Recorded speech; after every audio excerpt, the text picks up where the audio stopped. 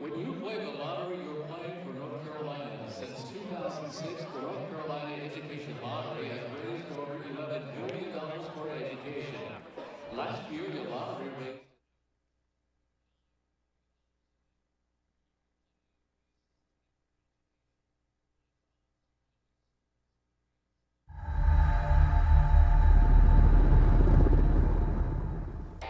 Two balls, two strikes, two outs.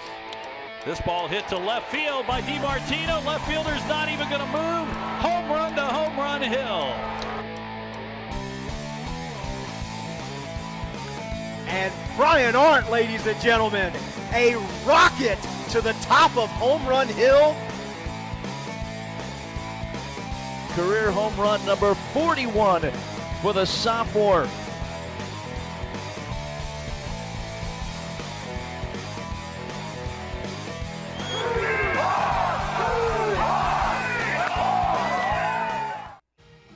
Well, it is a beautiful day for baseball here at Brooks Field on the campus of UNCW as the Seahawks welcome the number 6 team in the country, the University of North Carolina Tar Heels. Hi, everybody. Jim Whitmire, Marty Fuhrer alongside. He'll join us in just a few minutes. This is the Buffalo Wild Wings on Deck Circle. Well, UNCW 8-8 on the young season. They come off a long road trip down south. They won 1 over number 20 Southern Miss. They lost 3 on the road trip. They'll try to get back on the winning track tonight. It's the beginning of a 4-game homestand. Carolina tonight, and then Charlotte coming in here on Friday, Saturday, and Sunday.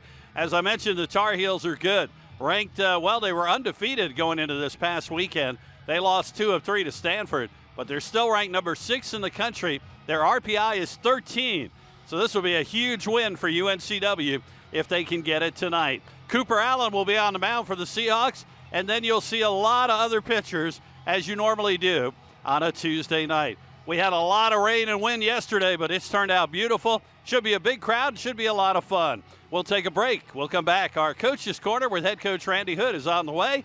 This is Seahawk Baseball on Flow College and Fox Wilmington. It's Truck Month with the Ford Crew. It's time for the best deals across the full lineup. F-Series, the best-selling trucks for 48 years. We've got Maverick and the North American 2025 Truck of the Year, Ford Ranger, fully prepared. Did you sleep here last night? If you stay ready, you don't need to get ready. And this crew is Truck Month ready. Now get 3.9% for 60 plus up to $11,624 in total savings on select F-150s only at your Carolina Ford dealer.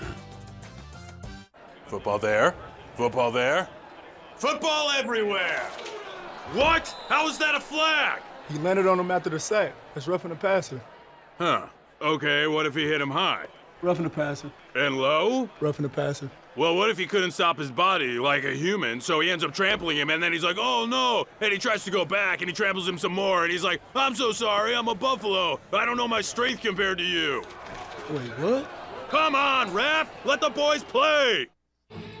Welcome back to Brooks Field, Capital Ford Coach's Corner. Jim Whitmire and the head coach of the Seahawks, Randy Hood. Coach, coming off that long road trip, 1-3, but I thought you guys played good baseball. The pitching was really good. Your thoughts on the weekend series? Yeah, we had a chance to win all 4 games. We could have lost all 4, but I think we were either tied or leading going into the 7th inning or later in all 4 games. But it's baseball. We got to clean up a few things, but thought our starting pitching outside of the midweek start was really good again, and we had some guys start swinging the bat a little bit better, and just got to clean up a few things if we're going to win against good teams, and our schedule don't lighten up at all, and when you do make a mistake or don't take advantage of runners on or whatever it might be, that's sometimes the difference in a ball game, and so we'll learn from it. We'll get better. I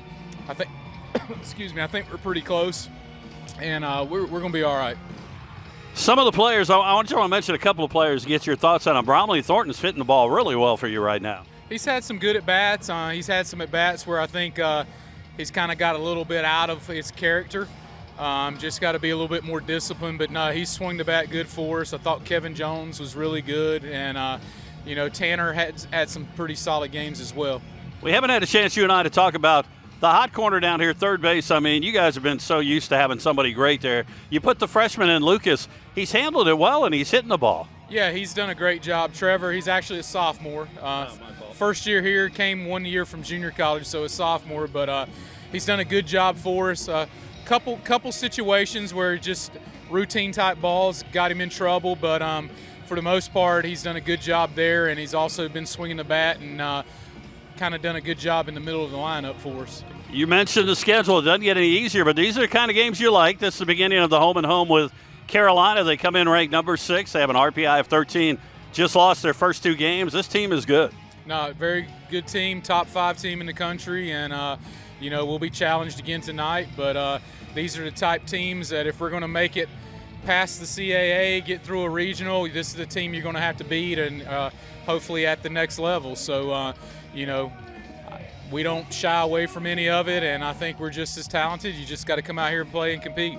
Cooper Allen goes for you tonight. What do you like to see out of him tonight? Just get out, fill the zone up, be competitive, don't shy away from contact, and get us a couple innings. More would be awesome, but get us, a couple good innings to get us on a good start, and then we'll hopefully continue to just pass it along to the bullpen and see where we're at once it comes to 7th, 8th, 9th inning. We always talk about atmosphere. You're going to have one tonight. It'll be a big crowd. Big crowd and a lot of things going on. Hopefully we can get a win, and the basketball team can get a win, and be a great night to be a Seahawk. All right, Coach, good luck. We'll talk to you after the game. Appreciate it. That's head coach Randy Hood. We'll come back. First pitch on the way. It's North Carolina, UNCW. This is Seahawk Baseball on Flow College and Fox Wilmington. For a limited time, Hardee's is adding the rich goodness of maple flavor to our handcrafted favorites. For a sweet spot in your day all day, maple makes everything better, especially at Hardee's. And now enjoy breakfast till noon every day. All-Star Flags is the Cape Fear source for all of your flag-related needs with high-quality American-made flags and poles. We also specialize in custom flags and banners, including the championship banners hanging within Trask Coliseum. All-Star Flags offers full-service installation on flagpoles, both residential and commercial. Visit our showroom and browse through our selection of U.S., state, military, sports, and international flags. Or check us out online at allstarflags.com. All-Star Flags, quality in every star. Hardee's original bag packs 2 full-size favorites plus fries and a drink for just $5.99. No junior burgers or tiny nuggies, just full-size goodness for big-time value. The $5.99 original bag, only at Hardee's.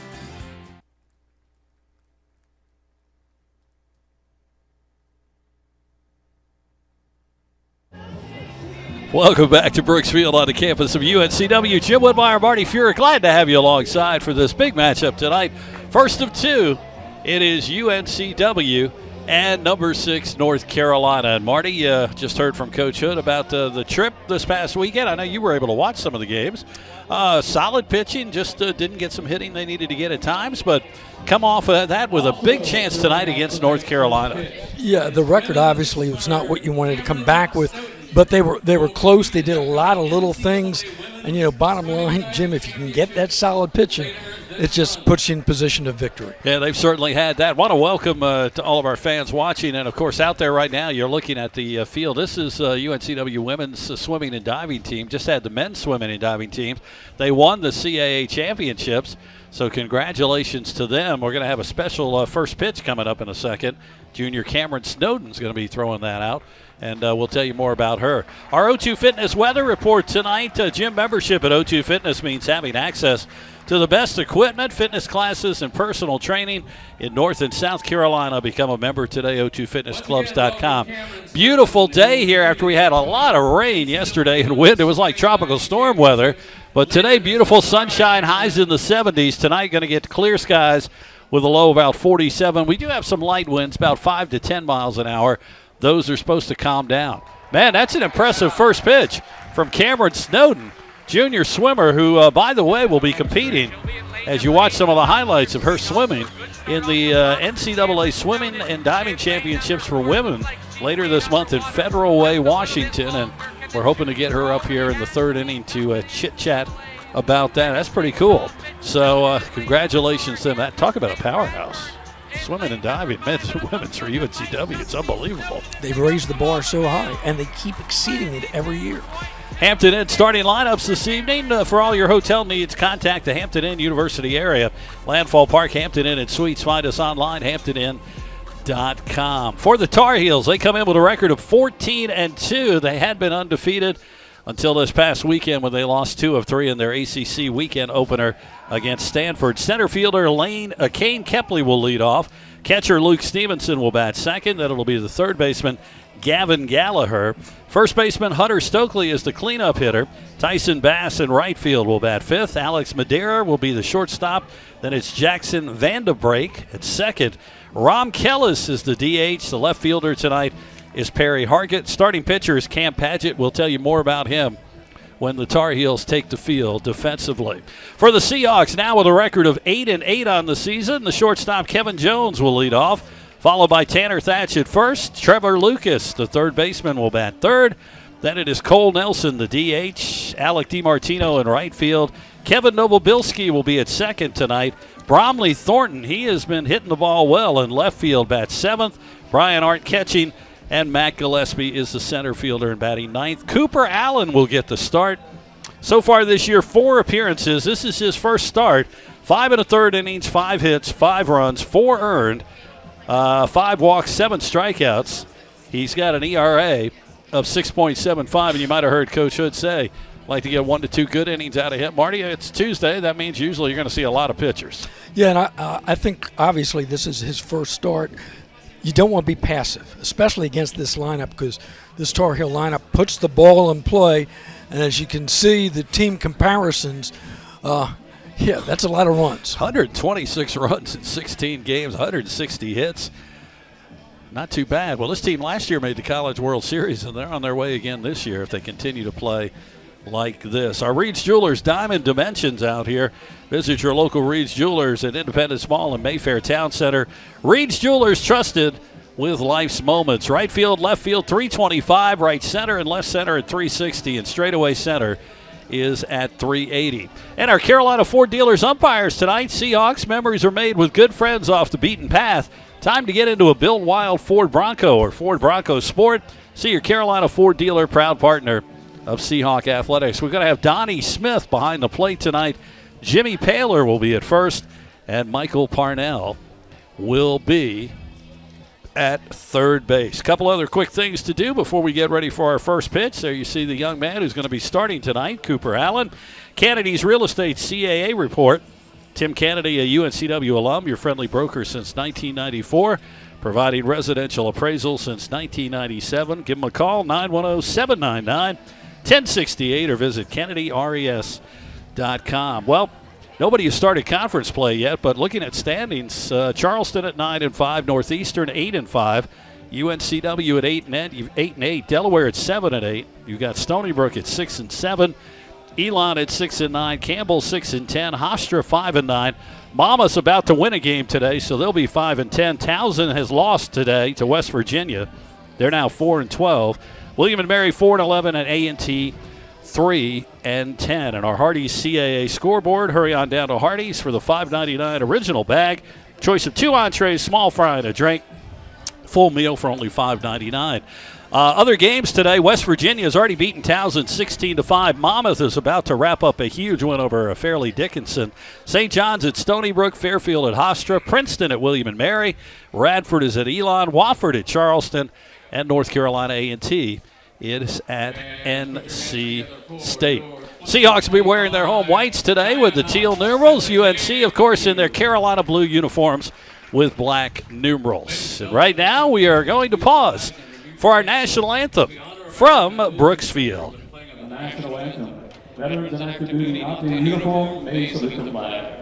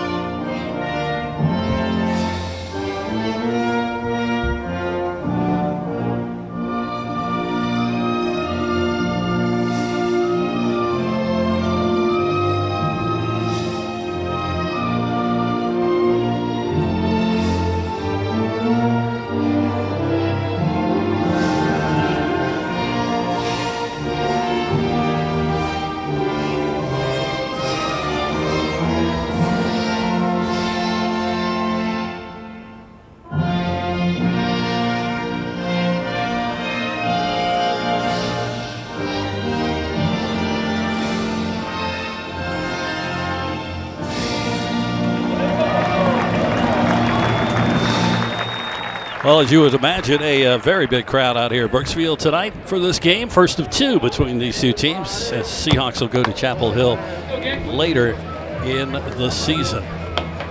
Marty, as we mentioned, we talked about it. Big chance, you play in a team, of course, North Carolina, you play them every year twice, but RPI of 13, ranked 6th in the country in one poll. So this is a chance you get a win here. This could come in handy at the end of the season. As Coach made mention, he wants to play an aggressive, difficult midweek schedule to prepare this team for, if they're going to go into a regional, if they're going to advance in the NCAAs, this is the kind of team that you're going to see game in and game out. Tar Heels, by the way, Jim, they hit the road for a midweek game for the first time this year here at UNCW, and this is the first time they've played at night on the road. Even though, of course, with the time change, we're not going to get the night until later. Yeah, big thank you and hello to all of our viewers on Fox Wilmington. We appreciate you joining us tonight. Jim Wimar, Marty Fuhrer, our entire crew. The Seahawks are in the field. Let's take a look at them defensively. Bromley Thornton will be in left, Mac Gillespie in center, Alec DiMartino in right. It'll be Trevor Lucas at third, Kevin Jones at shortstop, Kevin Novobilski at second, Tanner Thatch at first, Brian Art behind the plate, Cooper Allen is on the mound. The Tar Heels going to be led off by their center fielder, Kane Kepley. Well, he's been awfully impressive so far this season. 8 of their games so far this year. He started the Tar Heels off with a base runner. He's been hit by a pitch 4 times. A couple of singles, a triple, and a walk. He scored on all 8 occasions. He leads the teams in runs scored. Free passes. He's tied for the most extra base hits, and he has 13 stolen bases. He's on pace to have the most in a season since Brian Roberts broke the record with 63. That's not bad for a leadoff guy. And that's who Cooper Allen will be facing. Allen features that 4-seam fastball, a cutter, a sinker, and Jim, mostly he throws strikes. And that's what they need him to do today in the first couple innings. Be aggressive, challenge the hitters. Don't be afraid of letting them put the ball into play. So here's Kepley. He comes in with an average of .333, 19 hits on the season, 8 RBIs. He'll lead it off. The Tar Heels come in with a record of 14-2. Their head coach, Scott Forbes, 5th year last year in the College World Series. They're ranked number 6 in D1 baseball, number 8 in USA Today, number 10 in Baseball America, and their RPI coming into this game is number 13. Cooper Allen set. Glad to have you with us. And here's pitch number 1 tonight. Got the strike inside corner. Our esteemed scorer tonight, of course, the Honorable Tom Reardon up here in the press box will make all the calls for us. We're ready to go. Seahawks start a 4-game homestand. Charlotte will be in here Friday, Saturday, and Sunday. The ball is fouled out of play, and the count 0-2, so a good start for Allen. And that's what you want to see. You want him to get it. Head in the count. Well, you heard Coach talk to him. He said to him, look, just pitch to contact. We've got a good defense. Let them do their job.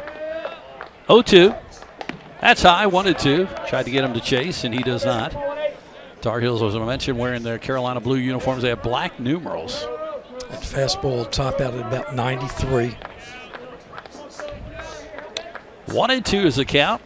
That's line right to the second baseman, Novobilski, and there's one away. So there's that defense, good positioning. Get ahead of the count, make him hit your pitch. Line drive out to second base. Good way to start the game. Another good look for you from behind the plate. What a gorgeous early evening for baseball. And again, perfect position, 1 down. Luke Stevenson, 321. He's the catcher. 5 homers, 18 RBIs. Second team preseason All-American. Shortstop Jones straight up the middle. You see him about 2 strides to the second base side of the bag. Outfield pretty deep straight away. Allen set. Here's the pitch. Got that inside corner. All right, so there we're going to see that. Donnie Smith, watch that. He's going to give that inside corner, it looks like. As long as he's consistent, both teams will be happy with that. And on a day, on a midweek game when you're going to see a lot of pitchers, you want that big strike zone if you get it. That ball's hit way up in the air, high, left center field, going back to the wall, and reaching up to make the catch is Matt Gillespie, nonchalant up against the wall. That ball was taken for a ride. You can see Gillespie had a beat on it from the word go. He got to the track, did exactly what the outfielder's supposed to do, find that outfield wall, and you're going to have a tough time as it's in the shade there. One of the longest parts of the ballpark. It held it, 2 down. The wind is blowing out to the left, so that kind of moved it a little bit. Gavin Gallagher is the third baseman, 258 average, a homer, 13 RBIs for the Tar Heels. 2 outs, top of the first, and we are just underway. He's a sophomore from Apex. First pitch, just missed. They'll look for a check swing. Nope, didn't get it, and the count 1-0. As I mentioned, the crowd, big crowd. Of course, the students are back after their spring break, so they'll be here. Of course, there's something else going on tonight involving UNCW. A little basketball. Going for Carroll on the road. Going for a championship. Good luck to them tonight against Delaware. Fouled that one off, 1-1. I think that game gets underway, what, 7? 7 o'clock. Yeah. So Allen, third batter of the order, starts him off with a couple of breaking balls. Straight away defensively here. 2 outs, top of the first, no score.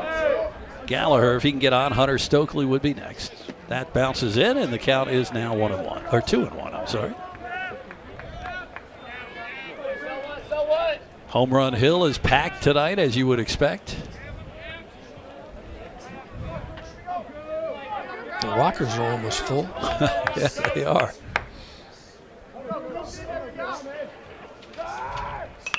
That is fouled off to the right side, and the count now 2-2.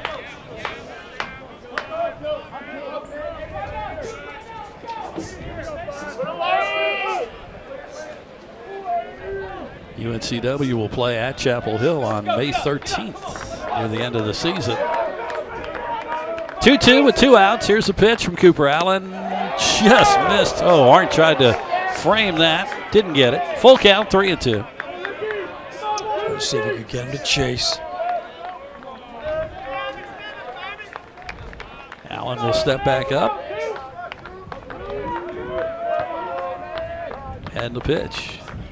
Fouled it off. That was pretty much the same spot as the last one. He went after that one. So he's got him reaching towards that outside corner right now. So if he sets him up with a breaking ball. Again, perfect night for baseball. What a difference 24 hours makes, huh? Hey, we were talking about before, it's like tropical storm hit us yesterday, the way the winds are blowing.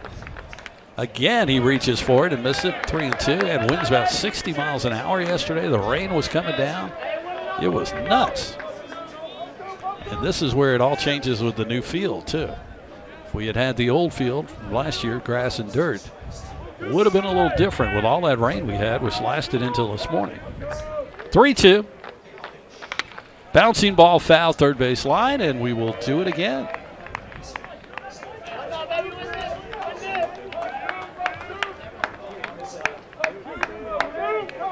I mentioned the Tar Heels last year made the College World Series. Their assistant coach, Scott Jackson, former pitching coach here at UNCW, 2003 to 2007, 3-2 again. Got him, swing and a miss. Nice first inning for Cooper Allen. We go to the bottom of the first, no score. This is Seahawk Baseball on Flow College and Fox Wilmington.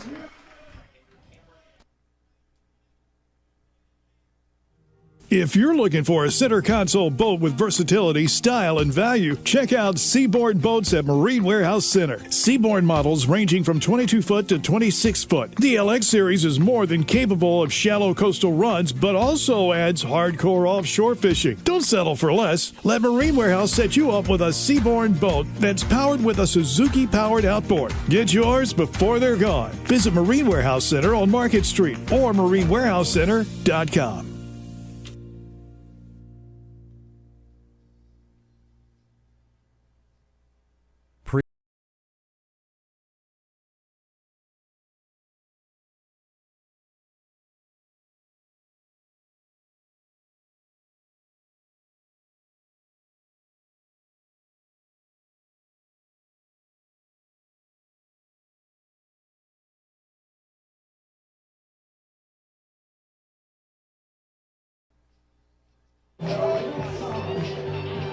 Welcome back to Brooks Field. Jim Whitmire, Marty Fuhrer, our entire crew. And there you get a look at the starter tonight for the Tar Heels, Cam Padgett.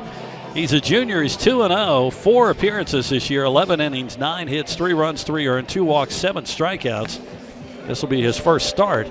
ERA of 2.45. Defensively, the Tar Heels will have Perry Hargett in left, Kane Kepley in center, Tyson Bass in right, Gavin Gallagher at third, Alex Madeira is at short, Jackson Vanderbrake at second, Stokely at first, Luke Stevenson catching, and Cam Padgett will be on the mound. And the Tar Heels will face the top 3 hitters for the Seahawks. Jones, that 302. 16 hits so far out of 53 at-bats. So we get set. By the way, we realized that Marty was able to tell us we had a little change. The umpires now, Michael Parnell is at first. Jimmy Paler is actually at third base tonight. Carolina comes into this matchup. Again with a 7-game win streak against the Seahawks. And, you know, it's interesting, Jim, when you look at it. They've already started ACC play. Yes, so with right. the expanded ACC, it's like these midweek games, in many ways, it's a chance for you to go deep into that bullpen and see what you've got, because all of a sudden, your weekend games are conference games. Well, here's Kevin Jones to lead it off for the Seahawks, bottom of the first. Tar Heels went in order in the top of the first inning. Padgett set for his first pitch, and that's right down the middle, strike one. Jones, Thatch, and Lucas for the Seahawks. The overall series, UNC 63-15 against UNCW. Padgett set, here's the pitch. Missed 1-1. The Seahawks against the number 6 ranked team overall for all time are 0-3. They lost to NC State in 2003 and twice to East Carolina in 2004 when they were both ranked number 6 in the country. This ball is fouled off. Just go over the stands and the count now 1-2. Jones has done a good job this year kind of setting the table, getting on base, 16 base hits, 7 RBIs, a couple extra base hits. He's also worked a number of walks. 1 ball and 2 strikes. That missed outside, 2-2.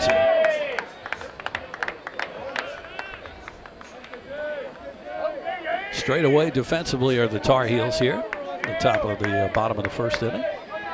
Padgett set, gets the sign, and he is ready with the 2-2. Ooh, inside. Oh, it hit him. Second time he's been hit, so a good start for the Seahawks to get the leadoff hitter on base. That'll bring up Tanner Thatch. Thatch right now batting .292, still with 2 homers, 8 RBIs. Leads the team with 19 hits, though. Has struck out 16 times this year. Coach was saying in the pregame, Tanner is hitting the ball well on the series in Southern Miss. Expect the Seahawks to be aggressive on the bases as they have all year long. First pitch missed inside, and the Tar Heels, of course, with the shift. Shortstop Madeira is behind second base. So 3 infielders to the right side, and the third baseman Gallagher plays closer to a shortstop position. Jones with that short lead. He's 2 for 2 on steal attempts. That's fouled off left side, out of play. The count is 1-1. And Thatch had some really good swings on the road trip. Sometimes not reflected in the average. But you just get the feel game in and game out. He's starting to get into that groove. Jones again with a small lead. That's hit to the left side, going back to left fielder Hargett, and that is over the wall. God! Opposite field home run. Tanner Thatch, number 3, and the Seahawks take a 2-0 lead. And when you're in that groove, that's what you look for. Take that ball the other way. Doesn't try to pull it. Instead, you see the celebration at the plate. Gets the ball on the outside of the plate. The Seahawk faithful on their feet. Early lead, you get the leadoff runner on the hit by pitch, and then Thatch comes up and takes that ball to the outside over the fence, and you get the early lead. Another good look for it here. Look at this swing, Jim. And it just carries. So something for the kids out there. Home run hill and nearby. 2-0 Seahawks. Here's Trevor Lucas, third baseman. 300 on the season. Got a homer, 11 RBIs. Jim, how about the numbers the Seahawks have put up throughout the year in the first inning? Missed outside. 1-1. They've just done a good job game in and game out, getting out to the early lead.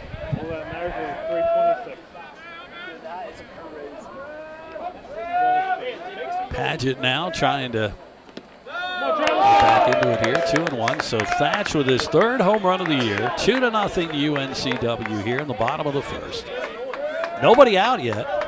Lucas, Nelson, DiMartino, the next three hitters here. Paget set. Here's the 2-1 outside. Boy, 3-1. And Jim counted tonight. Seahawks have outscored their opponents in the first inning, 17-2. That's the way you want to start a game.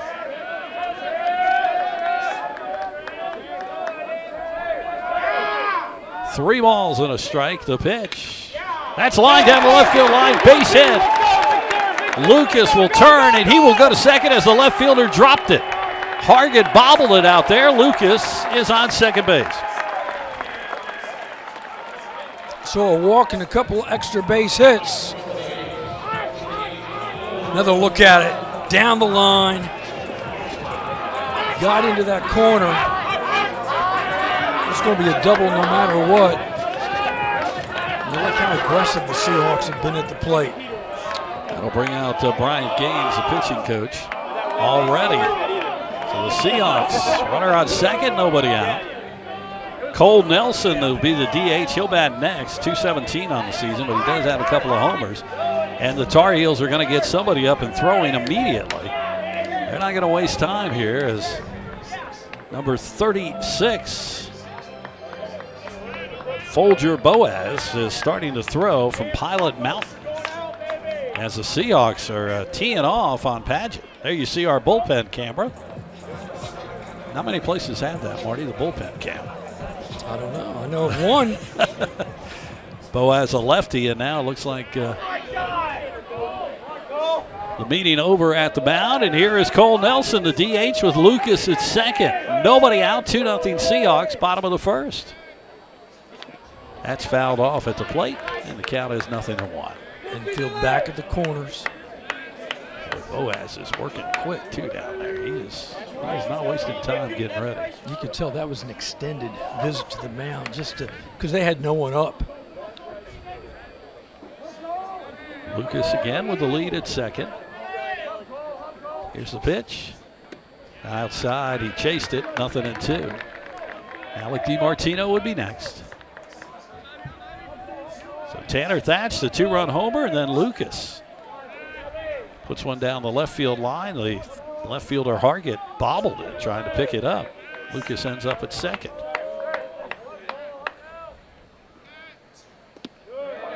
Just missed.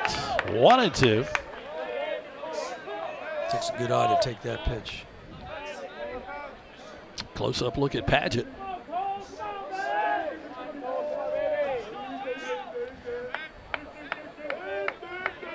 The junior out of Salisbury.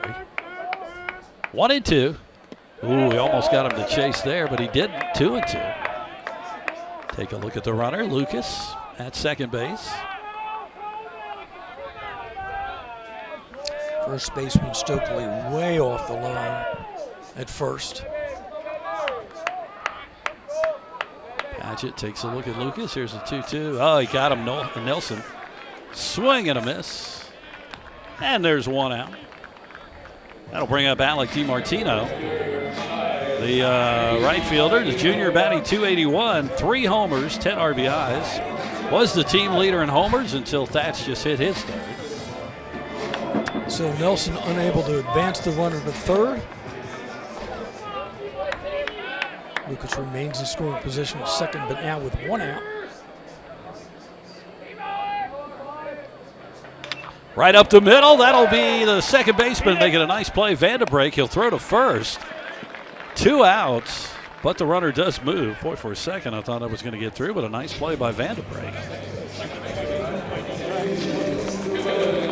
So a runner on third. Watch the replay here. When he first hits this, it looks like it's just going to go straight up the middle. Almost like the mound slowed it up a little bit. Got him by a step, so now he'll take a base hit. Novobilski will bat. 0 for 6, looking for his first hit of the season. Got Lucas at third.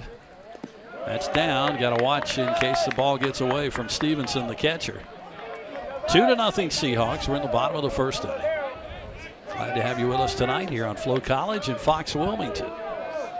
Lucas with a good walking lead off the third. Bouncing ball, Vanderbreek at second again. He'll pick it up, throw to first, and that will end the inning. But the Seahawks get the 2-run homer from Tanner Thatch. We've completed one. 2-0 UNCW. This is Seahawk Baseball on Flo College at Fox, Wilmington.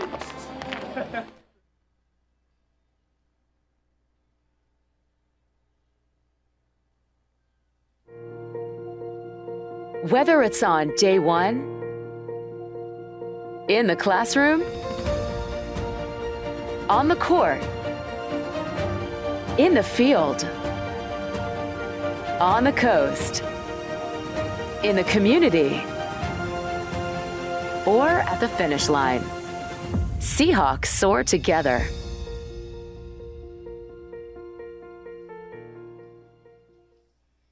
This is where everything starts. It's a place of new beginnings, new opportunities, and a new identity. We are the Coastal Athletic Association, and from the beaches to the city streets, we are united to succeed at an elite level. In competition, in our communities, in our lives. This is the tide that lifts us, the fire that burns inside all of us. This is our moment, our new chapter.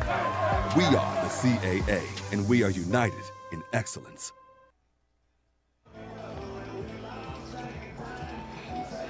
We go to the top of the second. Here's that home run again from Tanner Thatch to left field in the bottom of the first. Gave the Seahawks a 2-0 lead. And Cooper Allen went 1-2-3 in the first inning. There you see Home Run Hill. Boy, it is packed tonight. Look at all the folks. Perfect night for them to be out there. It'll be Stokely, and then it's Bass and Madeira for the Tar Heels against Cooper Allen as he comes out for inning number 2. Allen, a pretty efficient first inning, 15 pitches, 1 strikeout.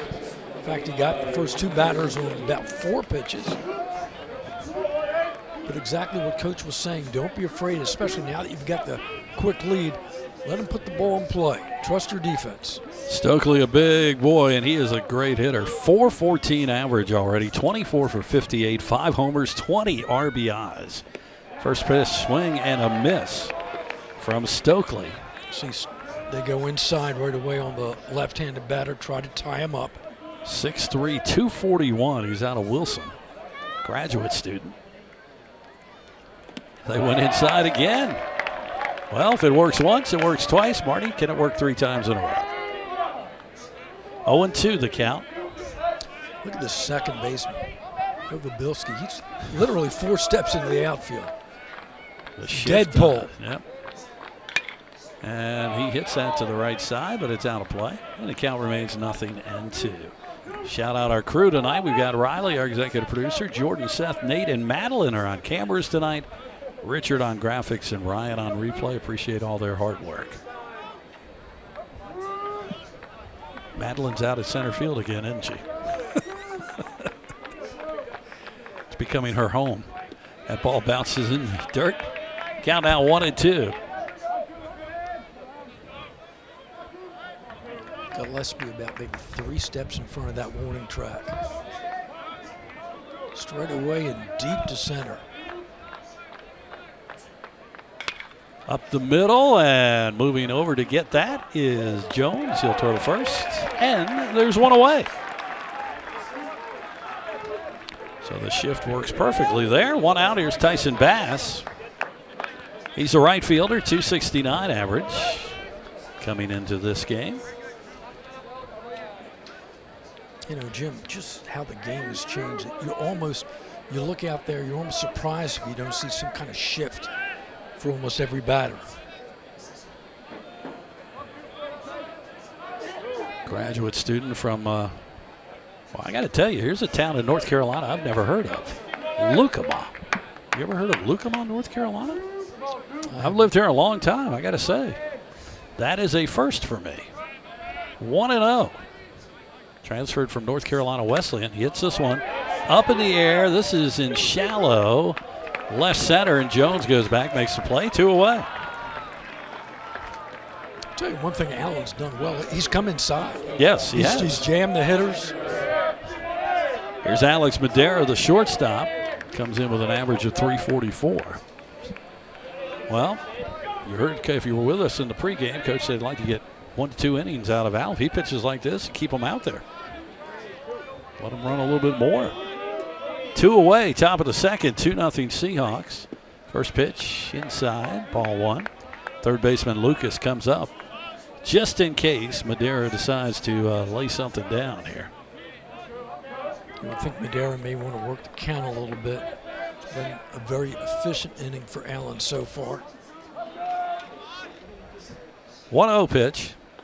He went around there on the inside pitch again. As you said, Marty, that inside pitch is effective. 1-1. There seems to be good movement on that, too. And as you made mention, pitchers are getting that inside corner against the left-handers. 1-1 pitch. 1-2. Blew that one by him. Tops out at about 93 miles an hour. I think we saw it there. 1 ball, 2 strikes, 2 outs. Top of the second. And the pitch. Threw that one high and outside. 2-2. Crowd continues to file in here. It's going to be the biggest crowd, as you can imagine, of the year so far. Not a surprise. 2-2 pitch. Fouls that one off left side out of play. We'll do it again. Of course, with the time change, we won't have sunset till what, 7:30 is it about now? Yeah. So the shadow's really not a factor yet. Late on the fastball is Madera. 2-2. Fouled it off again. Stays alive. Seahawks coming off that road trip. They took 1 out of 3 from number 20 Southern Miss and lost their opener on that road trip to Louisiana Lafayette. 2-2. Inside, did he go? Ooh, no. 3-2. The Louisiana Lafayette trip was exciting. They had a new mascot, what do they call it? Clifford? Clifford the raccoon appeared in the dugout during that trip. 3-2. Swing and a miss, struck him out. How about Cooper Allen? 2 straight clean innings. We go to the bottom of the second. 2-0 Seahawks, UNCW baseball on Flo College and Fox Wilmington. Josh Barber here for Capital Ford Lincoln of Wilmington and proud UNCW graduate. At Capital, we want to service all your automotive needs now with 2 full-service Wilmington locations, Ford on Oleander Drive and Lincoln on Market Street. We have you covered with new and pre-owned sales, vehicle maintenance and repair, mobile service, parts, and even collision repair. So come see us on Oleander Drive or Market Street for the largest selection of new Fords and Lincolns in eastern North Carolina. Or check us out online at capitalfordofwilmington.com. And remember, go Seahawks. At Pawn USA, we buy, sell, trade, and loan money on almost anything. Buying? Come check out our amazing inventory at our 5 convenient locations. Selling? We can give you cash or a loan for your items on the spot. Find the Pawn USA nearest you in Wallace, Charlotte, Leland, and in Wilmington, and we'll work with you for an enjoyable and beneficial experience. Ask about our free layaway plan and check us out at pawnusa.net and on eBay. There's always a new find at Pawn USA.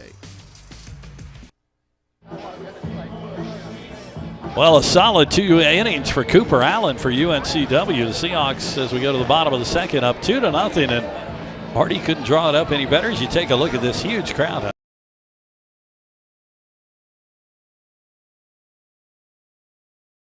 Full house. Good start for the Seahawks.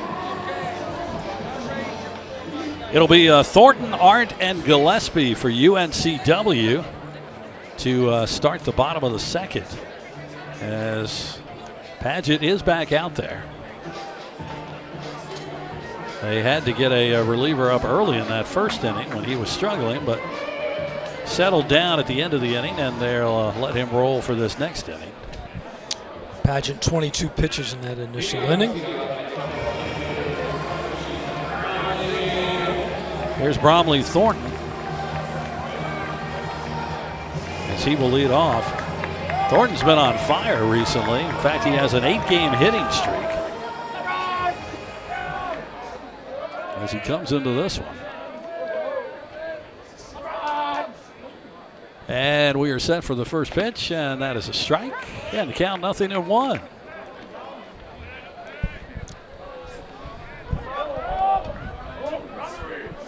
Padgett would like to get a quick inning after struggling in that bottom of the first.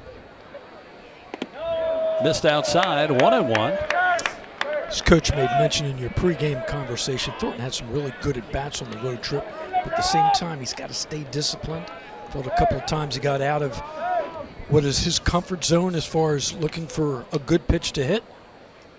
All right, went outside, swung at that one. Outside, 1-2. Bottom of the second inning, 2-0 UNCW. We're hoping to have our special guest join us in the third inning. Swimmer Cameron Snowden, who tried out as a reliever before the game started and showed a good right arm. Swing and a miss, struck him out, 1 away. That'll bring up Brian Arndt, the catcher. 184 on the season.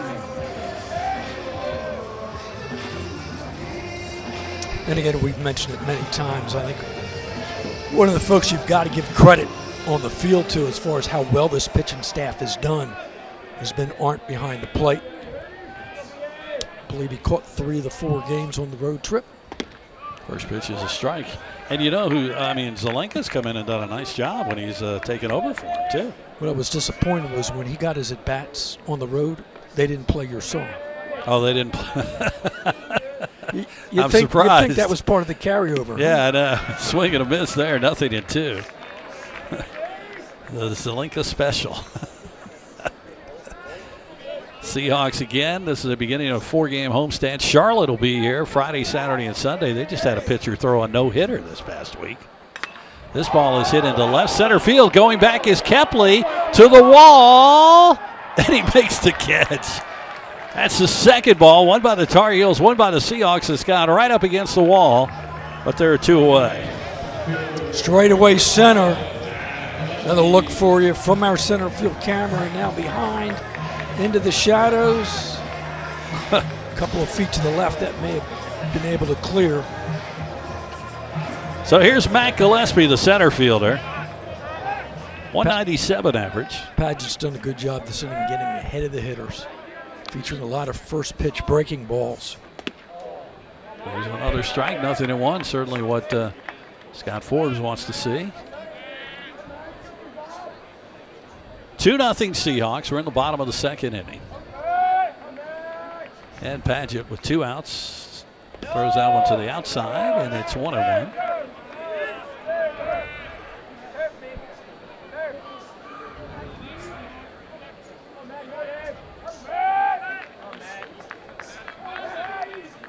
Wind continues to blow towards the left. That's a strike, and it's 1-2. Top of the order, Kevin Jones next if the Seahawks can keep the inning alive. Starts that breaking ball right at that right-handed hitter and just breaks, late break across the plate. 1-2. Outside, waste pitch there, 2-2.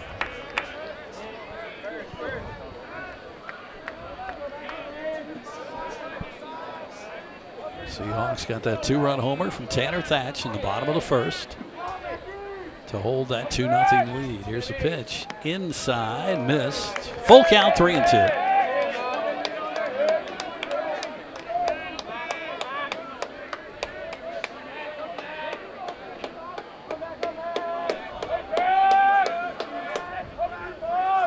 Padgett shakes off one side. Now he's ready. Full count pitch. Missed outside, ball 4. So they'll turn the lineup over. And that walk is brought to you by Matthews Motors, the walking man's and women's friend. It's Kevin Jones hit by a pitch in the first inning, and then he scored on the Thatch homer.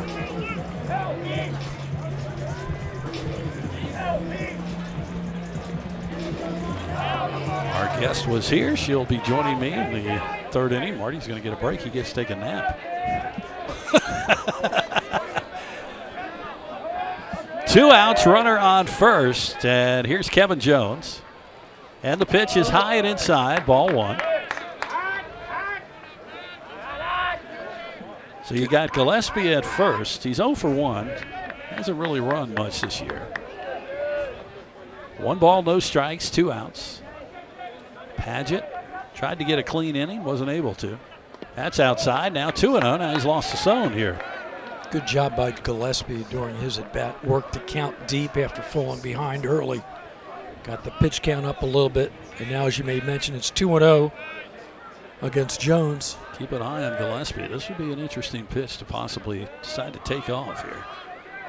They think the same thing, and they throw over. Nobody in the bullpen right now for the Tar Heels. Seahawks have their bullpen full, of course, because, as we said, we're expecting this to be a bullpen game, but right now Cooper Allen, pretty impressive for 2 innings. Tar Heels, one of the few teams where the catcher is actually making the call here for the pitcher.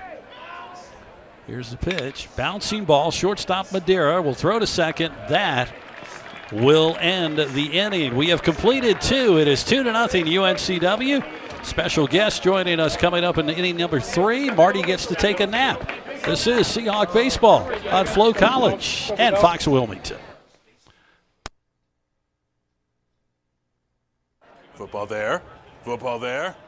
Football everywhere. What? How is that a flag?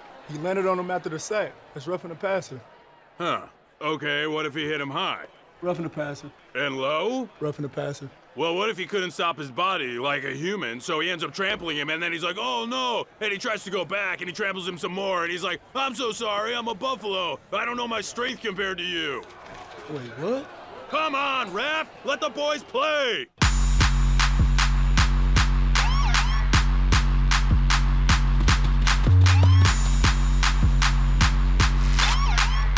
Today is your day. It's time to stop wishing for it and start working towards it. One day at a time, one workout at a time. Your best is not behind you. Look forward.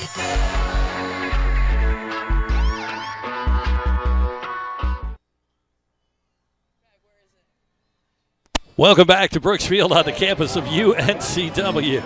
As we go to the top of the 3rd inning, the Seahawks on top 2-0. Jim Whitmire and a special guest, UNCW junior swimmer Cameron Snowden is joining me. First of all, hi. Hello. Oh, you gotta move that right in front of your mouth. There you go. We want everybody to hear you. Hey, Jim. Congratulations, first of all. But before we even get about the swimming, let me ask you about that first pitch. Pretty impressive. Oh, thanks. Have they signed you as a reliever? No, they have not. Have you ever thrown out a first pitch? I have not, actually. Not from that far. Did they tell you had to throw from the mound, or you could have moved up? I'm just curious. No, they didn't really give me much. Okay. They said walk out onto the mound. I pointed down. I said right here. He said, yep, that looks good. Apparently, Tom told me I was too far back and he didn't think I could make it, which I don't know why he had no hope in me. But Tom doesn't have hope in a lot of people here. So, all right, the leadoff hitter is Jackson Vanderbrake, the second baseman for the Tar Heels. Cooper Allen's looked awfully good, 1-0 count. We're going to talk more with Cameron here in just a second. That's 2-0. First of all, congratulations again on the team winning the championship. Thank you so much. It's become just a normal thing, right? Yeah, it's like just getting the job done. Another day at work, right? No, it's not too bad. It's a lot of fun. Yeah, I tell you, it's amazing. All right, this ball's hit to right center field. DiMartino, and he will make the catch. The right fielder, as the runner, was taking a nice tumble as he went around the base. So 1 away. All right, well, this is exciting. Now you get to go later this month to the Women's Swimming and Diving Championships in Washington State. Right, yep. Now, going back to the West Coast, that's where I'm from, actually. I'm from California. Yeah, you're from L.A., right? Yeah. First of all, how'd you end up here? I mean, that's a long way away. Yeah. I mean, I had a friend that had moved out to North Carolina. I had never been, so she kind of brought me and introduced me to just North Carolina in general, and I immediately fell in love with the greenery because we don't have a lot of that in California. Single there, infield hit for Rom Kellis as Jones did all he could at shortstop. So 1 on, 1 out, Perry Hargett. So that brought you to UNCW. That did. So I I just fell in love with North Carolina, and once I started reaching out for recruiting, I stumbled upon Bobby Gantoro, and he immediately showed interest, and I was all in after 2 calls and no visits to UNCW. So I pretty much committed blindly, and safe to say it's my best choice. Well, yeah, you've been pretty impressive as the batter is Hargett. He'll take it outside. You mentioned Coach. He just has an energy to him, doesn't he? It's just infectious. An energy. That's a good. Is that a good way to put it? Yeah, kind of. I could probably think of some other words. Oh, okay. Well, remember now, we are on TV. I'm just kidding. Good words. All good words. But, all right, talk about, first of all, let's talk about the championship when you guys won it. You had a lot of success, but the team had to rally. Oh, yeah. Yeah. No, everyone did really well. I mean, we went into it pretty confident. I mean, we just were confident.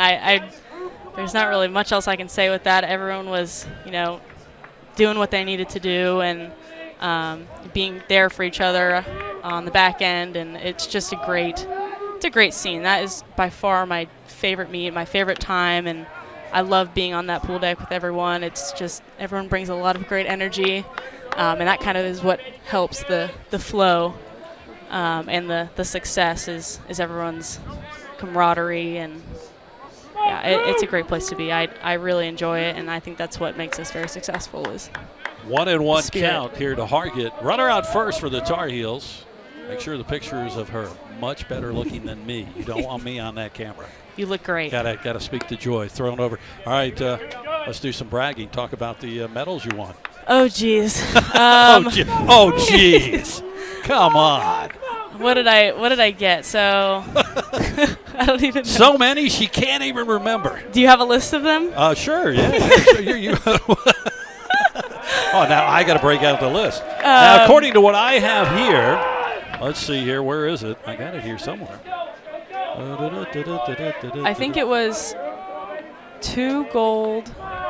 Yeah, you won a couple of gold. 2 gold in the individuals. Yeah, I won not bad. Gold for a relay, and that relay was awesome. It definitely something I'll remember for a long time. The 400 medley relay, winning gold. I loved it. It was great. Everyone was on top of it, and it was the most put together relay, and that's really hard to say because 4 people getting together. In that high of pressure situation, it's a lot. So everyone did what they needed to do, and it was awesome. Good feeling. Well, we just lost a light. Uh-oh. And the light went into the crowd. I hope everybody's okay over there. That ball fouled off. It took out one of the lights, and it went right on top of the crowd. They'll have to check on those folks to make sure. There you see it right there on our camera. We've lost one of the lights off the bat of Perry Hargett. We will send him a bill for that. He will be paying for that. Here's the pitch. Oh, the runner's going to go, and Art didn't know he was going, but they still threw down and got him. Nice. Unbelievable. It was a late look from Art, and he still throws the runner out at second base.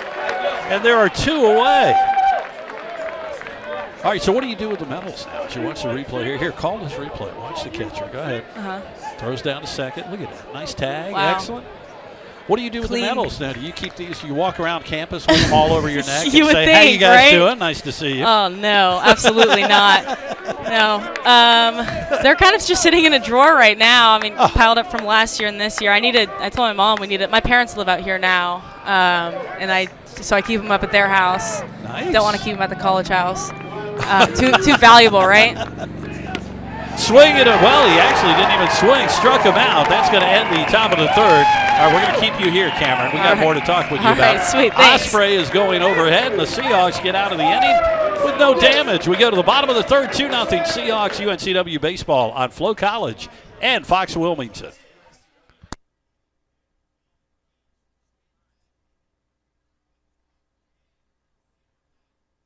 Hey, grab me 1, too.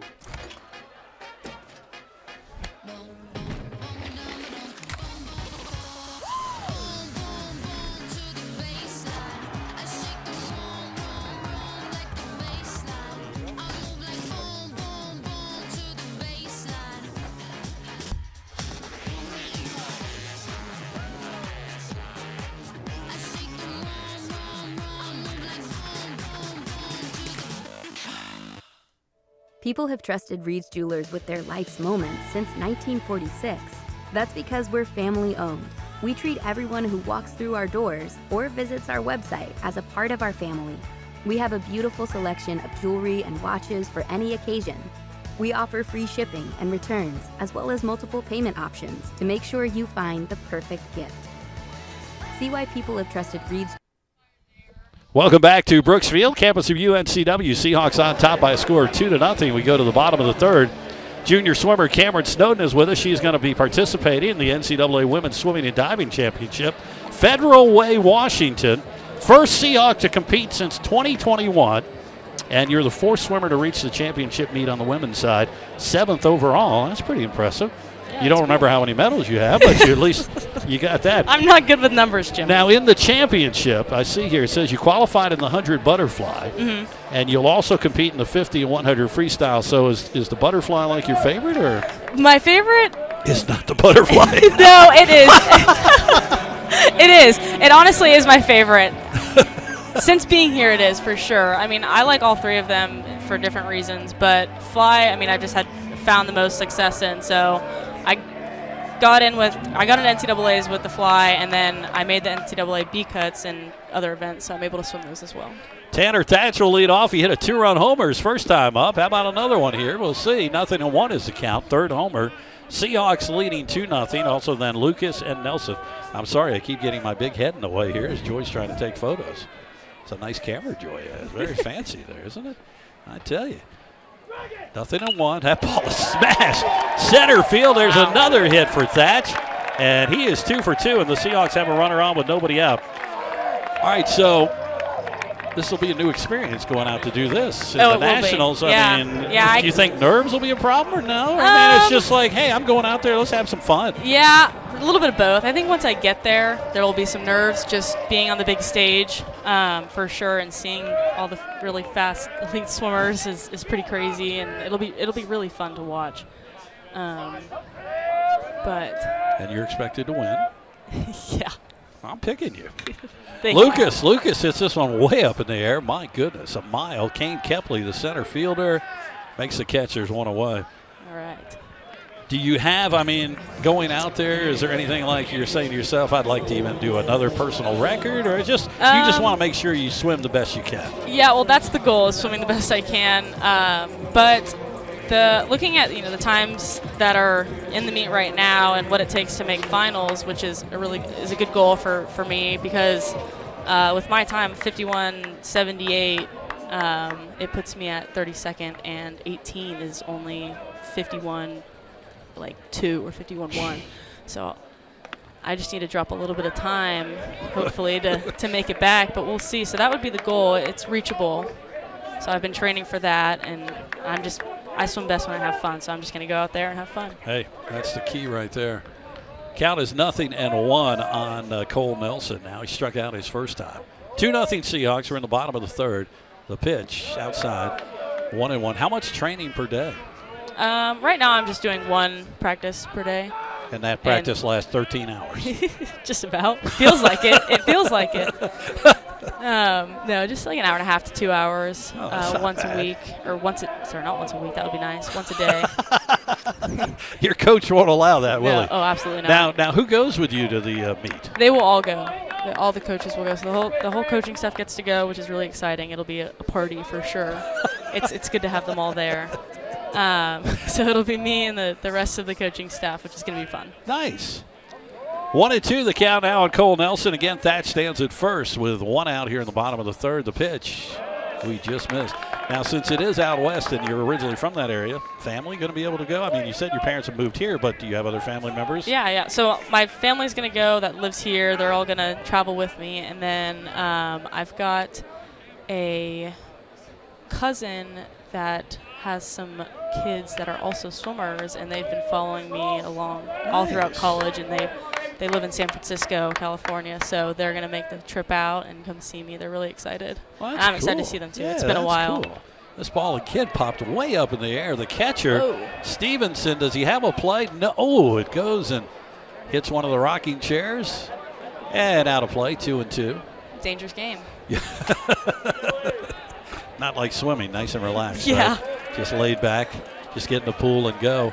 Well, now, we want to wish you the best, of course. I know everybody here is excited. You did a great job on the first pitch. Thank you. I surprised myself with that one. Are the parents here? Did they see that tonight? They actually were running late. They had to pick up my little sister, so they missed it. Yes, they missed it. We might have video of that. So. Oh yeah, there'll be a video somewhere. Here he goes, popping it up again, and again it's going to go in the stands. Ooh, that's the second time that happened, 2-2. Yeah. I got them to sit down there in those rocking chairs, so they're enjoying the game. See, it's good to know a gold medalist. You get right? You get good seats. Yeah, I can talk my way through it. So that happens March 19th through the 22nd. I know UNCWSports.com will be following you and have all the how you do out there and everything. And when you get back, Marty, or the guy who works with me, would like to challenge you in the 100 butterfly. Oh, okay. We'll look it's forward on, to Marty. We'd like to see that. Marty's time is 2 minutes and 38 seconds. Do you think he could even come close to you? Oh, yeah, I think he's got it. Would you give him like half the pool? Half the pool ahead of me? Just a head start? I'd give him a little head start. Maybe not half the pool. We might lose Marty during the swim. Maybe he can train for a week while I'm gone. Oh, Lord. He'll be ready. We don't need that. Put him in a Speedo. We're all set. 2-2 now, 3-2, a full count. Oh, man.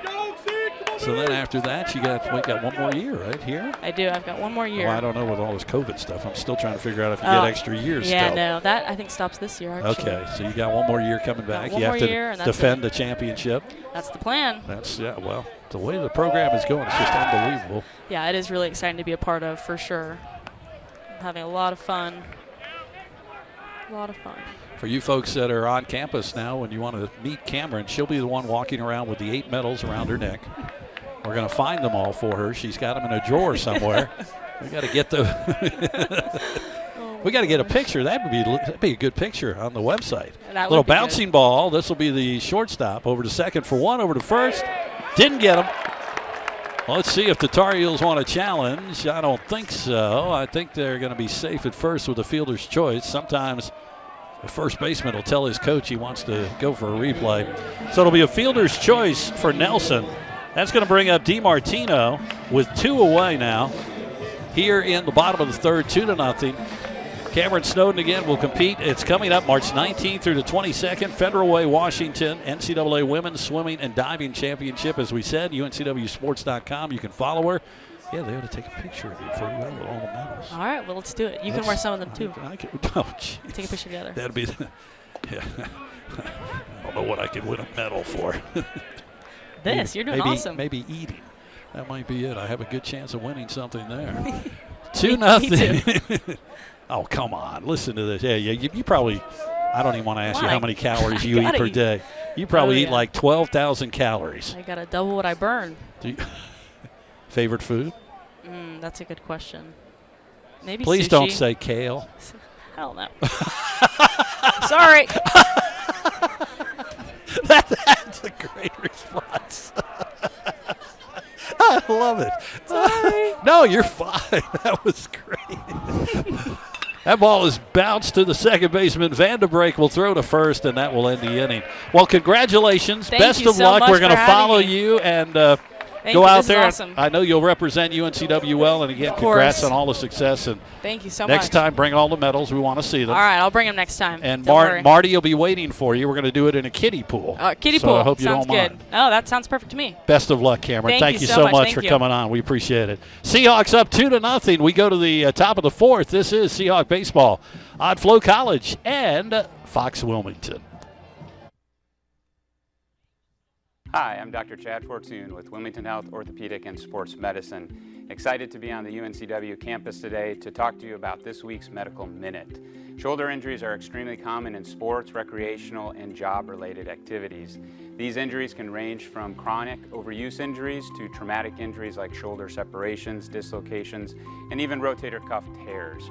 Sometimes injuries can be prevented, but sometimes with traumatic injuries they are not preventable. but we always talk about preventative strategies to try to limit their effects. One of the biggest things to consider is rotator cuff strength as well as upper back strength, in addition to good posture throughout your day. As always, if these symptoms persist, please come see us at Wilmington Health Orthopedic and Sports Medicine. Our goal is to support you with easily accessible world-class care for all your orthopedic and sports medicine needs.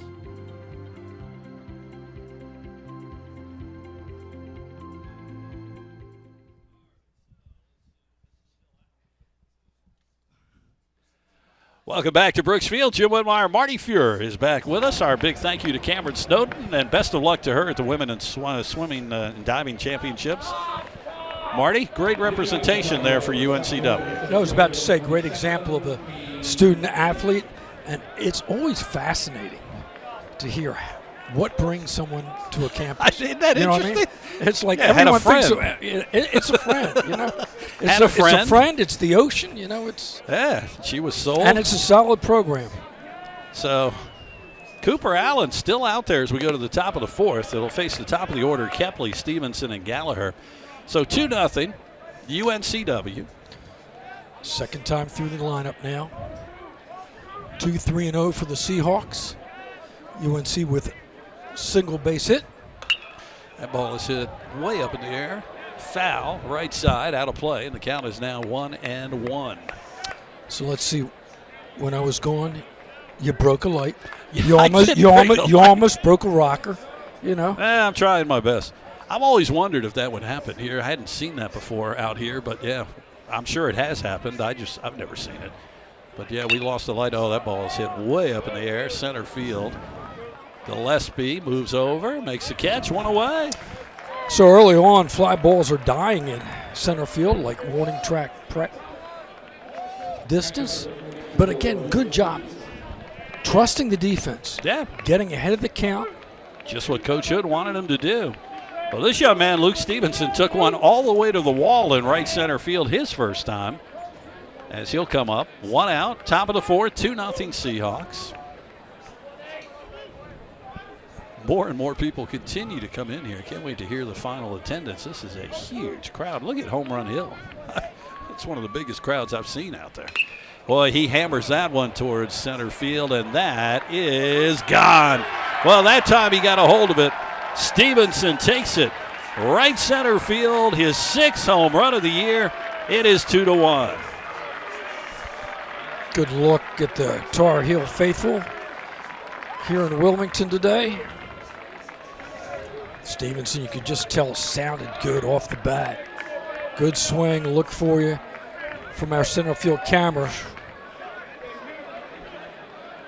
First time, yeah, he just got under it a little bit. That time, yeah, that was solid. He took it out, you had no doubt. So it's 2-1. Here's Gavin Gallagher. As Marty mentioned, I guess the Tar Heel faithful, and there are quite a few of them, as you can imagine, in blue here tonight. So 2-1, top of the fourth inning. We'll see now if Allen can just settle it down, get 2 more outs here. Now time called. And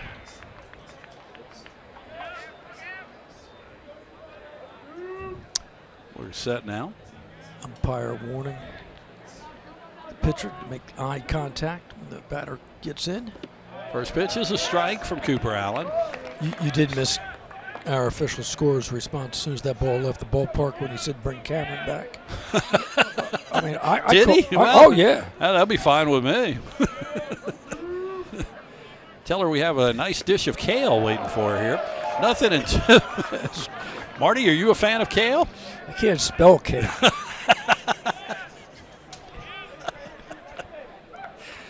The funniest part was when she said that we had Joy, our official photographer, who loves kale more than anybody I've ever seen. That's why you set her up. It was great. I know. She's sitting right here. That picture will be deleted. You know? 1 ball, 2 strikes. 1 out, top of the fourth, 2-1 Seahawks on top of number 6 North Carolina. And the pitch. That's high, 2-2. Of course, again, best of luck to men's basketball. They're about to tip off in Washington, D.C. tonight for the CAA championship. As they take on Delaware. 12th seed. One game to determine it all. This ball fouled off. Delaware is trying to become, would they become the third team to win 5? And I think they said they've won 4 straight in the tournament. Unbelievable. And the Seahawks, of course, have just been solid as they have been all year. So best of luck to Coach Siddle and the team. A lot of Seahawk fans up there tonight for that. 2 balls, 2 strikes. Ground ball foul.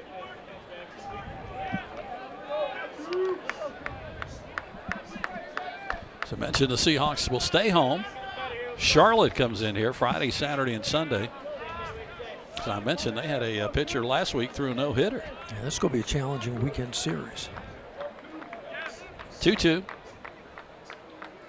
That's popped way up in the air again. We've had some high fly balls. Let's see, it'll be Thatch, I believe. He'll make the catch, 2 away. That'll bring up Hunter Stokely.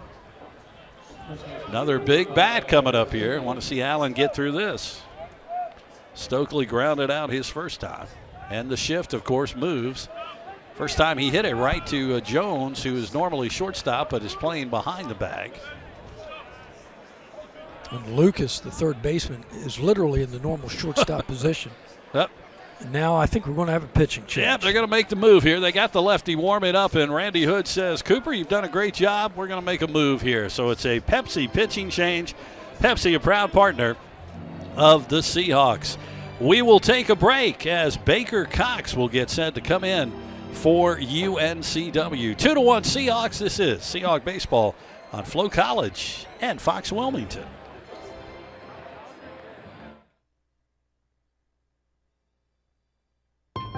Josh Barber here for Capital Ford Lincoln of Wilmington and proud UNCW graduate. At Capital, we want to service all your automotive needs now with 2 full-service Wilmington locations, Ford on Oleander Drive and Lincoln on Market Street. We have you covered with new and pre-owned sales, vehicle maintenance and repair, mobile service, parts, and even collision repair. So come see us on Oleander Drive or Market Street for the largest selection of new Fords and Lincolns in eastern North Carolina. Or check us out online at capitalfordofwilmington.com. And remember, go Seahawks! For over 25 years, Window World has been Wilmington's leading exterior remodeler. From Window World of Wilmington, I'm Joey Pollard, and this is my daughter Hannah. We offer endless window options and colors. talk about instant curb appeal. Whether supplying storm protection or security, Window World has you covered. Backed by our lifetime limited warranty. Window World is still offering superior products At great prices. Thank you, Wilmington. for all your support over the years. Welcome back. We got a new pitcher, and there he is. The left-hander Baker Cox will come in to try to take care of the left-handed batting Stokely. And Cooper Allen did a nice job out there, Marty. It's career high 3 2/3 innings. Did a good job getting ahead of the count. Take a look at his numbers again. 53 total pitches, 35 strikes. Yeah, 2 hits, an earned run. Just what 3 Ks. Yeah, just what you had said you need to see. And he was hitting the strike zone. Baker Cox, this is appearance number 8. 8 2/3 innings, 4 hits, 2 runs, 2 earned, 4 walks, 10 strikeouts. Has an ERA of 2.08. He comes in to face the lefty, Hunter Stokely, who again, this is another one of the power hitters for the Tar Heels. 5 homers on the season. Stevenson now leads the team with 6 after hitting that solo shot here in the top of the 4th. So Cox's job is to, get Stokely and get the Seahawks back up to bat in the bottom of the 4th. He is ready with his first pitch. Way outside, 1-0. Stokely, 24 hits on the year. 3 doubles, 5 round trips. That's high and outside, 2-0. On base percentage of .493 coming into this one today. 2 balls, no strikes, 2 outs, top of the 4th, 2-1 Seahawks. Here's the pitch. Swing and a miss there, 2-1.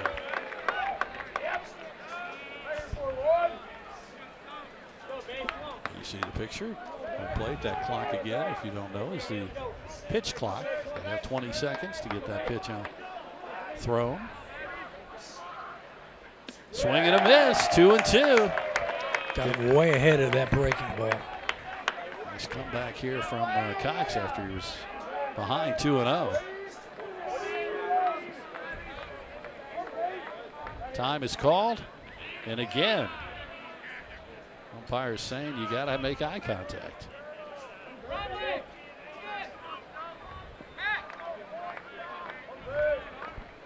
Gillespie, the center fielder, now being moved more towards left field a little bit. Swing and a miss, struck him out. Nice job, Baker Cox comes in and does the job. We go to the bottom of the fourth, 2-1 UNCW. This is Seahawk Baseball on Flow College and Fox Wilmington. It's bow time. It's not just football season, it's tailgate season. And this season includes every kind of football. Bold hand-breaded chicken and fluffy buttermilk biscuits. Grab your tailgate box and tailgate like a legend this season with Bojangles. It's bow time. Hello, I'm Ben Cochran, managing partner at Hardison & Cochran, attorneys at law. My firm helps good people in North Carolina who have unfortunately had their life turned upside down due to an injury. We help our clients by telling their story and leveling the playing field against opponents who have an army of lawyers fighting to diminish or outright deny their claim. We're ready to help. All you have to do is reach out. Hardison & Cochran, North Carolina personal injury attorneys, 910-all-3s. I've built the perfect tailgate. Phil won't know what hit him. With Bojangles, you can tailgate like a legend, not like a Phil. It's a touchdown! Hey guys, can I have some more? It's bow time. Open the Bojangles app and order your tailgate box. Welcome back to Brooks Field. Jim Whitmire, Marty Fuhrer, our entire crew. 2-1 Seahawks on top. We go to the bottom of fourth, and Cam Padgett's still out there for the Tar Heels. Going into the inning, 53 total pitches, 32 strikes. Just joining us, all the runs via the long ball. Stevenson at the top half of this inning with the solo shot. Of course, Thatch, second batter of the ball game, took a pitch over the left field wall. That's where we stand. 2-1 as we go to the home fourth. Seahawks will have Kevin Noble-Bilski, Bromley Thornton, and Brian Hart scheduled to bat here on this picture-perfect night for baseball. Left-hander remains up in that Tar Heel bullpen. You wonder how many innings.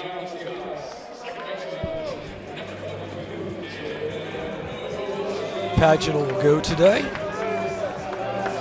Novobilski grounded out his first time up. Tell you what, he's really settled down since that first inning. I agree. And the first three men got on base, walk, home run, and double, and struck out Nelson. From there on, he's been lights out. First pitch got the outside corner, strike one, 0-1. Yeah, it looked like he wouldn't even survive that first inning. Once the pitching coach went out, settled him down, and as you said, he has pitched well. Seahawks with 3 hits, Tar Heels with 2 so far. That pitch inside, 1-1.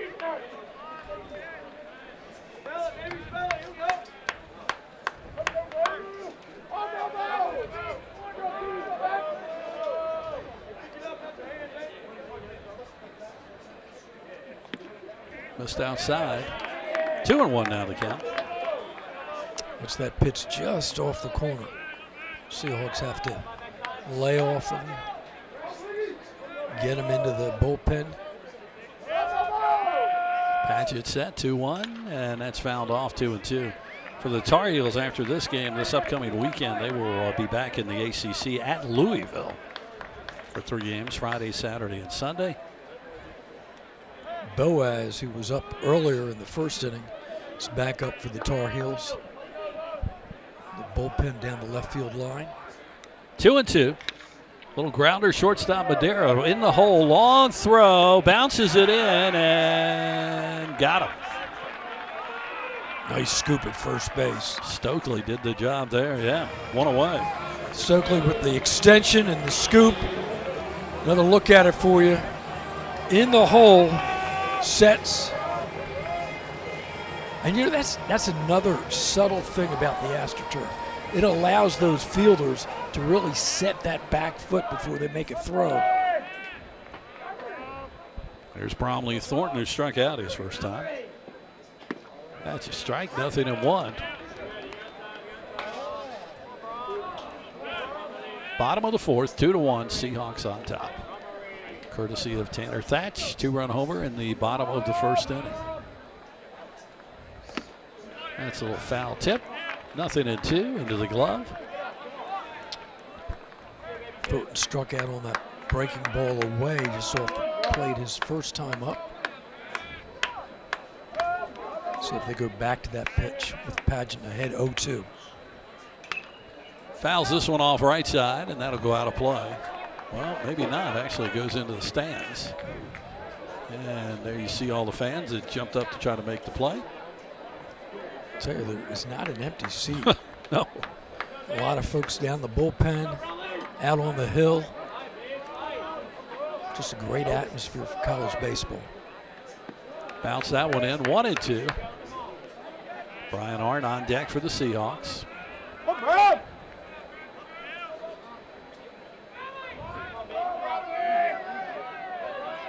As we mentioned, the first of two these two teams will play, as they do every year, home and home.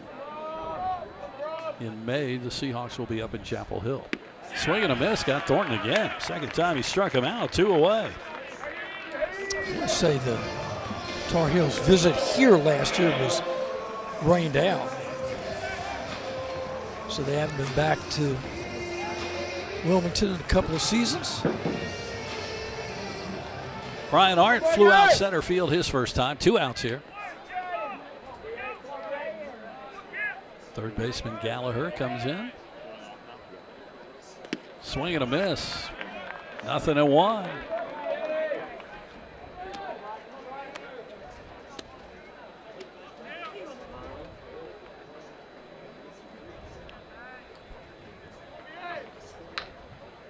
Here's the 0-1. Put it in the same spot, but that time Arndt didn't go for it. 1-1.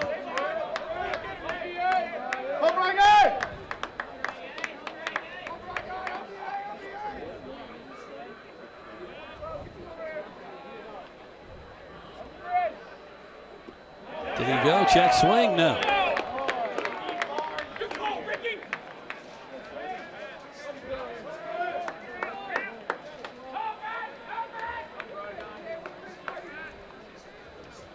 Two balls, 1 strike, 2 outs.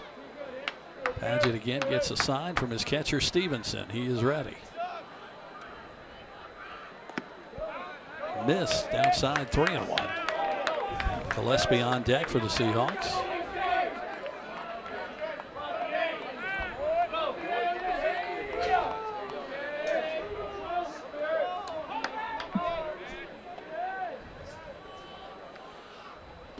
Swing there and missed it, 3-2. So full count with 2 outs.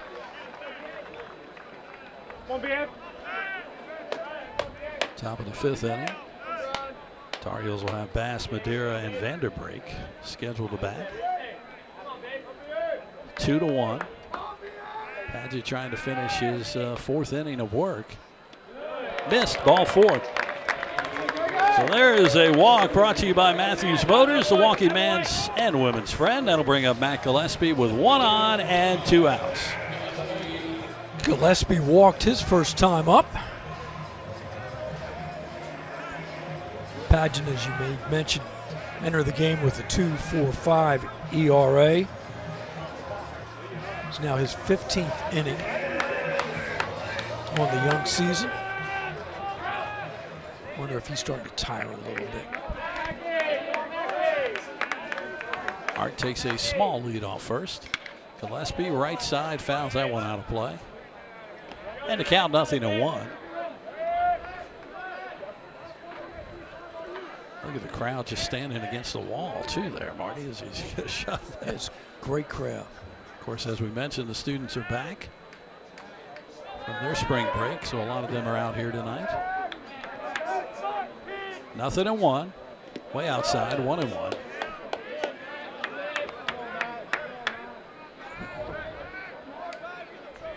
Ryan Lynch, a freshman, starting to throw now for the Tar Heels.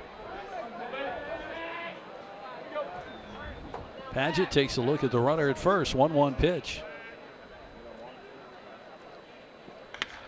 That is foul down the left field line, and the count now 1-2. There you see our bullpen cam.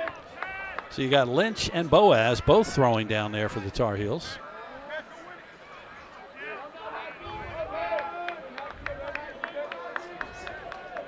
I'm going to have to get you to sneak down there and be on the bullpen cam. Your head could just appear. 1-2. And the pitch. Swing and a miss. Got him. That will end the inning. Boy, Padgett, as Marty said, settled down nicely. We've completed 4. It is 2-1 UNCW. This is Seahawk Baseball on Flow College and Fox Wilmington.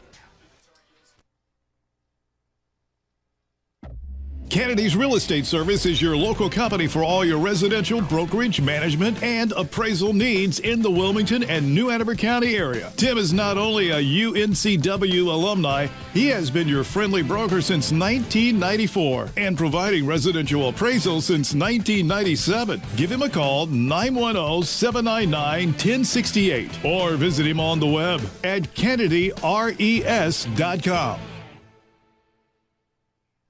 Dr. Christopher Branco of Oleander Chiropractic wants you to know that you don't have to be a UNCW athlete to be treated like one. Stop by Oleander Chiropractic on Oleander Drive in the Arboretum behind Port City, Java, and you'll get the best care in a safe, comfortable family atmosphere. Dr. Branco has 15 years experience and is the official chiropractic consultant of UNCW Athletics. Oleander Chiropractic is open Monday through Friday with morning and evening appointments available. Most insurance is accepted. For help, tips, and coupons, visit OleanderChiropractic.com.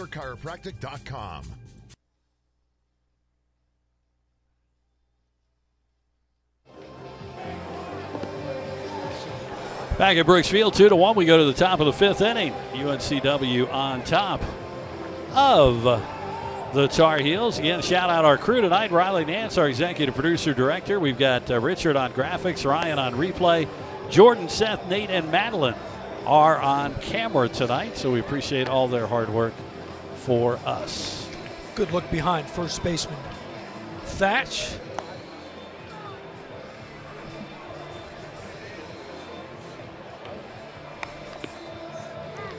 Tar Heels will have Bass, Madeira, and Vanderbrake scheduled to bat here in the top of the 5th, as Baker Cox came in to get the last out of the 4th, and now he'll start the 5th inning, as the Seahawks now have a right-hander starting to throw. There you see a look at Randy Hood, the head coach.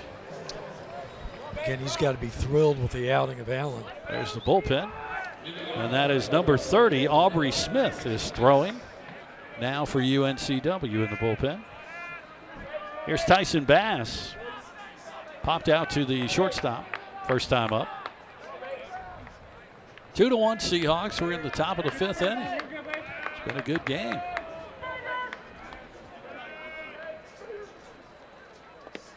Inside, 1-0. You never know on these Tuesday or Wednesday games, Marty. You're either going to get a decent pitch game, or sometimes it's like ends up being 15-14. Yeah, and it's within the game. You Yeah. know, all of a sudden, new pitcher, might be a totally different dynamic. Well, that's hit hard but foul, third base side, and the count now is 1-1. Obviously, the first time he's facing Cox, the left-hander.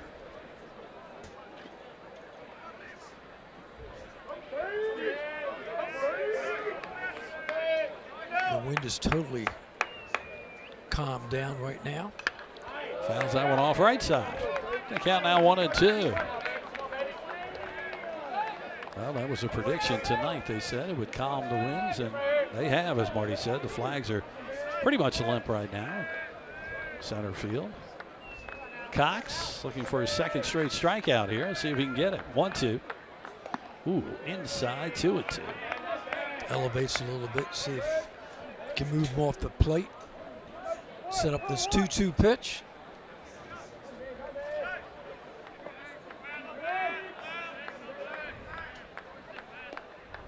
Two and two. Just missed outside, full count. 3-2.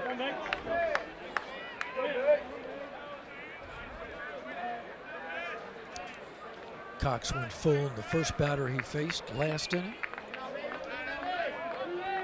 Bass gets on. He is a threat to steal. Well, he might have gone after a ball there. He fouls it off himself. The umpire's going to have to give him some time to walk that off. Yeah, just off that instep and shin. So count remains 3-2. So our umpire tonight, Donnie Smith, as a lot of the umps will do, that just walks the next baseball out to the pitcher. Gives Bass a chance to walk it off. He's feeling the effects of that. Clean the plate a little bit. Maybe order some dinner. Check with the batter. Is he ready? Here we go. Yep, takes a deep breath. He's ready to go. 3-2.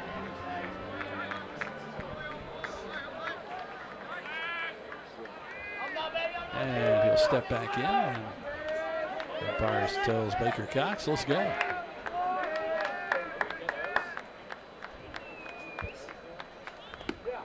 Missed outside. Well, let's keep an eye on this now. Bass 7 for 7 in stolen bases. So it's the kind of guy you would expect to possibly be on the move, unless Madeira, they decide to play some small ball here. Let's see how the Tar Heels play it. Madeira struck out his first time. Third baseman Lucas comes in on the grass. Turf. Third base side. Thatch will hold the runner at first. Got that lefty to lefty matchup. Missed 1-0.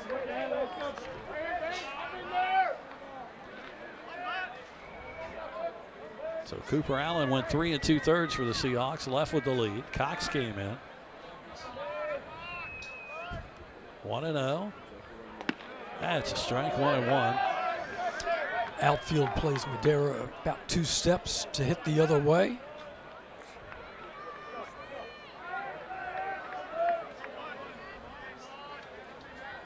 Infield back looking for that ground ball, but before that.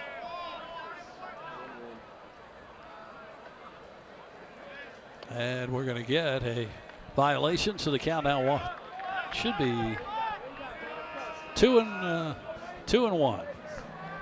Ball called on Cox.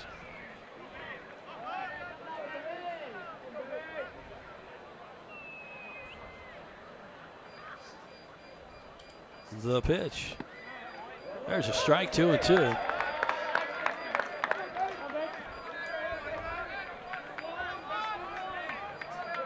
Two strikes, you can play back at third.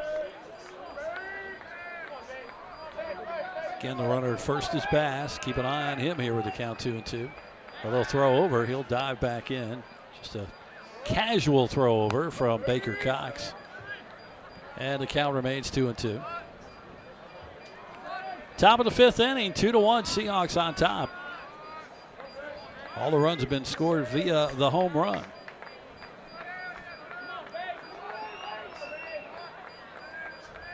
Here's the pitch. Ground ball. Second baseman Nova Bilski will just have to throw to first, and he will. So 1 out, moves the runner over. Ball just hit just enough in that hole. With all the momentum going to first base, made it really tough to try to get the lead runner. So the Tar Heels have a runner in scoring position with 1 out. Here's Jackson Vanderbrake. Flew out to right field his first time up, so runner is on second, again with speed. Vanderbrake is a redshirt senior, and we're going to have another pitching change, aren't we? Yep. Looks like Coach Randy Hood's going to bring in Aubrey Smith, so we will take a break. There you have a look at him. The right-hander will be coming in when we come back. It's a Pepsi pitching change. 2-1 Seahawks on top. This is Seahawk Baseball on Flow College and Fox Wilmington.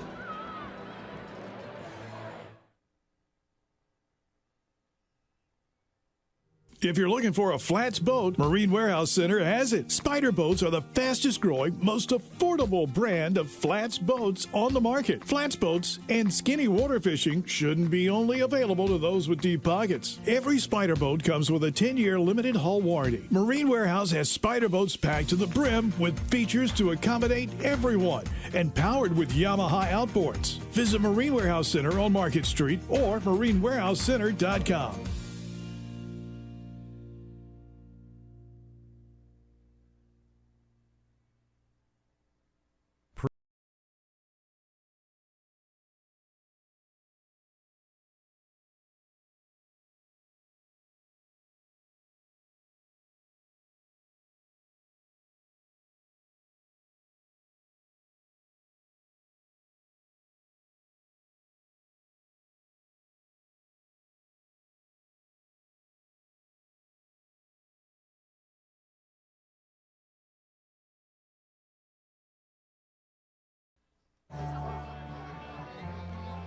Welcome back. There you see the new pitcher, Aubrey Smith from Leland. And he will take over for Baker Cox and face the right-hander Vanderbrake.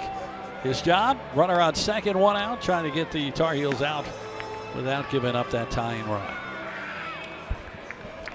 Smith features that four-seam fastball, sinker, changer. It's a good slider. Try to mix up his pitches. Getting Hurts and runner in scoring position with one out. This will be appearance number 6 for Aubrey. 8 1/3 innings, 9 hits. He's given up 7 runs, 6 earned, 3 walks, 8 strikeouts. He's also given up a couple of home runs. He's hit 2 batters and has a record of 0-3, a ERA of 6.48. So we'll see what he can do against Vanderbrake. The runner on second again is Bass. He's got good speed, so anything hitting the outfield, they'll send him. And we made mention early on the wind was blowing in. Now the basically no wind at all. Beautiful shot there, Brooks Field. Some of the lights. We have one on the right side that has had one blown out earlier by a foul ball. What a night for baseball. And you know, especially in midweek games, sometimes the middle innings are so crucial to how the game's going to be played out. Before you can get to your closer, before you can get to the back end of that bullpen, you're calling for people like Smith to close the gate. Vanderbrake, one of the captains for the Tar Heels. He'll step in. Aubrey Smith is ready. Third pitcher of the night for the Seahawks. And his pitch, swing and a miss, strike one. Seahawks play him pull on the left side, second baseman almost straight up the middle. So you've got a big hole on that right-hand side.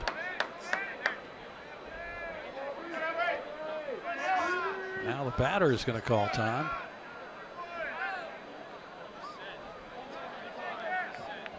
Umpire and the batter having a conversation.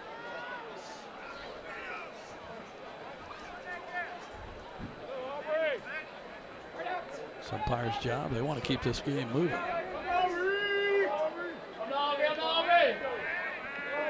So 0-1 pitch coming from Smith.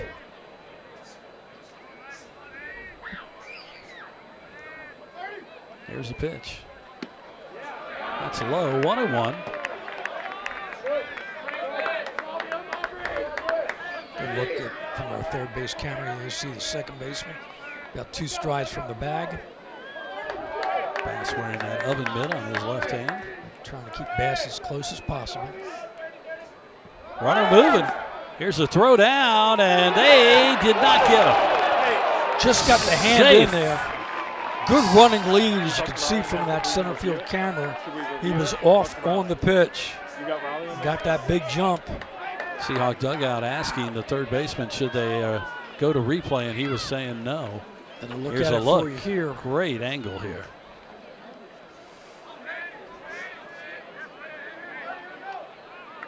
Yeah, I think he got the hand in. Just may have missed the tag the first time through, just above the arm. That was closer than I thought. 2-1. Infield up. Yeah, they'll bring the infield in now. That ball inside. 3-1. On deck is Rom Kellis. Simple thing, but look at having a runner on third with less than 2 outs versus second. How it just affects how you've got to play that infield. So 3-1 up. Here's the pitch. Strike there, full count. Strikeout would be huge if he could get it. And you see the head coach of the Tar Heels, Scott Forbes, who coaches third. Bass will take his lead. 3 balls, 2 strikes, 1 out, top of the 5th, 2-1 Seahawks, but the Tar Heels are threatening to tie it. Here's the pitch. Ball 4. Smith seemed to fall off the mound there as he threw that pitch. So first and third. That'll bring up Rom Kellis. So now the Seahawks have to look in the dugout and get their signals. What do you do if the runner breaks to second? Do you throw through and field back at double play depth?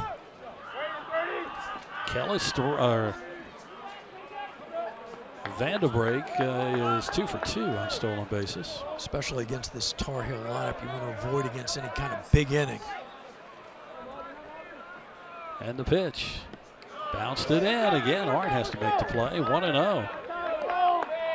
Kyle Phelan up for UNCW in the bullpen. 2-1, Seahawks on top. The Tar Heels are threatening here in the top of the 5th inning. Here's the pitch. Strike call there on the off-speed, 1-1. Again, the runner on third is Tyson Bass. He walked, moved over on a ground out from Madeira, and then stole third base. Throw over to first, and the runner is back. So Vanderbrake has not gotten too big of a lead over there at first. You know, he's looking for some kind of, if he's going to run, he's looking for that breaking ball to get that extra step. There. He fakes there, bouncing ball. They'll throw home. Lucas, they will tag the runner out at the plate. Nice job there by Trevor Lucas. Throws home, and Bass is thrown out at the plate. Perfect ball hit right at the third baseman to get the lead runner. Look at it here. One big hop, charges it, throws down the line. Good job making the throw right into the runner. The runner will advance to second, but now 2 outs. 2 outs here. They can get out of this. Barry Hargett will come up. He struck out his first time. Runners on first and second now for the Tar Heels. Nice job by Lucas there. That pitch outside. We've talked about how solid Lucas has been defensively at third base. Did not hesitate at all. Yeah, I was going to say made the commitment to throw home immediately, didn't he? 1-0 the count here now. Now you're a pitch away from getting out of the inning. And there it is. He pops him up in the infield. Smith, got to move him out of the way. No, he's going to make the play himself. Smith makes the play. That's unusual, but he calls everybody off. That'll end the inning. We'll go to the bottom of the 5th. It is 2-1 UNCW Seahawk baseball on Flow College and Fox Wilmington. It's Truck Month with the Ford Crew. It's time for the best deals across the full lineup. F-Series, the best-selling trucks for 48 years. You've got Maverick and the North American 2025 Truck of the Year, Ford Ranger, fully prepared. Did you sleep here last night? If you stay ready, you don't need to get ready. And this crew is Truck Month ready. Now get 3.9% for 60 plus up to $11,624 in total savings on select F-150s only at your Carolina Ford dealer. Hampton Inn University and Hampton Inn Suites Landfall Park are proud UNCW Seahawks sponsors. Award-winning hotels providing rooms, suites, catering, and meeting rooms. Ask for the Seahawks special. Call 910-399-9006. That's 910-399-9006. HamptonInn.com and support the Seahawks.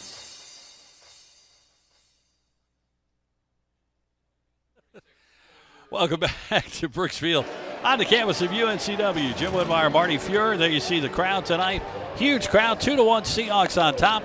Go to the bottom of the 5th. Folger Boaz is coming in to pitch. And Padgett turned it around after that rough first inning. Yeah, first 2 batters accounted for the 2 Seahawk runs. Padgett completes 4 innings, 3 hits, 2 runs both earned, 4 Ks, a couple of walks, 73 total pitches. But you're right, Jim, after that start where the first 3 batters got on base, he settled down nicely and extended this game to 2-1 as we go to the home 5th. Folger Boaz, a sophomore from Pilot Mountain, North Carolina. This will be appearance number 6. He has started 2 games, 12 1/3 innings, 13 hits, 6 runs, 6 earned, 4 walks, 14 strikeouts, but he's given up the long ball. 4 homers against him. He's 1-0 with a 4.38 earned run average, and he will face the top of the lineup, Jones, Thatch, and Lucas for UNCW. So Jones opened the game with a walk, then grounded into a fielder's choice his second time up.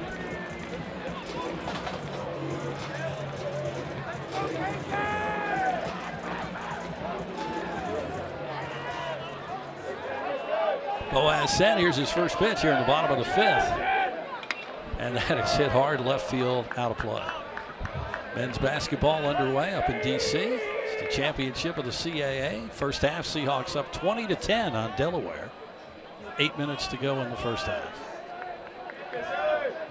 Winner goes to the NCAA tournament. That pitch outside, 1-1. Good look at Jones.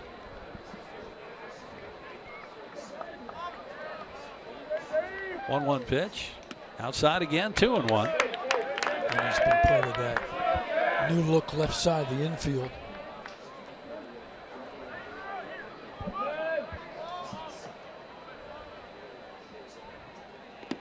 Three and one. Tanner Thatch on deck. He's hit it hard twice. 2-run homer and then a single.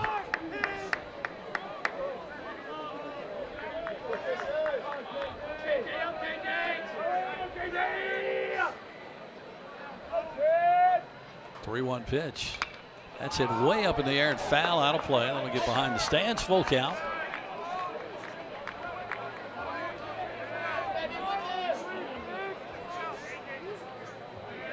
Again, the Seahawks in Charlotte Friday, Saturday, and Sunday. Friday first pitch, 6 o'clock, 5:45 airtime. Mike Vaccaro will be back. I'll be working with him this weekend. Oh, just missed there. Boaz thought he had it. There's a walk again, so Jones is on. That brings up the hot-hitting Tanner Thatch.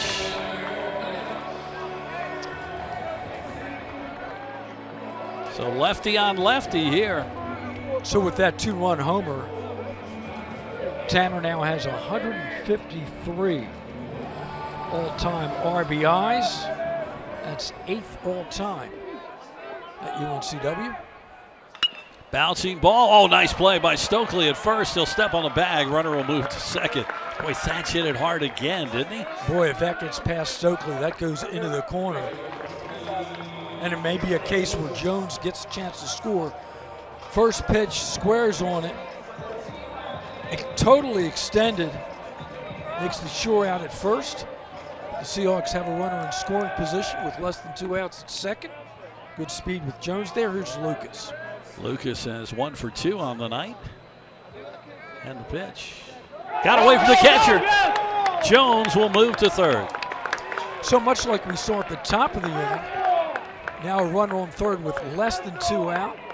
They'll probably bring the infield up a little bit. They do. They'll come up.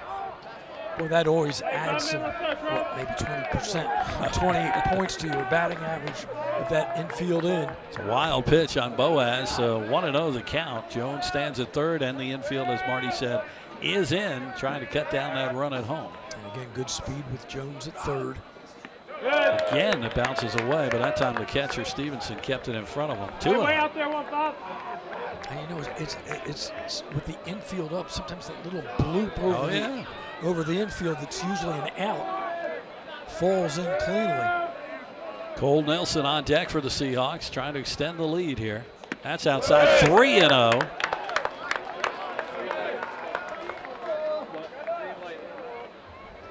Boaz is on his own right now. There's a righty who just started to just kind of toss down there. He's not really warming up yet for the Tar Heels, but they got somebody who's going to start. As we said, we're getting to those part of the innings where we're going to see a lot of pitchers. Taking all the way for a strike, 3-1. Stokely about 7 steps off the bag at first. Plenty of room down that right field line. Tanner Thatch is saying, why wasn't he standing there a few minutes ago?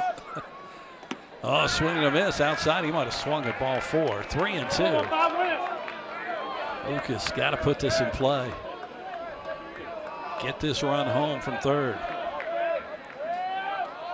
Boaz looking for a big out here. Full count. The pitch. He pops it over the top there. That is going to drop. The right fielder not able to make the play. Bass, and Lucas will make it to second. It is 3-1. It's going to be another double for Lucas. Bass did everything he could, but he couldn't get to it. Good job on the 3-2 pitch. Watch here from center field. Takes that outside pitch, just gets the barrel of the bat on it. Puts it in no man's land. As you made mention, The right fielder totally extended in Bass, kicks off his glove, and Lucas in scoring position. So the Seahawks take advantage of the opportunity that the Tar Heels were unable to cash in at the top of the inning. See if they can add to the 1 run here in the bottom of the frame. Cole Nelson swinging and fouls it off right side. So 3-1 Seahawks now here in the bottom of the 5th. 4th hit for UNCW tonight. And you know, one thing on the road trip, the Seahawks did not take advantage of a couple of opportunities with runners in scoring position. They've done it tonight. Swing and a miss there.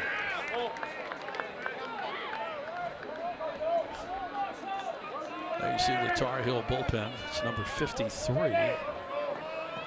Ryan Lynch again throwing, a right-hander. A little more serious down there now.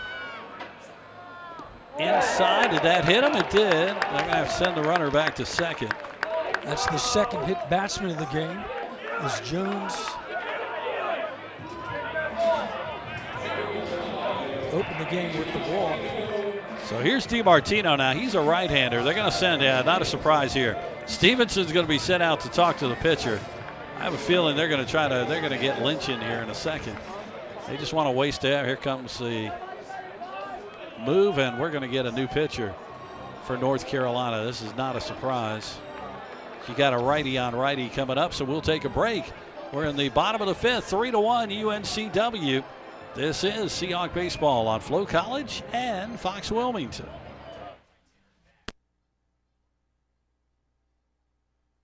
Dr. Christopher Branco of Oleander Chiropractic wants you to know that you don't have to be a UNCW athlete to be treated like one. Stop by Oleander Chiropractic on Oleander Drive in the Arboretum behind Port City, Java, and you'll get the best care in a safe, comfortable family atmosphere. Dr. Branco has 15 years experience and is the official chiropractic consultant of UNCW Athletics. Oleander Chiropractic is open Monday through Friday with morning and evening appointments available. Most insurance is accepted. For help, tips, and coupons, visit OleanderChiropractic.com.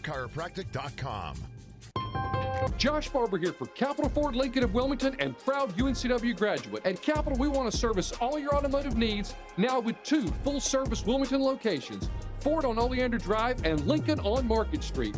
We have you covered with new and pre-owned sales, vehicle maintenance and repair, mobile service, parts, and even collision repair. So come see us on Oleander Drive or Market Street for the largest selection of new Fords and Lincolns in eastern North Carolina. Or check us out online at capitalfordofwilmington.com. And remember, go Seahawks!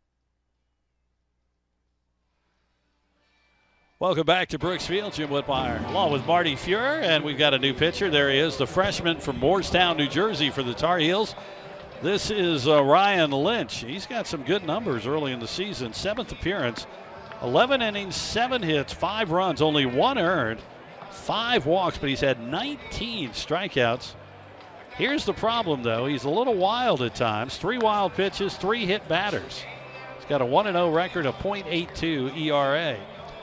So he'll be facing DiMartino, and if anything else, he's got to stay within that strike zone. I mean, as we've mentioned early on, sometimes it's all or nothing. You want to put the ball in play. Seahawks have already scratched 1 run across. See if they can add to the lead. And, you know, Jim, as we made mention, sometimes the middle innings decide midweek games.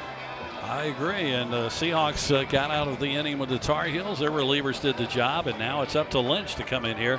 3rd pitcher of the night for the Tar Heels. He's got Lucas at second, Cole Nelson at first. DiMartino has grounded out twice. He will come up to bat with 1 out. Chance for the Seahawks here, maybe put a crooked number up. They'd love to see that. So it's always fascinating to a hitter. Do you have the mentality? You've got a new pitcher in there. Are you aggressive on the first pitch? Or, you know, the scouting report, he has a tendency to get wild. Well, the batters were certainly standing around talking with the coaches for UNCW. They were showing them what this guy throws. So let's see what he does. Lynch ready. First pitch. Outside, ball 1. And that's consistent. Pitchers have not had that gotten that breaking ball just off the plate. Got to know that as a hitter. You don't want to chase.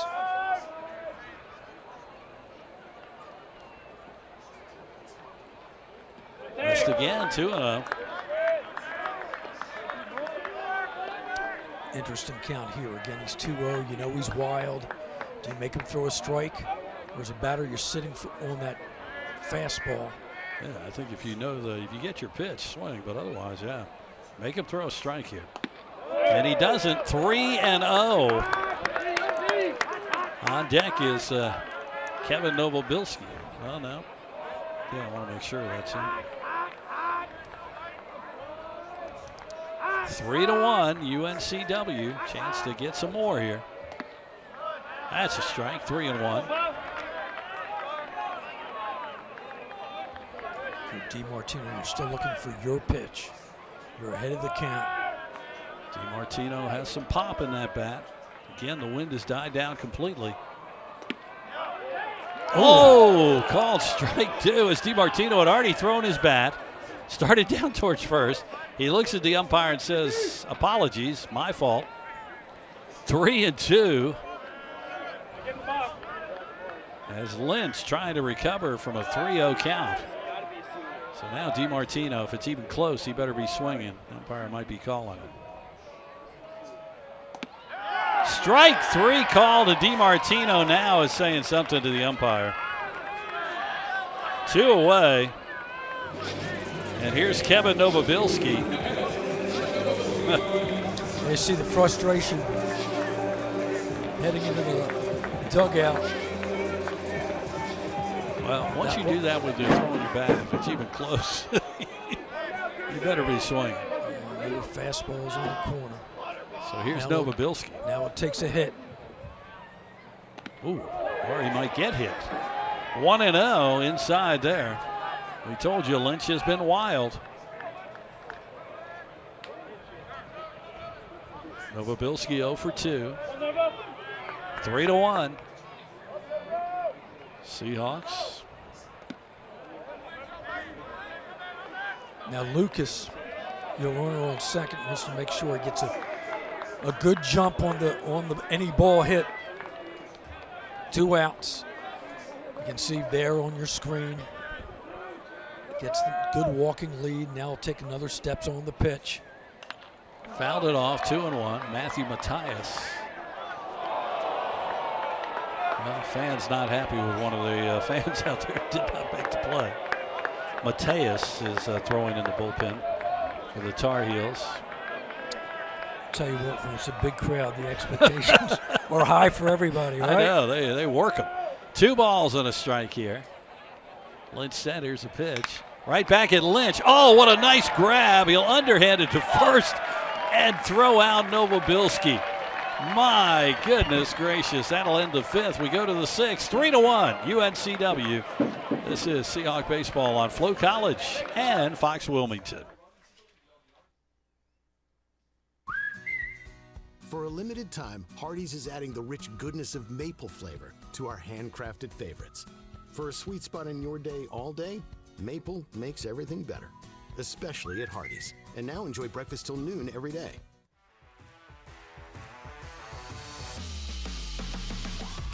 Keith Altman with Alpha Mortgage. As a former Seahawk, I know the importance of teamwork. So whether you're here at Trask Coliseum or at beautiful Brooks Field, take comfort in knowing that my team has you covered. From downtown to the suburbs to the beach. Give Alpha Mortgage a call. And go Hawks!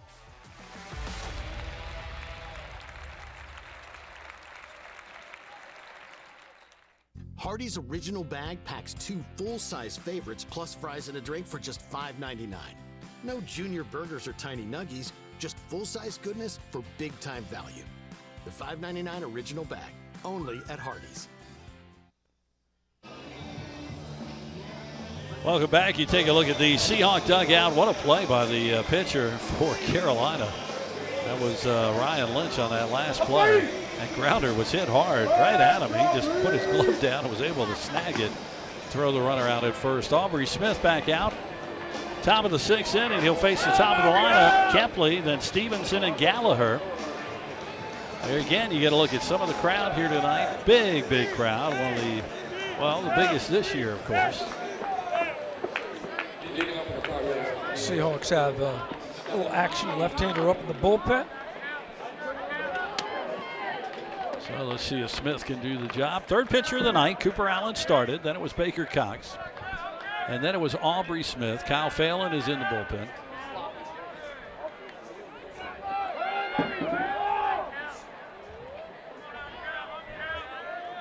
Smith ready. Here's the pitch. That's high. 1-0.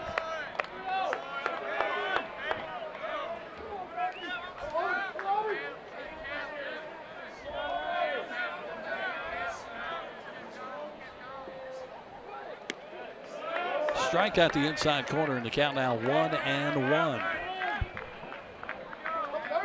Here you get a shot. Seahawk fans, look at that. They're watching the basketball game while they're also watching the baseball game. Hey, got to keep your eye on everything tonight. Cheering the men on as they try to win the championship. They had a 15-point lead. It's down to 8 now as Delaware's on a run. 2-1 the count. Stevenson, who homered his last time up, or waits on deck. Yeah, he's hit the ball hard both times. Aubrey Smith said, here's the pitch. Hard hit, second base. Novobilski to first, 1 away. 104 off the bat. That tells you how hard he hit it. Here's Stevenson, first time up. He hit one all the way to the wall in right center field. Second time, it was a no-doubt home run. So especially them 2, 3, and 4 hitters for the Tar Heels. You want them to come up with nobody on base. That's true. Stevenson transferred in from Wake Forest. Catcher with power. See how they pitch him. I'd say carefully here, the way he's hitting it so far tonight. And boy, he swung hard and fouls that one off. Out of play, and count 0-1.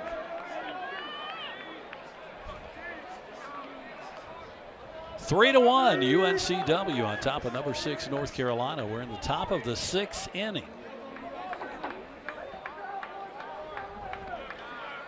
And again, the umpire stops, says something to the Carolina bench.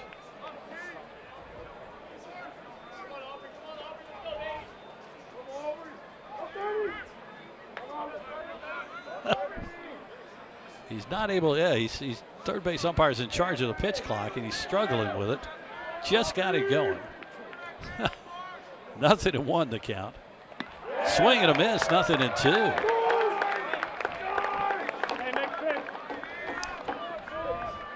This is against Stevenson. You're ahead of the count, but you've got to be careful. You don't want to throw anything easy here. Yeah, you wonder if you want to challenge him. They can hit something off speed. 0-2. Went outside and high, 1-2. On deck is Gavin Gallagher for the Tar Heels. Carolina with just 2 hits. One of those, that solo home run from Stevenson that he hit in the 4th inning. Here's a 1-2. Just missed. The crowd, of course, wanted it. 2-2. You can hear the crowd getting on the umpire.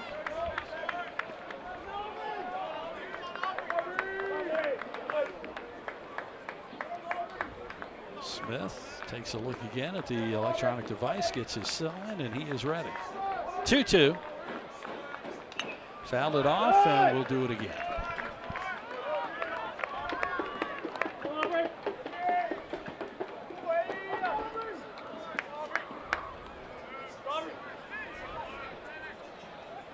Top of the 6th inning. Seahawks up 3-1.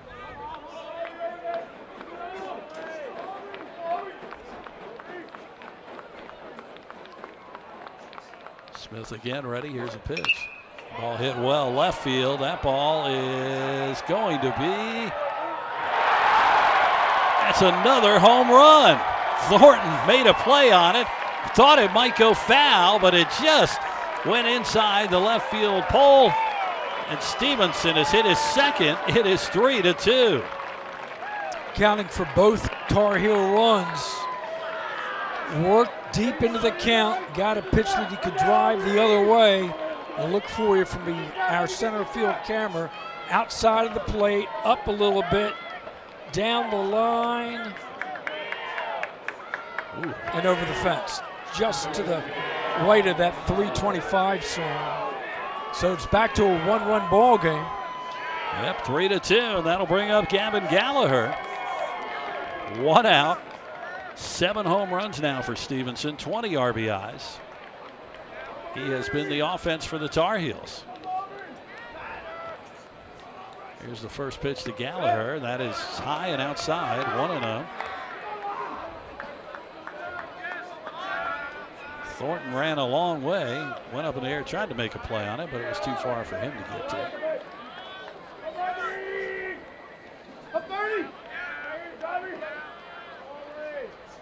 That pitch inside, 2-0.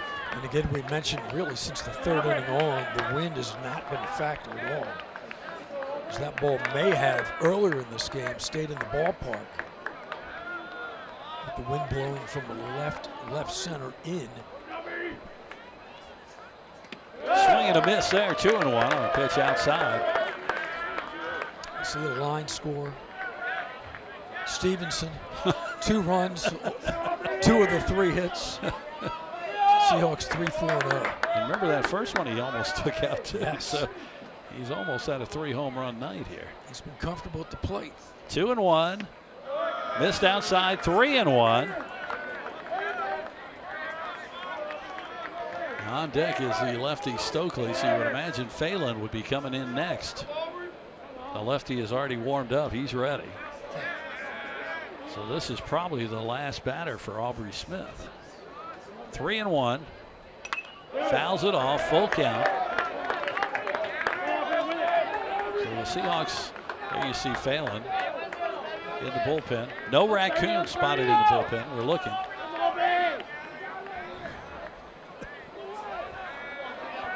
Three balls, 2 strikes, 1 out.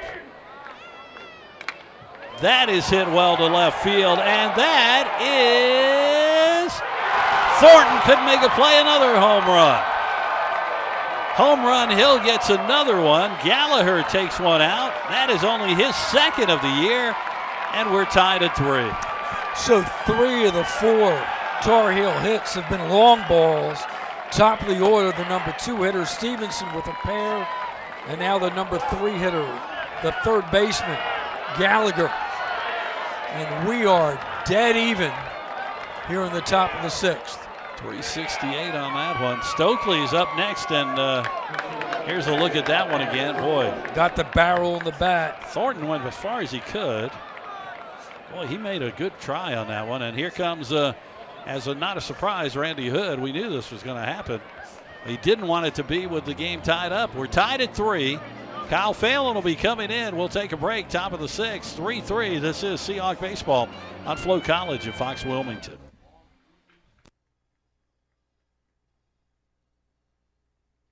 If you're looking for a flats boat, Marine Warehouse Center has it. Spider boats are the fastest growing, most affordable brand of flats boats on the market. Flats boats and skinny water fishing shouldn't be only available to those with deep pockets. Every Spider boat comes with a 10-year limited hull warranty. Marine Warehouse has Spider boats packed to the brim with features to accommodate everyone and powered with Yamaha outboards. Visit Marine Warehouse Center on Market Street or marinewarehousecenter.com.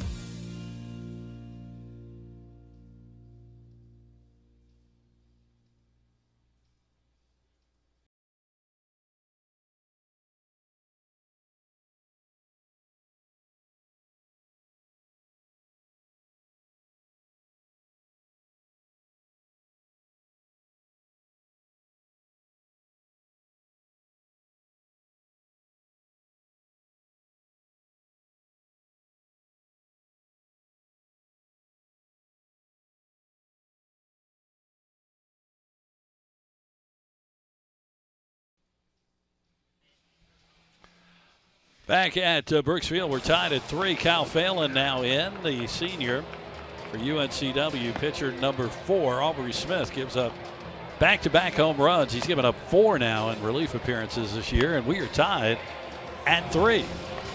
So Smith can't protect the 2-run lead, and as you made mention, he's been vulnerable to the long ball. So now we're dead even, 1 out, still the top of the 6th. There's another guy that can certainly take it out, Hunter Stokely. He's got 5 homers on the year. Kyle Phelan, 6 appearance, 4 2/3 innings, 3 hits, 6 runs, 6 earned, 7 walks, 9 strikeouts. Has an ERA of 11.57. As he comes in, back-to-back homers from Stevenson and Gallagher, while the Tar Heels tie it up at 3. Needs to record an out here to settle down the inning. Stokely, he's like looking at the last 2 going, hey, how about 3 in a row? Looked like he might have tweaked himself a little bit on his left side on that swing. He's holding his left side. Keep an eye on that here and we get the next pitch. 0-1 from Phelan. 3-3, top of the 6th. Outside, 1-1. Let's go right here, big dog! Let's go! Kyle Phelan. 1 ball, 1 strike. High 2-1. Halftime of the men's basketball championship. Seahawks over Delaware 36-28. 2 balls and a strike with 1 out. Missed again, 3-1. You can see Stokely, he's still, Marty, looks like that first swing, he did something to his left side. Does not look comfortable.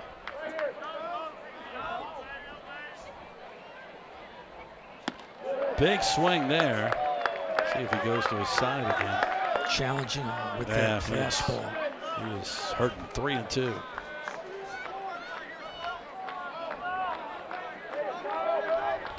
One out here in the top of the 6th.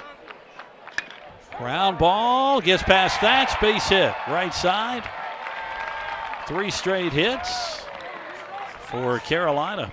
I'll bring up Tyson Bass. And he's holding the side and he's waving to the dugout. Yeah, he wants a, I think he wants to come out. Let's see if they get somebody. It doesn't look like they've noticed it yet.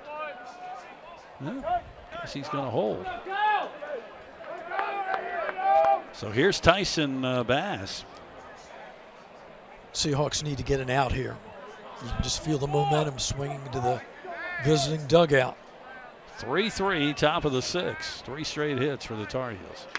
That's hit to the right side. It's going to be out of play. Foul ball. We'll see if the right fielder, DiMartino, well, stays in fair territory. Came a long ways. He makes the catch. That's a big out right there.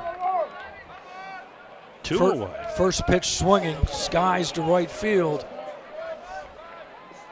So here's Madera with 2 outs. The ball looked like it was going to stay in foul territory. Kind of drifted back, and DiMartino made the catch in fair territory. Stokely at first, 2 away. That's in the dirt, 1-0.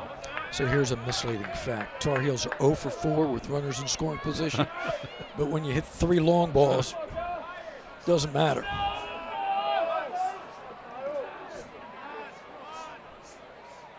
That's high, 2-0. Cooper Allen started, then it was Baker Cox, Aubrey Smith, and now Kyle Phelan. 4.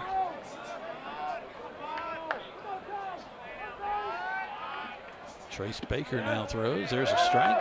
2-1 to count. 3-3. We're in the top of the 6th inning.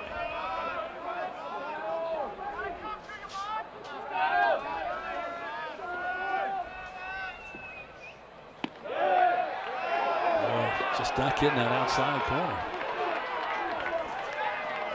Top of the 6th. This is the 4th Seahawk hurler. Tar Heels have put 3 on the mound so far. 3-1. That is hit in the air to left field. Thornton is coming hard. He will make the catch, and that will end the inning. But the Tar Heels get back-to-back solo homers and tie it up. We go to the bottom of the 6th. It is 3-3. This is Seahawk Baseball on Flow College and Fox Wilmington.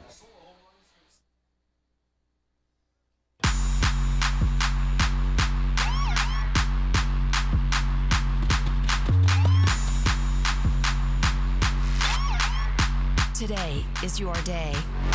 It's time to stop wishing for it and start working towards it. One day at a time, one workout at a time. Your best is not behind you. Look forward.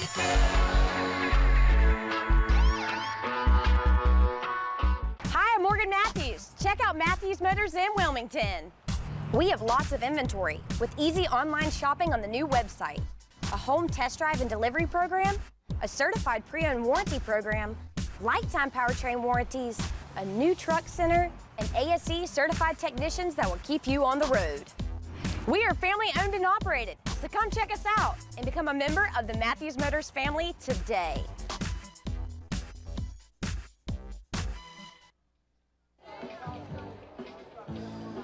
Again, you see some of the crowd out here tonight. Huge crowd for this one.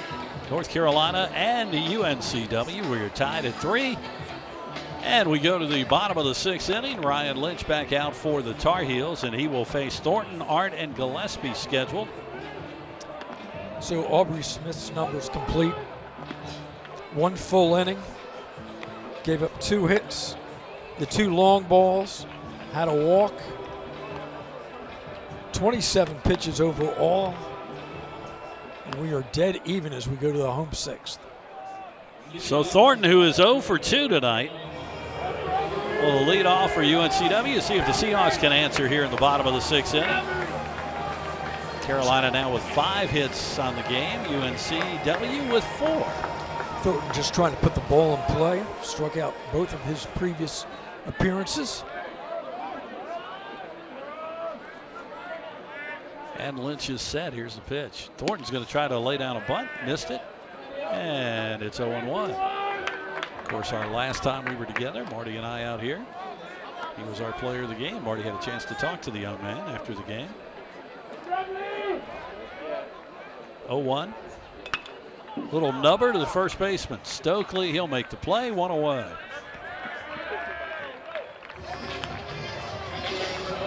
Here's Brian Arndt. Walked his last time up, been on base once. Again, the Tar Heels come in tonight, ranked 6th in the country. RPI of 13, so for UNCW, they get the win tonight, be huge. Both teams trying to break a couple of game losing streak. There's a strike to Arndt. Tar Heels, of course, losing their conference opening series this past weekend at Chapel Hill. Another strike. Stanford came to town, did a nice job. Preseason, Carolina picked to finish 3rd in the ACC. Virginia 1st, Florida State 2nd. Pops this one foul out of play. And the ACC has changed the way they're going to do their tournament at the end of the season this year. They're not going to do the pods like they used to do. All of the teams will be playing. It's amazing how long these conference tournaments are. You know, we mentioned, for example, Delaware has to win 5 games. True. A couple years ago, you didn't have to play 5 games, even in the losers bracket. Very true. Swing and a miss. Boy, Lynch coming in doing the job. 2 away. And that'll bring up Matt Gillespie for UNCW. 3-3 here in the bottom of the 6th inning. So Lynch has faced 3 batters, struck out 2.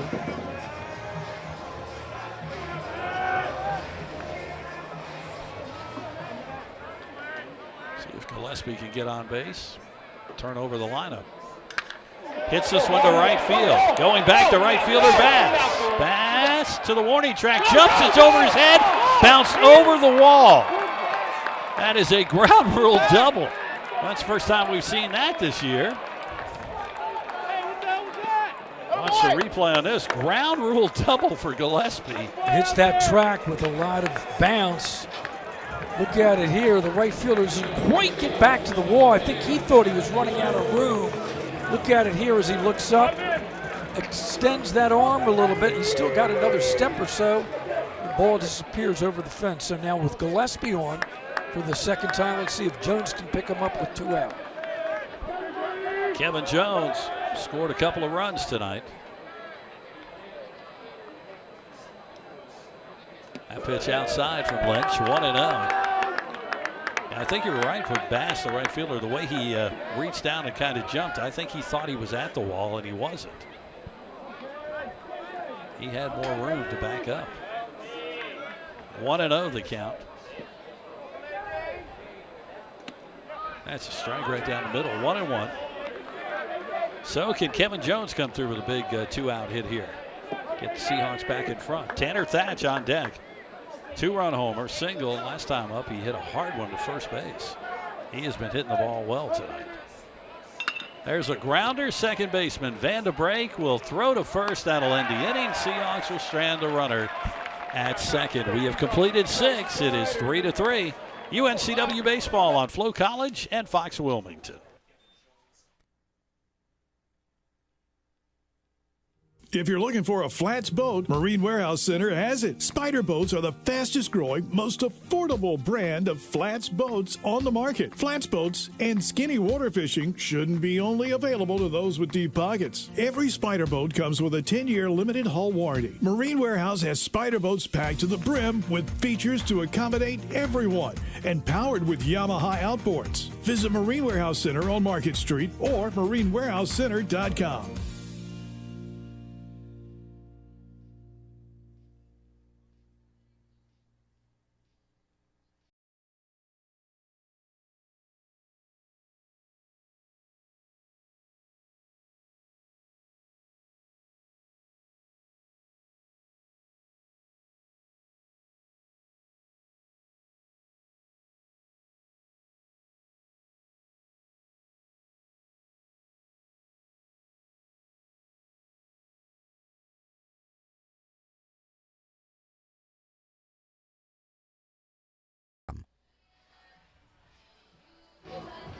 Welcome back, Brooks Field. Jim Woodbine, Marty Fuhrer, our entire crew. We are tied at 3. We go to the top of the 7th inning.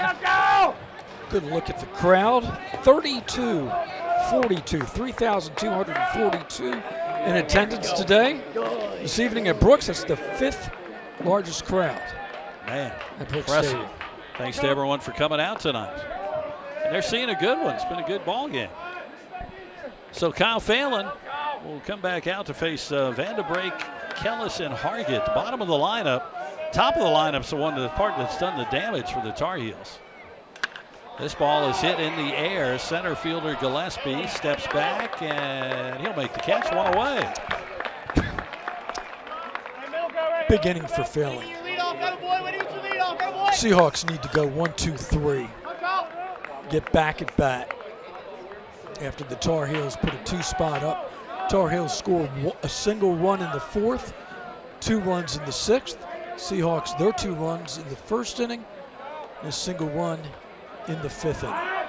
That's where we stand, 3-3. Rom Kellis up now, the DH. And that ball is low, 1-0 the count. 5th largest crowd, pretty impressive. 32-42. 1 ball, no strikes. I thought he had a strike there, but that part says no, 2-0.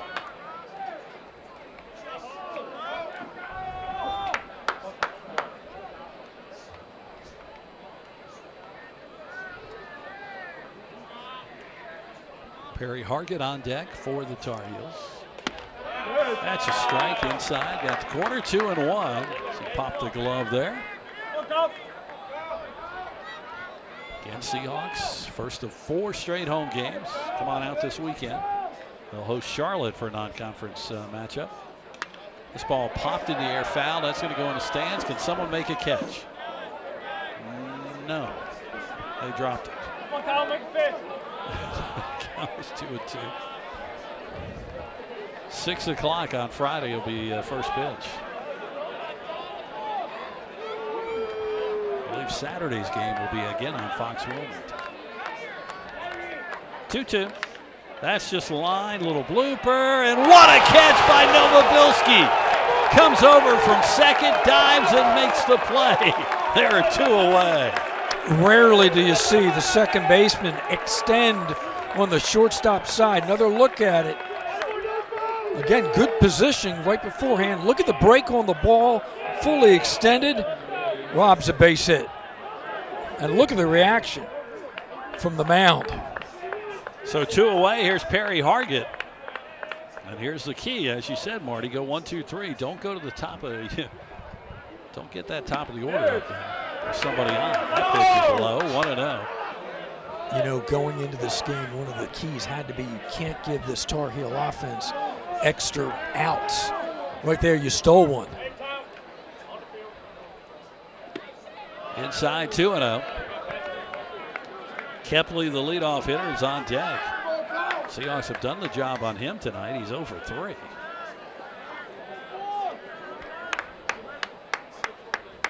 (2-0). That's fouled off. 2-1.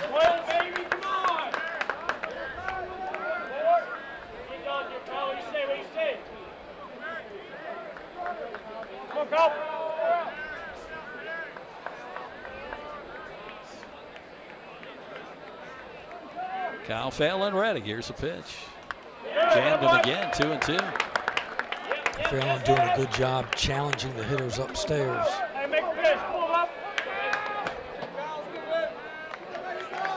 2-2 now to Perry Hargett. Some of the fans, you can hear the clap there, trying to get Phelan out of this. That's inside, full count, 3-2. Again, Kepley on deck.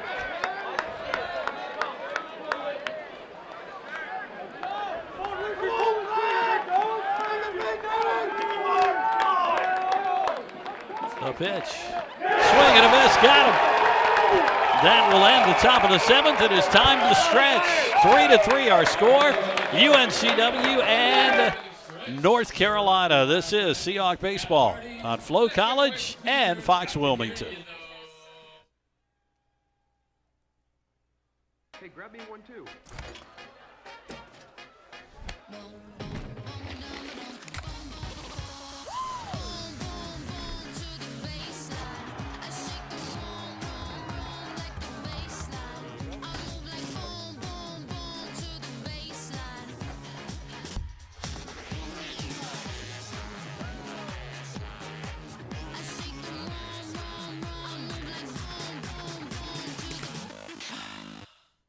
People have trusted Reed's Jewelers with their life's moments since 1946. That's because we're family owned. We treat everyone who walks through our doors or visits our website as a part of our family. We have a beautiful selection of jewelry and watches for any occasion. We offer free shipping and returns, as well as multiple payment options to make sure you find the perfect gift. See why people have trusted Reed's Jewelers to celebrate their life's moments for over 75 years.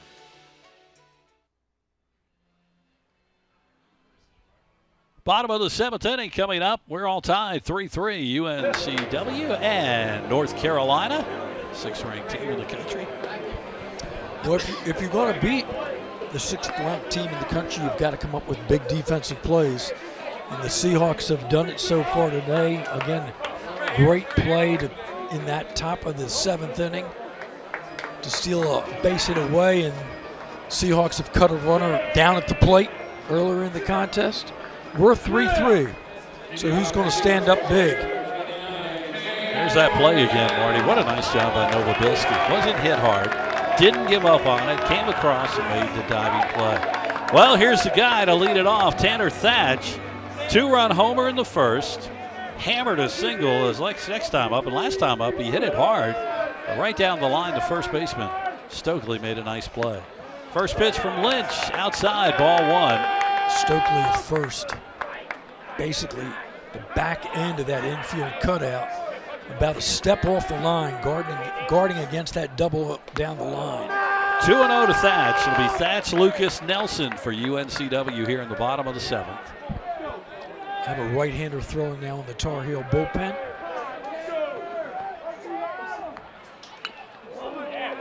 That is fouled off Tanner's foot. There you go. There's our bullpen cam. Walker McDuffie is throwing for the Tar Heels. The shift now. He put in play on Thatch. Fouls that one off, and it's 2-2. His home run came opposite field to left field in the first. 2 balls, 2 strikes. McDuffie, a freshman. They got some good young arms on this Tar Heel squad. 3-2 now to Tanner Thatch. Seahawks would love to get that leadoff runner on. Lucas and Nelson await their turn next. Lucas with a couple of doubles already in this contest. Well, they got him. Ball 4. That walk is brought to you by Matthews Motors, the walking man's and woman's friend. So the lead run is at first. Here's Lucas, as Marty mentioned. 2 for 3, couple of doubles. And Jim, we've seen this team several times. It just looks like Thatch is seeing the ball better now at the plate. And now, Tar Heel coaching staff asked Stevenson to go out and talk to Lynch. Which means they're trying to get some extra pitches for the big freshman right-hander down in the bullpen. Again, that's McDuffie who's warming up. So let's see if Lucas can keep it going. As we said, he's hit the ball well tonight. Sophomore out of Leland.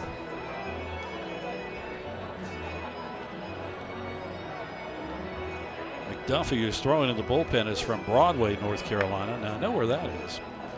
There's a sign up for that on 421 as you're heading towards Raleigh. It says, "Welcome to Broadway." See, if it's off of 421, well, I mean, I know what that is. Off of 40, you're in good shape. I'm good. It's just that other one. When we get you to turn off, that's when we're in trouble. That other town earlier, Lucama. Well, that's what they did. They wanted to waste time, and now they're going to bring in the reliever, McDuffie. So he will come in from Broadway.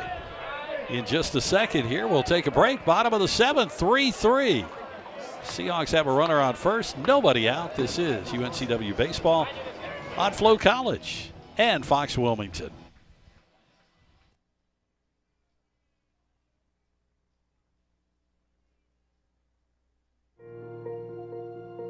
Whether it's on day one, in the classroom, on the court, in the field, on the coast, in the community,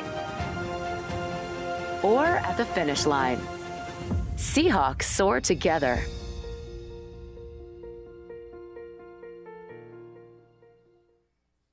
This is where everything starts. It's a place of new beginnings, new opportunities, and a new identity. We are the Coastal Athletic Association, and from the beaches to the city streets, we are united to succeed at an elite level. In competition, in our communities, in our lives. This is the tide that lifts us, the fire that burns inside all of us. This is our moment, our new chapter. We are the CAA, and we are united in excellence.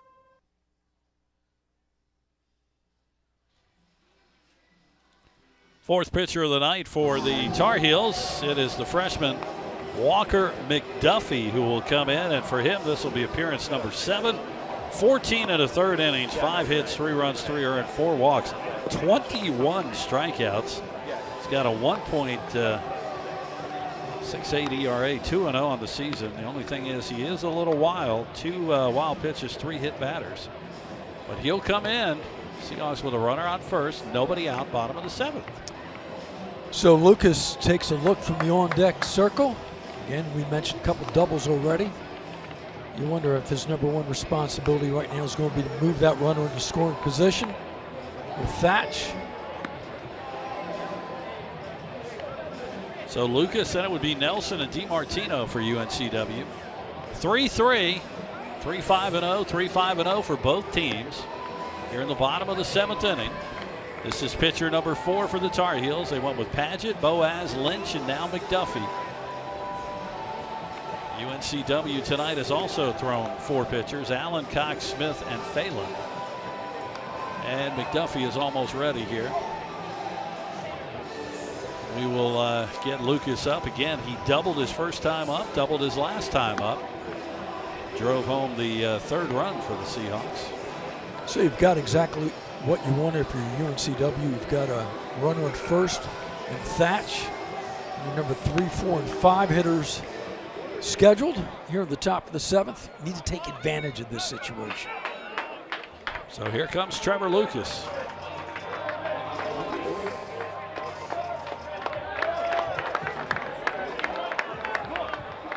Let's see what McDuffie can do for the Tar Heels. One of the young freshman arms. They're loaded. First pitch. Bounced it in. Nice job by Stevenson to block it. 1-0. Third baseman Gallagher breaking in on the pitch, guarding against that bunt.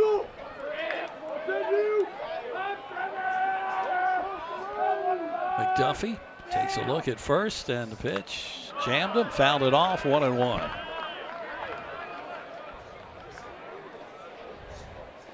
Outfield straightaway, pretty deep. And Tanner Thatch at first. He walked to lead off this bottom of the 7th. McDuffie set the pitch. Bounced it in again. Got away from Stevenson, but he was able to find it quickly, and the count is 2-1. And that kicks off to the third base side, right in front of the catcher. No chance for Thatch to advance.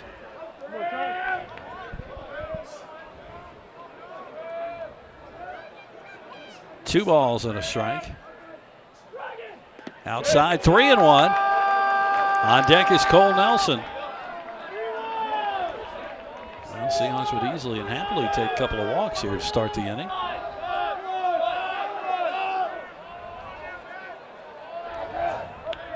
McDuffie takes a look again at Thatch at first.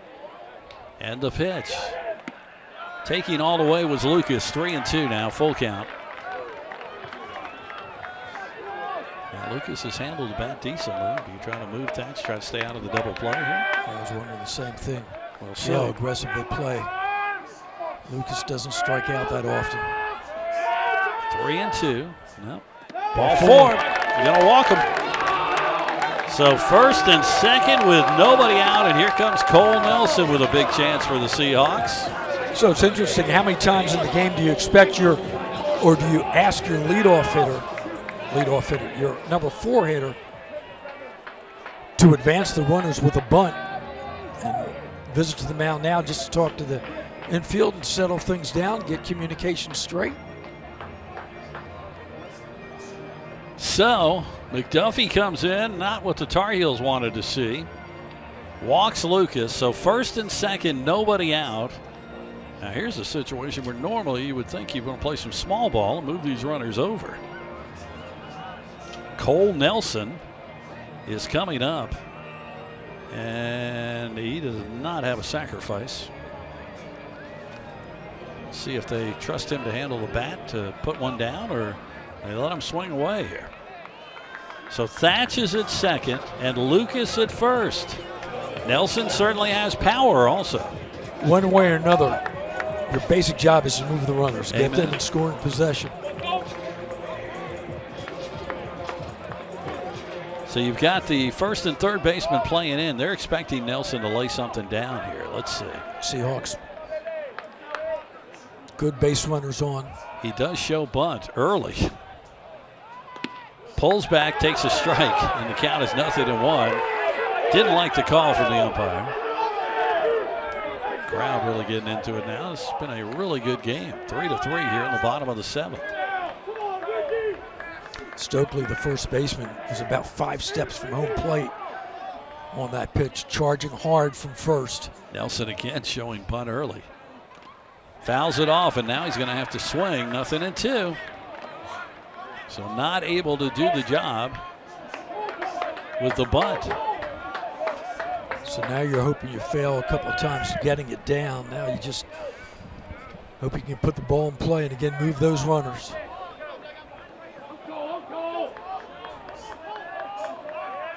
Umpire calls time. Well, no, I think it was Nelson that called time. Yep, he pointed to him. Takes a look at that wristband. Well, I can tell you what the message says right now. It says swing and get a hit. 0-2. Nobody out. We're in the bottom of the 7th. 3-3 game. Seahawks have runners on first and second. Cole Nelson at the plate. Walker McDuffie with the pitch. Ooh, did he go? Check swing, no. Boy, that was close. 1-2. Almost got him.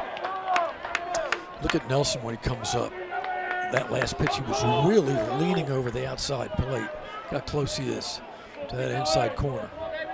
Wants to guard against anything on the outside. 1 ball, 2 strikes. And the pitch. Oh, again, are they going to check one more time? No. 2-2. Trying to get him to chase. I wonder, does the freshman right-hander have enough confidence to try to bust it inside on Nelson on this 2-2 pitch? Remember, Nelson was hit his last time up. 2-2. Little bouncing ball, shortstop. Madera over to second for 1, to first. Double play. They move the runner to third, but 2 outs.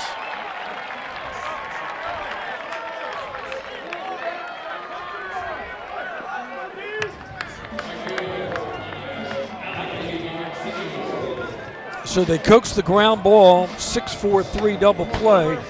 So the Seahawks now have a runner at third with 2 men out. Well, it hurts when you just can't get that bunt down to move the runners. So 2 outs, runner on third. Here's Alec DiMartino. Last time up was called out on strikes and didn't like it. Had words for the umpire. And he swings at a ball outside. 0-1. It's McDuffie coming in trying to get out of this for the Tar Heels. Hatch needs to take a good lead off of third. Any kind of ball that gets away needs to score. McDuffie ready with the 0-1 pitch. Way outside, 1-1. Figured, hey, try again, see if he'll chase. 1 ball, 1 strike.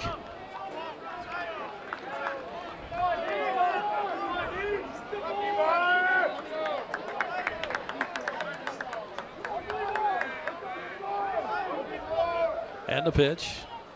Oh, that's right in there. He's frozen. 1-2.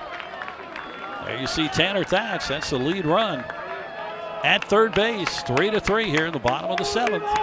Big right-hander now a pitch away from getting out of this.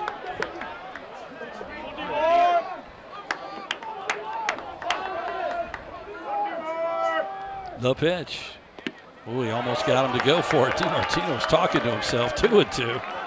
Yeah, you know in the back of his mind, he's got to remember last time got called out on that outside corner. Big chance for Alec DiMartino to come through with a huge hit here. Bottom of the 7th. Thatch again at third. The pitch. Struck him out.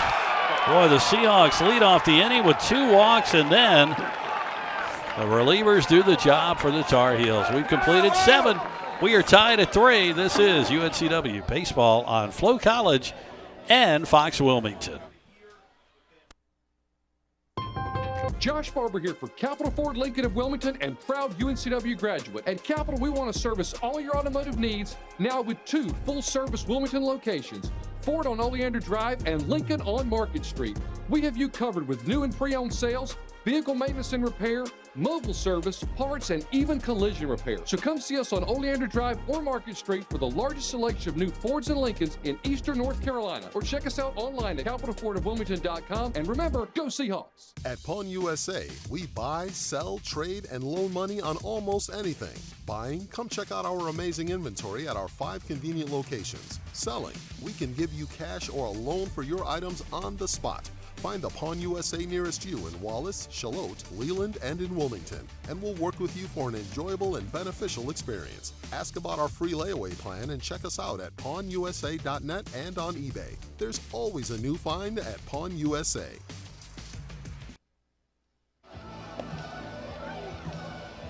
Top of the 8th inning. We are all tied at 3. UNCW and North Carolina. Kyle Phelan will come back out for the Seahawks. Look at that Seahawk dugout. Missed opportunity there in the 7th. Jim, Seahawks have left 8 runners on base. Chapel Hill, Carolina with just 3. Line score 3-5-0 each team in this one. And the Seahawks had an early 2-0 lead on the Thatch home run. Now we're even at 3 as we go to the 8th. Well, and here comes the part of the lineup that's done the damage for the Tar Heels. Kepley, then it'll be Stevenson, who has 2 homers, and Gallagher, who hit one the last time. Phelan, if he can get through these 3, be huge.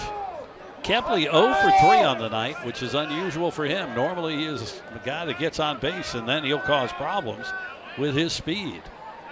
Phelan set, first pitch, bouncing ball. That's going to get in for a base hit. Well, Kepley is on, and now we're going to see, because he is a speedster, 13 stolen bases on the year.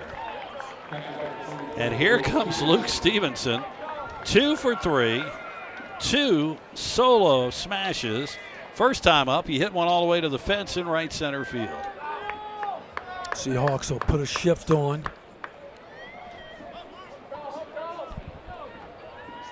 Well, and again, Kepley, you just got to watch him. Would not be surprised, even with Stevenson up, that he takes off. He is fast and he causes problems. Phelan set, first pitch. Strike call to Stevenson. Well, if he can somehow get through this batter, it'd be huge. Especially with Stevenson up, you don't want to split your concentration if you're on the mound. Time called again.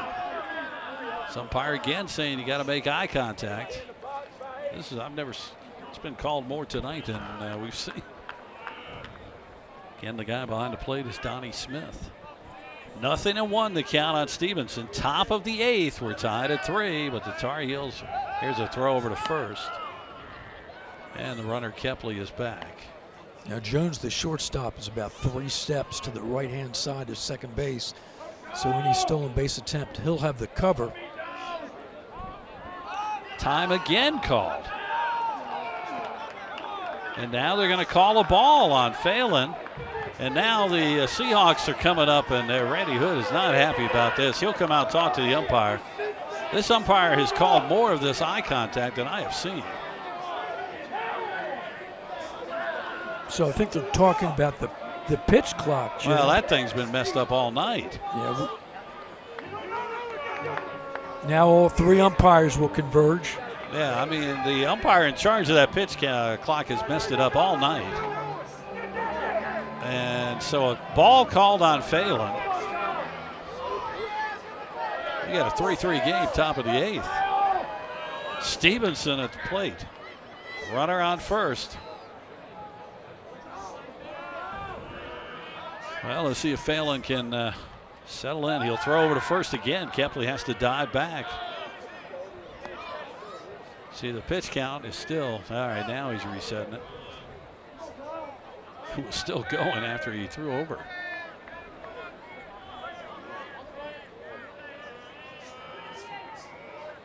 Phelan again set the pitch. That's a strike, 1-2 on Stevenson. Again, this would be huge if he can get him. Stevenson does strike out a lot. He struck out 15 times this year.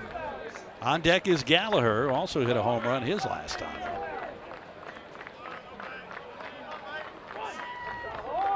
The pitch. Just missed outside, 2-2.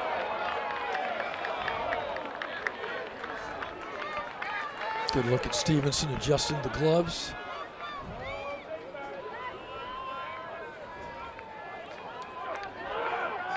Top of the 8th, we're tied at 3.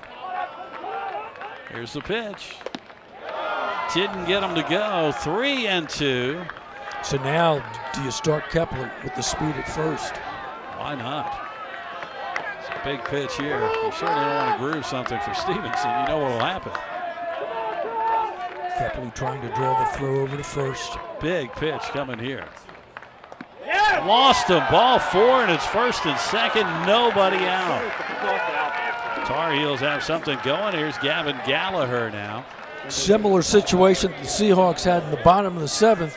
First couple of runners on, unable to advance and take advantage of it. Gallagher, the number 3 hitter. Last time up, yeah, he hit a solo home run. And now what do we have? Time called by the Tar Heels? Yep. Yeah, looks like they want to talk to their runners. And the first base coach comes over as well. So you got runners at first and second, nobody out. You got Gallagher at the plate. So they call time to discuss what they want to do here. Gallagher has 3 sacrifices this year. Top of the 8th inning, we're tied at 3. It's been a really good ball game tonight here.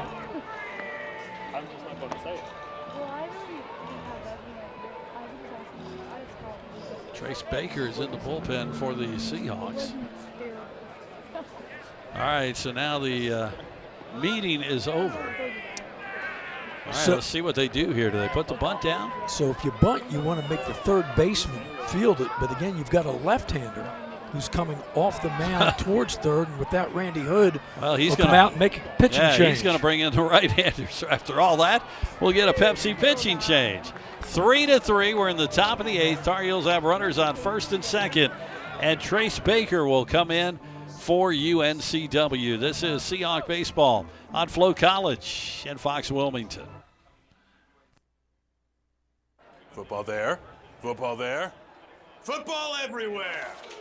What? How is that a flag? He landed on him after the sack. That's roughing the passer. Huh. Okay, what if he hit him high? Roughing the passer. And low? Roughing the passer. Well, what if he couldn't stop his body like a human, so he ends up trampling him, and then he's like, oh, no, and he tries to go back, and he tramples him some more, and he's like, I'm so sorry, I'm a buffalo. I don't know my strength compared to you. Wait, what? Come on, ref! Let the boys play!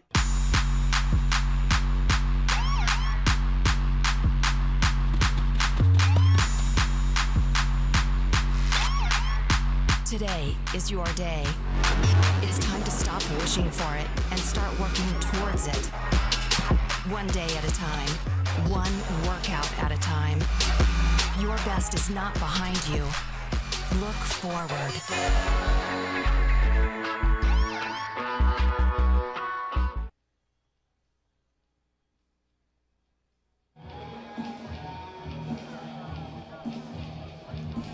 Well, the mound meeting is over. Trace Baker comes in for UNCW. He is making his 6th appearance. He started 2 games this year, 16 and a third innings. 9 hits, 7 runs, 5 earned, 9 walks, 15 strikeouts. Got a 2.75 ERA, 2.76, I'm sorry, and has 3 saves. Well, he's a strikeout pitcher. You'd love to see him get a couple strikeouts here. First and second for the Tar Heels. Nobody out, and Gallagher at the plate. Strikeout would be huge. Also, if you're looking at small ball, you want to give a pitch that's tough to lay down. If the Tar Heels decide to bunt. Interesting, remember on the bottom of the 7th, it was the cleanup hitter for UNCW that was asked to bunt. Now it's the number 3 hole hitter for the Tar Heels that could be asked to lay one down. You're just joining us. UNCW jumped out early, 2-0 in the bottom of the first. Tanner Thatch 2-run homer. Stevenson hit a solo shot in the 4th, made it 2-1. Seahawks got another run back in the 5th, made it 3-1, and then the Tar Heels hit back-to-back homers, Stevenson and Gallagher, in the 6th to make it 3-3, and that's where we stand right now. Again, runners at first and second. The very fast Kane Kepley at second. Luke Stevenson at first. Gavin Gallagher will be at the plate. And after they had a meeting for the Tar Heel runners, then the pitching changed by UNCW. Now another meeting with the runners, and now we're ready. Big spot here for Trace Baker. Again, the third baseman Lucas plays up. First baseman Thatch is in on the grass.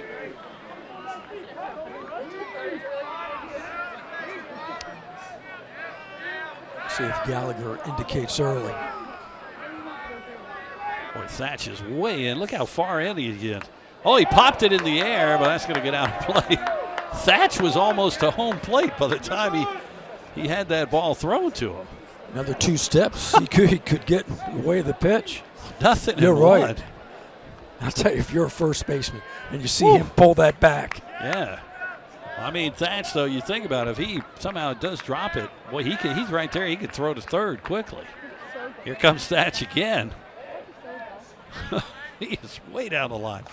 Pulls back, takes a strike. Oh, well, now Gallagher's going to have to swing unless they trust him to try one more time. Now the Seahawks will be hoping, like the Tar Heels got in the 7th, for a ground ball double play. 0-2 to Gallagher. Thatch again on the grass. And now they're calling a balk on Baker. That's going to move the runners to second and third. Third base umpire made the call.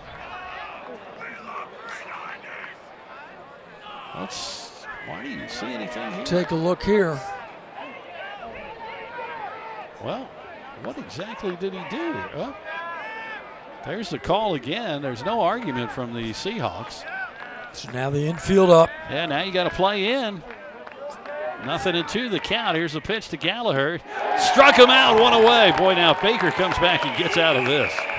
One out. We said part of the repertoire was the ability to strike out. None bigger than right here. Now here comes the big guy again, Hunter Stokely up. He can hit the ball hard. And they're going to walk him. Yep, they're going to put him on. Intentional walk. It's a smart idea. Brings up Tyson Bass. So that'll load the bases. See how the Seahawks play it in the infield. Middle of the infield back looking for that double play ball. Up a little bit on the corners.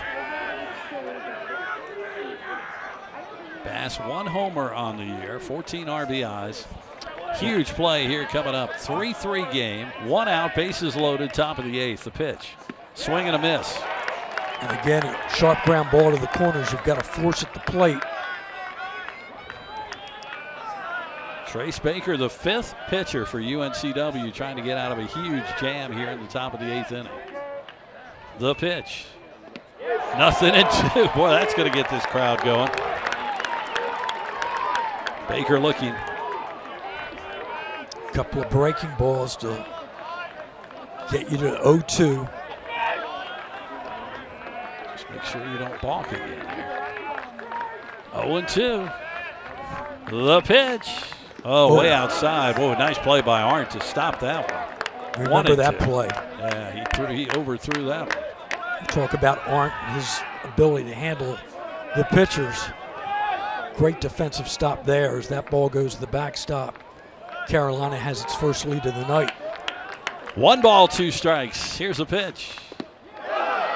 Just missed outside, 2-2. Yeah, anything close, this crowd's going to want it called.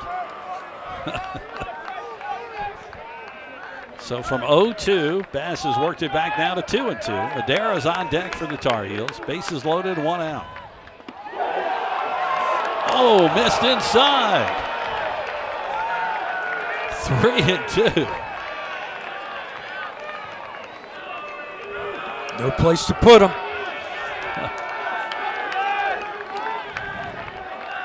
Three balls, 2 strikes, 1 out, bases loaded. Baker. Got to throw a strike. Struck him out, 2 away. Chased the ball out of the zone. I mean, that looks so good, but you just can't catch up to it. Well, now the infield can go back. Normal depth. Alex Madera, who's 0 for 3, will have to come through for the Tar Heels. Trace Baker, 2 straight strikeouts, along with an intentional walk and a balk. Seahawks. This is and out away. This is fun right here. You mentioned he's bought in because he's got that strikeout ability. Here's the pitch to Madera. Bouncing ball. Thatch underhands to Baker. Got him at first. They got out of it. What a job by Trace Baker. We go to the bottom of the 8th. We are tied at 3, and this crowd is fired up. This is Seahawk Baseball on Flow College and Fox Wilmington.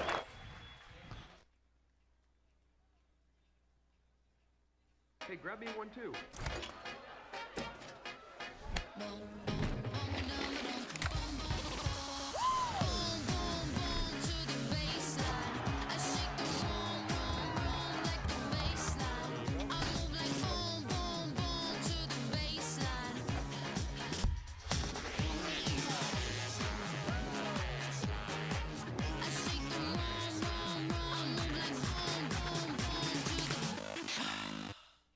People have trusted Reed's Jewelers with their life's moments since 1946. That's because we're family owned. We treat everyone who walks through our doors or visits our website as a part of our family. We have a beautiful selection of jewelry and watches for any occasion. We offer free shipping and returns, as well as multiple payment options to make sure you find the perfect gift. See why people have trusted Reed's Jewelers to celebrate their life's moments for over 75 years. Well, welcome back. Here's the final out of that inning. It's Trace Baker, 2 strikeouts and the grounder. Gets out and bases stay loaded for the Tar Heels, and we go to the bottom of the 8th. And give Baker credit. He got off the mound in a hurry. Beat the runner by a step. Little Houdini getting out of that inning. The Tar Heels had left 3 men on base until that inning. They now have left 6. Who's going to crack? Well, Walker McDuffie back out for the Tar Heels. He'll face Novobilski. Thornton and Arndt are the scheduled batters for UNCW here in the bottom of the 8th. We are tied at 3. My goodness, can the Seahawks somehow get a run here and go to the 9th with a chance to wrap it up? Look how far back Tar Heels are playing on the corner. If you can lay one down here, you might get on. First pitch, got the outside corner, nothing in 1.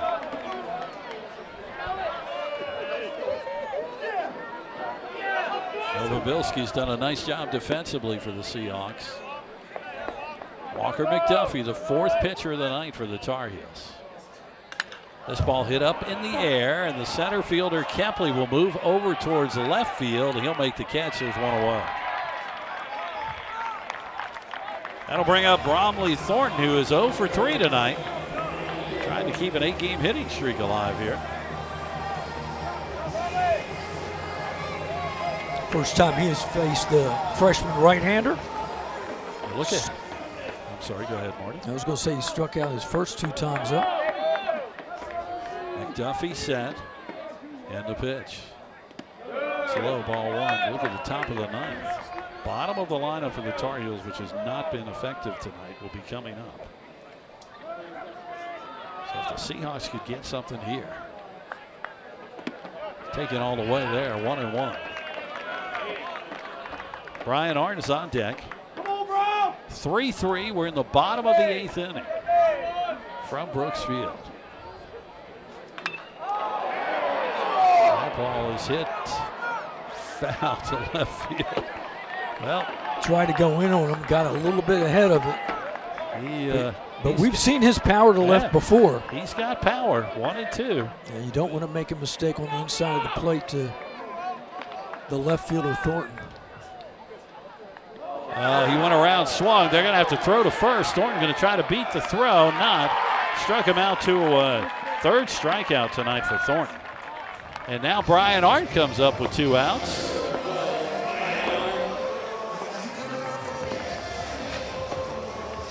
Again, if you missed it, Marty announced it earlier, the attendance tonight, 3,242. It's the 5th highest ever at Brooks Field. They've seen a great game between these 2 squads. Arndt tonight has been on base 1 time. First pitch from McDuffie. Popped it way up in the air. Looks like we're going to go to the 9th, all tied at 3. Vanderbrake at second, goes back, makes the catch. And we have completed 8, 3-3. UNCW baseball on Flow College and Fox Wilmington. Hi, I'm Dr. Chad Fortune with Wilmington Health Orthopedic and Sports Medicine. Excited to be on the UNCW campus today to talk to you about this week's Medical Minute. Shoulder injuries are extremely common in sports, recreational, and job-related activities. These injuries can range from chronic overuse injuries to traumatic injuries like shoulder separations, dislocations, and even rotator cuff tears. Sometimes injuries can be prevented, but sometimes with traumatic injuries they are not preventable. But we always talk about preventative strategies to try to limit their effects. One of the biggest things to consider is rotator cuff strength as well as upper back strength, in addition to good posture throughout your day. As always, if these symptoms persist, please come see us at Wilmington Health Orthopedic and Sports Medicine. Our goal is to support you with easily accessible world-class care for all your orthopedic and sports medicine needs.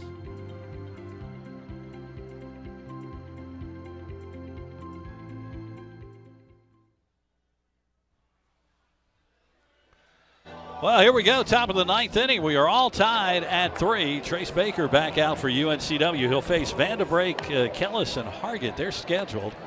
Just in case, we'll keep an eye and make sure there aren't any pinch hitters coming up possibly for Carolina. And Baker used that strikeout to get out of a real jam in the top of the 8th. See the line score 3-6-0, 3-5-0 for the Seahawks. Game has been that close. Well, again, we said, Marty, this is the bottom of the lineup for the Tar Heels. This has not been effective for them tonight. So, Baker, you need to see him go 1, 2, 3 because you don't want to bring up the top of that lineup again. Yet. So it'll be Vanderbrake. Then it's Kellis.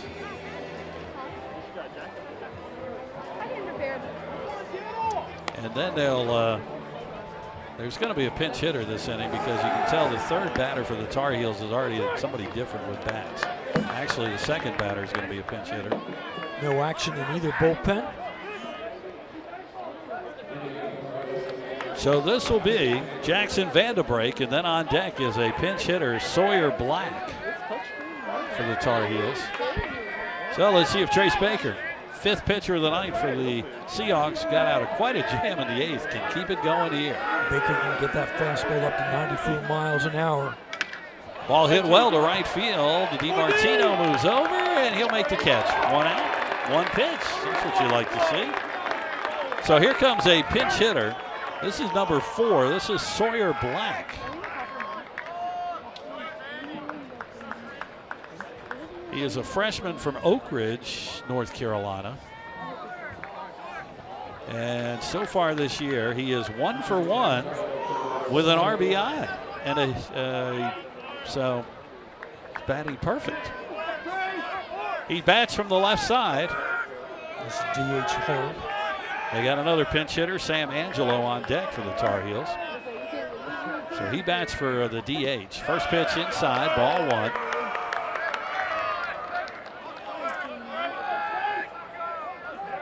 Outfield straight away.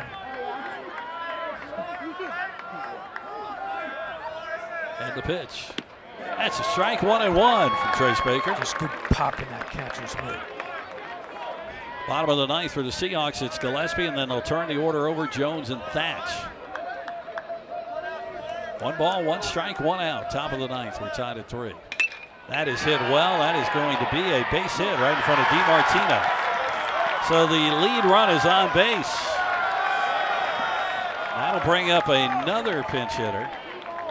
This is number 23, Sam Angelo. He is a senior.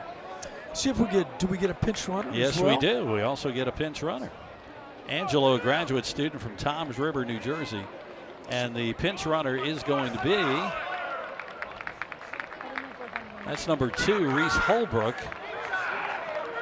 So some real situational baseball here.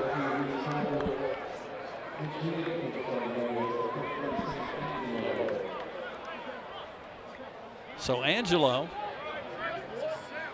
So let's see what they do here with, again, the pinch runner is Holbrook. And let's see if he's even been on. Well, he's been on base only a couple of times. So they're going to throw over.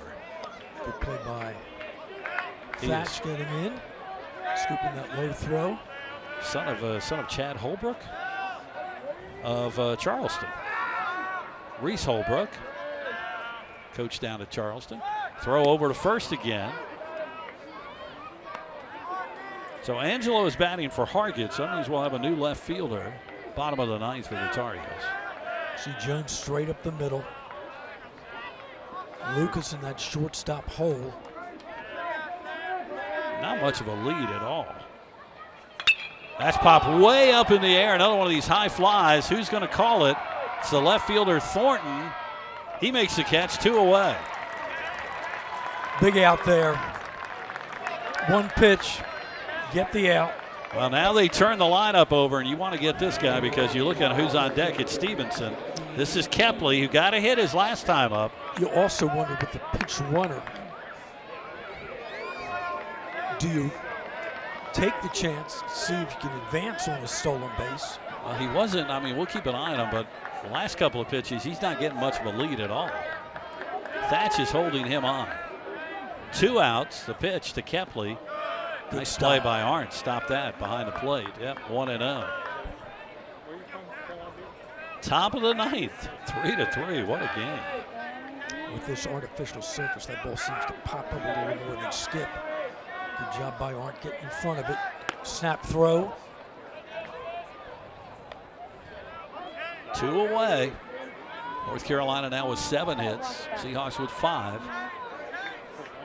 All 3 runs for the Tar Heels coming off home runs. Here's the 1-0 pitch. That's there, 1-1. Again, Stevenson, who's hit 2 homers tonight, is on deck. So certainly would like to not see him come up here. Get this out and then see if the Seahawks can win it in the bottom of the 9th. Baker set with the 1-1. Here's the pitch. Oh, Arndt wanted it, didn't get it. 2-1. Again, Holbrook is Marty, he's not getting much of a lead, so I don't think he's moving. He is only like 1 or 2 steps off first base. Seahawks back at new double defense. Keep everything in front of you. Fouled it off, 2-2. Well, can Baker get another strikeout here? The fans will get into it. So last inning we saw power against power. See if Baker challenges him on this 2-2 pitch. 2 balls, 2 strikes, 2 outs. Top of the 9th. We're tied at 3. Trace Baker set. The pitch. Fouled it off. Kepley took a big swing at that one. It's almost like you know what's coming. They'll try to hit it. You don't want to go 3-2. Allow the run on first to move on the pitch.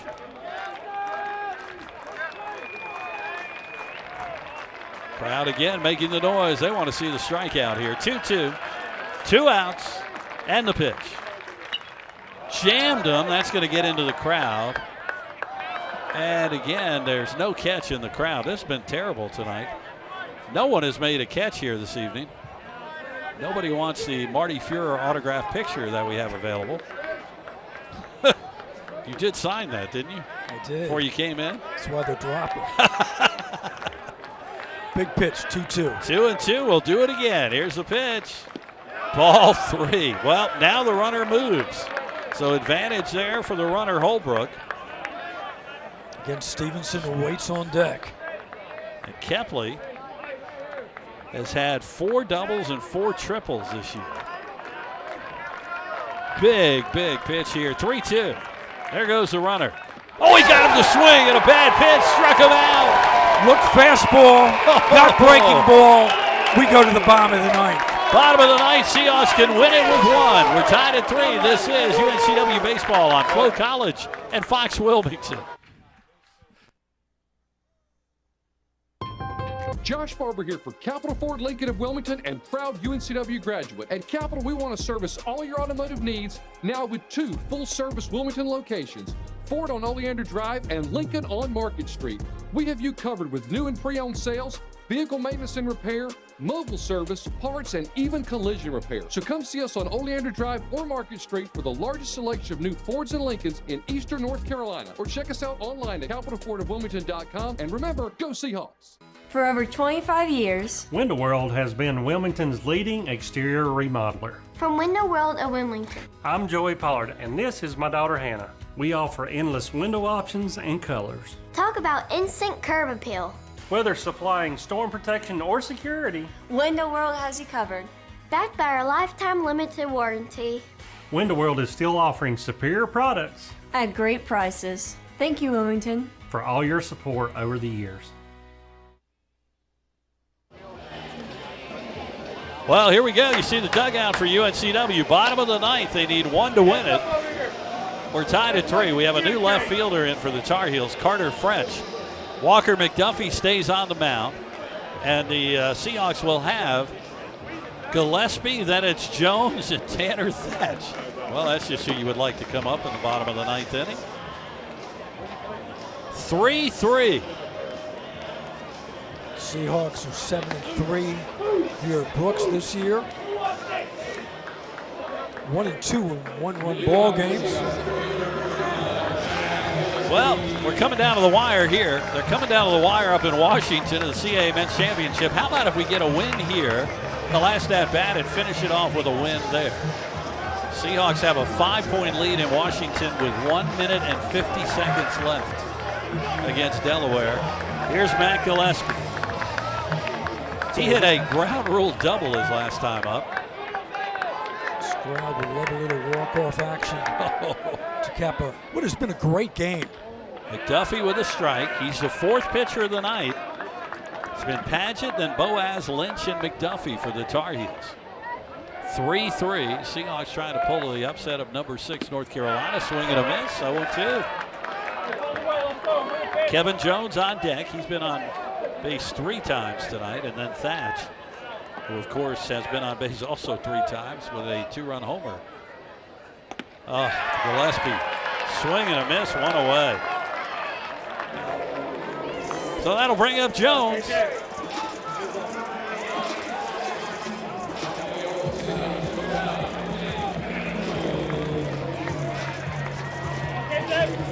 .342 fans. A lot of course, they're Tar Heel fans. First pitch, a strike. McDuffie has looked good in relief here, Marty. Yeah, he really does. He's found his rhythm. Can Kevin Jones get on base in front of Thatch? Hard hit, base hit, left field. Jones is on. And here comes Tanner Thatch with a chance to win it. And you know, that's one of the few times that the man pulled the big right-hander. Squares just out of their reach.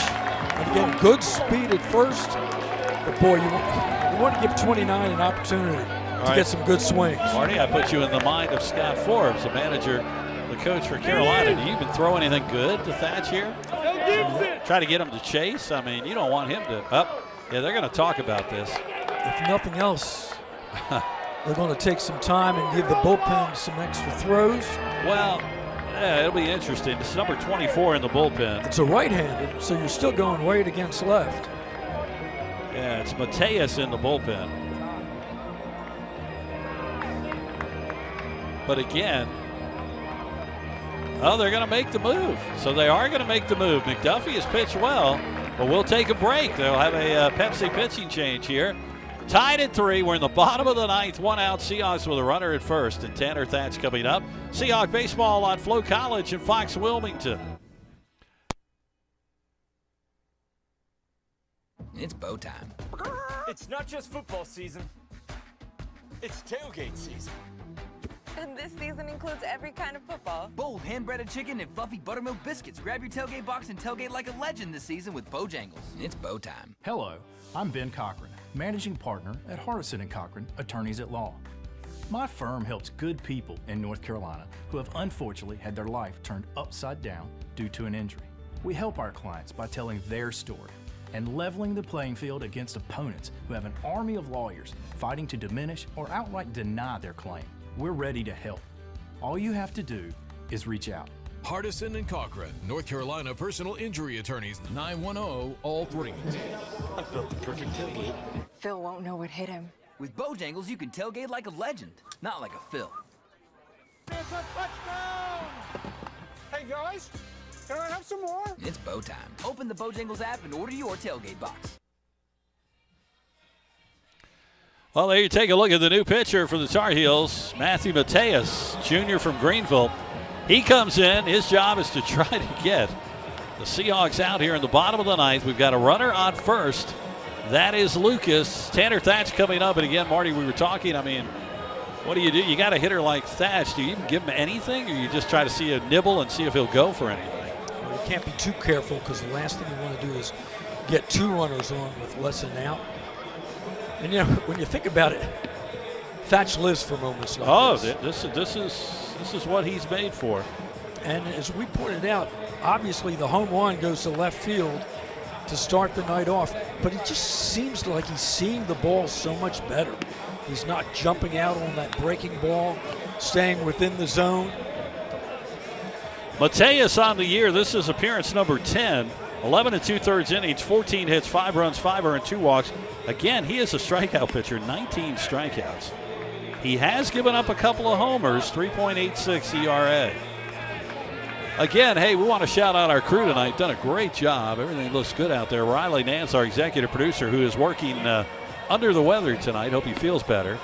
We got Richard on graphics, Ryan on replay, Jordan, Seth, Nate, and Madeline on camera. Thanks, guys and gals. Well, here we go. Tanner Thatch, chance to win it. 20 seconds left up in our nation's capital. UNCW with a 4-point lead, trying to wrap that up. And here we'll see if, but wouldn't it be something if Thatch could hit a home run right as that game ended? That would be speed timing. on first. First pitch from Mateus. Outside, ball one.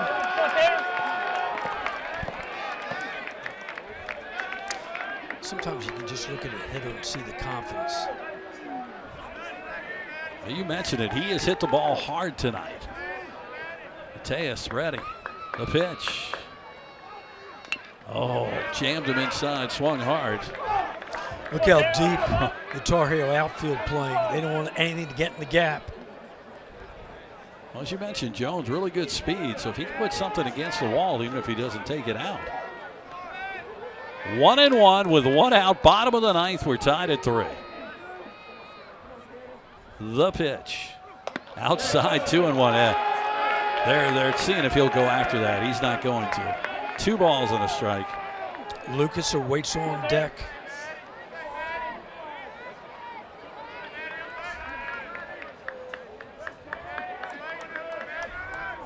Mateus ready. 5th pitcher. Bouncing ball. Second baseman throws over. Well, that's close. Oh, they're going to say he's out. This might be the time to go ahead and just throw a challenge out just for the heck of it. So he gets the runner at second. And Thatch will be at first. To the naked eye, it looked like they just got him. Hits the ball up the middle. Nice scoop. And in one motion, flips to the shortstop to get the force out. Well, not even going to look at it. So here we go. Trevor Lucas has had a couple of doubles. Can he come through? 2 outs, bottom of the ninth. First pitch, I think he went. Check swing, did he? Yep. First time they're going to call a strike tonight, the first base umpire. So Nelson struggled a little bit in the number 4 hole tonight. How aggressive are you with Thatch at first? 2 outs. See if they try to manufacture a runner in scoring position here. The pitch. Oh, big cut by Lucas. Nothing at 2. Man, he was swinging for the fences there. Lucas has come in and just thrown some smoke.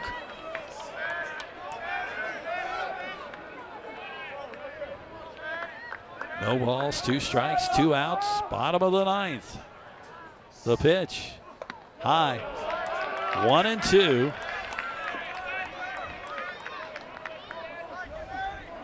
Great ball game. Seahawks trying to walk it off here in the bottom of the ninth. Tanner Thatch at first with 2 outs. Mateus set. The pitch. Ball 2. 2-2. Good discipline by Lucas. Try to get him to chase. 2 balls, 2 strikes, 2 outs. Bottom of the ninth. We're tied at 3. The pitch. Ball 3. Well, now at least Thatch will get the advantage. He'll be on the move. Stevenson comes out from behind the plate and instructs his infield. 3 balls, 2 strikes, 2 outs. Thatch will be moving.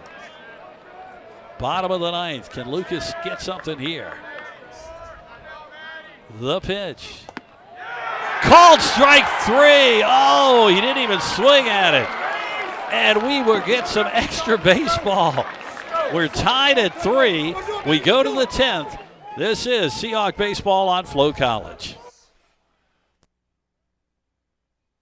If you're looking for a flats boat, Marine Warehouse Center has it. Spider boats are the fastest growing, most affordable brand of flats boats on the market. Flats boats and skinny water fishing shouldn't be only available to those with deep pockets. Every Spider boat comes with a 10-year limited hull warranty. Marine Warehouse has Spider boats packed to the brim with features to accommodate everyone and powered with Yamaha outboards. Visit Marine Warehouse Center on Market Street or marinewarehousecenter.com.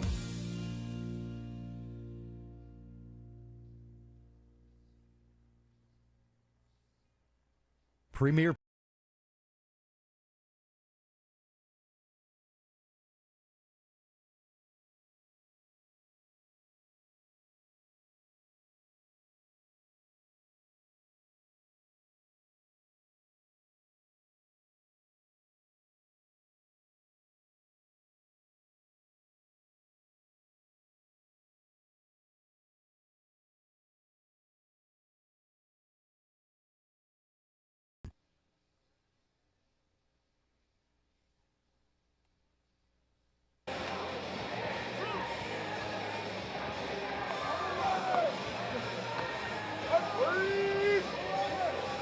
Well, here we go. How about some extra baseball? Top of the 10th, 3-3. Trace Baker back out there, and he's going to face the big guy, Luke Stevenson. You know, we mentioned a record crowd. Nobody's left. Great baseball. Stevenson with 2 homers tonight. He'll lead off, then it's Gallagher and Stokely. Trace Baker has done the job so far. Boy, if he can get through this murderer's row.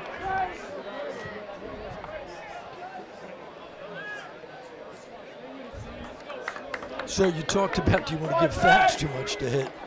Flip the coin now. Yes. I'm with you on that. Yeah, you got to be careful with this guy because he can turn. And he hits it hard, but right into the shift. Second baseman Novobilski. Oh, he threw it bad, and he threw it away where Thatch had to come off the bag. Should have been an easy play, and Novobilski, an error on the throw, and Stevenson is on. Another look at it for you here. Ball deep in the hole. Now look at the angle of second baseman. And the ball sails on him, pulls Thatch off the base. And we mentioned the importance of not giving the Tar Heels extra outs. Well, they've got one here. Well, here's Gavin Gallagher. Yep.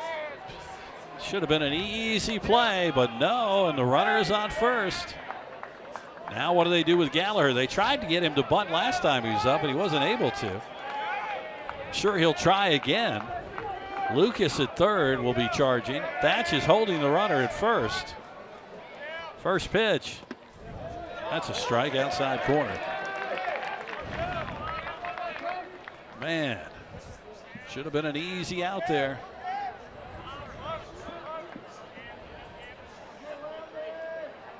Trace Baker did his job, got him to hit into the shift. That's strike 2. Baker got out of one jam. See if he can get out one here.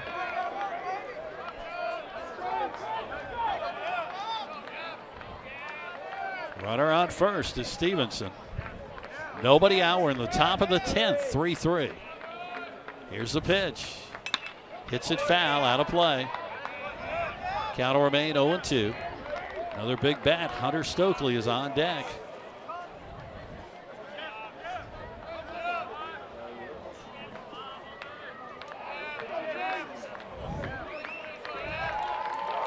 Donovan Newby just made a couple of free throws. UNCW is going to win the CAA championship.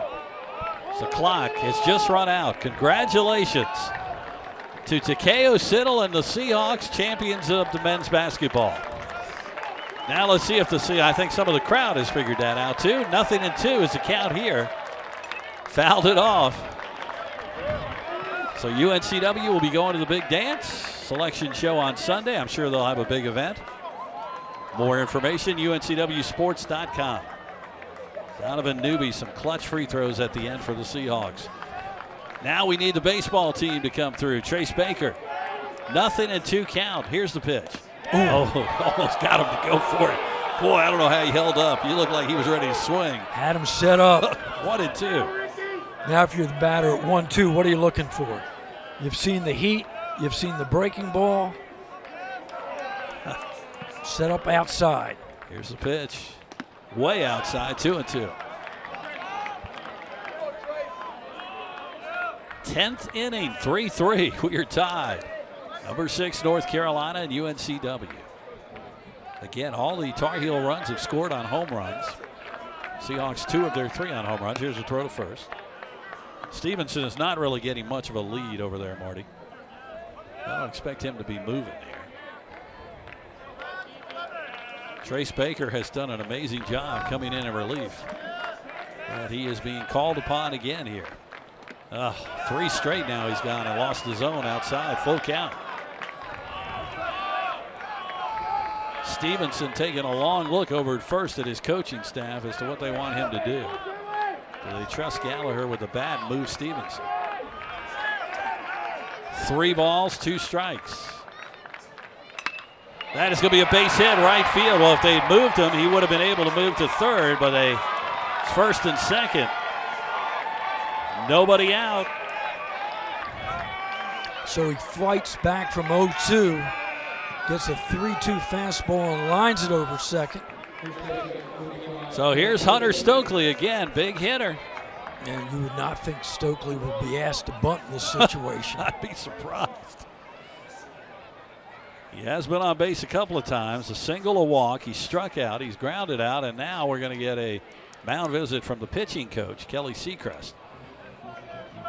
I'm looking. I don't see anybody up in the bullpen. This is Baker's to handle right now. I think you're absolutely correct. First and second for the Tar Heels. Nobody out. We're in the top of the 10th inning. Baker 28 pitches so far in 2 innings. And again, Seahawks home this weekend for Charlotte for 3. Friday first pitch, 6 o'clock, 5:45 airtime. Mike Vaccaro and myself will have the call this weekend. Mike will be smiling coming off the men's basketball championship again. Congratulations to Takeo Siddle and the Seahawks. They won the CAA championship tonight, 76-72 over Delaware. And when you think about it, they won it the way they played this year. Shut down defense at the end. Well, here we go. Trace Baker, what can he do with the big guy? Here's the pitch. Went inside, ball 1. So that's 4 balls in a row now from Baker. Stokely has got a chance here to do something for the Tar Heels. Ooh, big cut there. He went after that one. 1-1. He was looking fastball. Seahawks would love to see their strikeout or ground ball turn 2 here. 1 ball, 1 strike. Bouncing ball got away from Arndt. Boy, lucky it came right back to him. The runner at second, Stevenson, for a second thought about it and went back. Arndt's calling time. 2-1 is the count. Good block by Arndt with that pitch.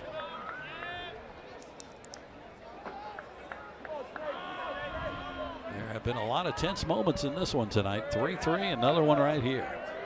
Nobody out, top of the 10th. Tar Heels on runners on first and second. Missed inside, 3-1. Boy, I'll tell you what, the Seahawk bench is up on that one. They wanted that one. 3 balls and a strike. Well, hitters count for the big hitter. But you can't give in. Bouncing ball, Thatch will step on first, and he is smartly going to hold it. He was thinking about throwing to second, but I mean, I thought that was a smart play to hold on to. Well, got the shore out at first. Runners will advance second and third now. 1 out. And it was in the 8th inning. Timeout called again by the Tar Heels. They're going to talk to their runners and the batter. Well, Bass struck out his last time up. Marty, it's 3-3. Top of the 10th. You got runners on second and third. Would you see possibly try to do a suicide squeeze here? See if he can get something happening? You never know. There you see Coach Forbes talking. Well, if nothing else, you're putting that in the back of the Seahawk mind defensively. Umpire's going to try to break this up. Second time tonight that Coach Forbes has called a time to talk to his runners. Well, you remember earlier in the ball game, ground ball in third, and Lucas got the out at the plate with 1 out instead of runners on the corners. Now it's second and third. Now remember earlier in the game when they had second and third, the Seahawks decided to walk the bases loaded. I don't know if you're going to walk Bass here. Don't think so. They're going to move the infield up. So Bass and Trace Baker, boy, strikeout. This would be huge if he could get one here. First pitch, that's a strike, 0-1. Outfield deep, a fly ball will score the run. So right now you're looking ground ball right at somebody. Best case scenario, you get the K. 0-1 the count, top of the 10th. We're tied at 3. Here's the pitch. Outside, 1-1. Then you've got a base open. Madera, the shortstop, would be next. But it's all on Tyson Bass right now, the right fielder. Here's the pitch. Foul tipped into the glove, 1-2. That pitch is almost unhittable. Right over the hands. Heading the count, 1-2. Getting a strikeout would be huge right here. 1 ball, 2 strikes. Baker set. Here's the pitch. Oh, Art wasn't able to hold on to that one. 1-2. Baker jumping up and down. He wanted that one.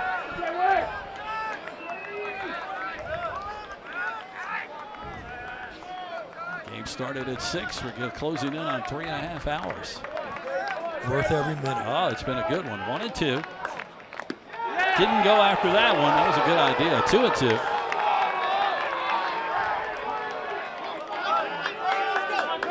And you're pitching with the base open. Baker set, infield in. Strike 3. 2 away. Right down Main Street. Oh, man. Here comes Alex Madeira. Now the infield can back up. Normal depth. You know who wants to see this inning end. It's Kevin Novobilski over at second. And after that throwing error and started this. 2 away. Madeira has not been on base. He's 0 for 4. Sometimes the offers are the most dangerous hitters in this situation. I'm with you. First pitch inside, ball 1. 3 runs, 8 hits, no errors for the Tar Heels. 3-6-1 for the Seahawks here in the top of the 10th. We're all tied. Inside 2-0. Same spot.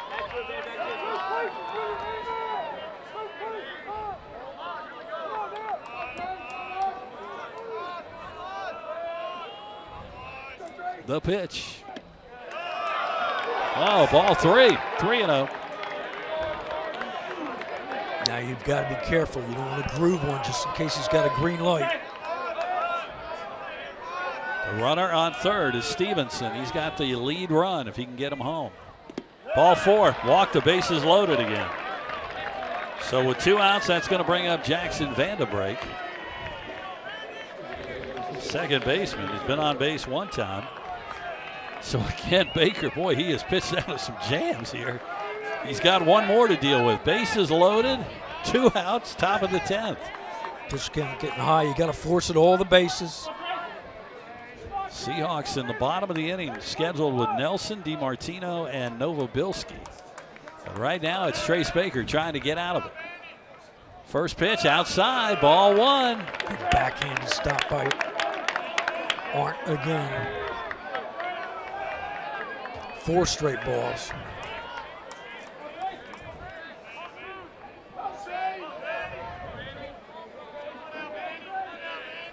Vanderbrake has walked 1 time.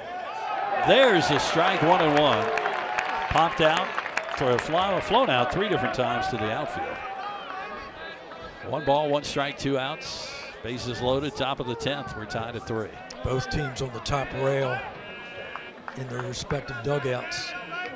The pitch. Strike 2. Well, let's get the fans up and making some noise here, shall we? 1-2. You hear them, the clapping. Can Baker get another huge strikeout? 1-2 with 2 outs. The pitch.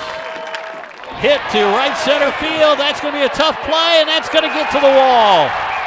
DiMartino falls down. That's going to score 1, 2, 3 runs will score. The Tar Heels have taken a 6-3 lead.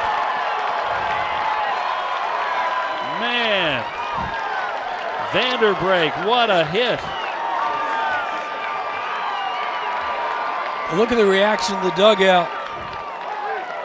Got a pitch to hit. Got it into the gap to the wall, and with everybody running with 2 out, that'll empty the bases. Then you saw DiMartino, he fell on the track. So the Tar Heels are up 6-3. And the runner on third now is, well, now we got a hit. Do we have a hit batter? What do we have here? Holbrook is batting. He was hit. So he will move to first. That's going to bring up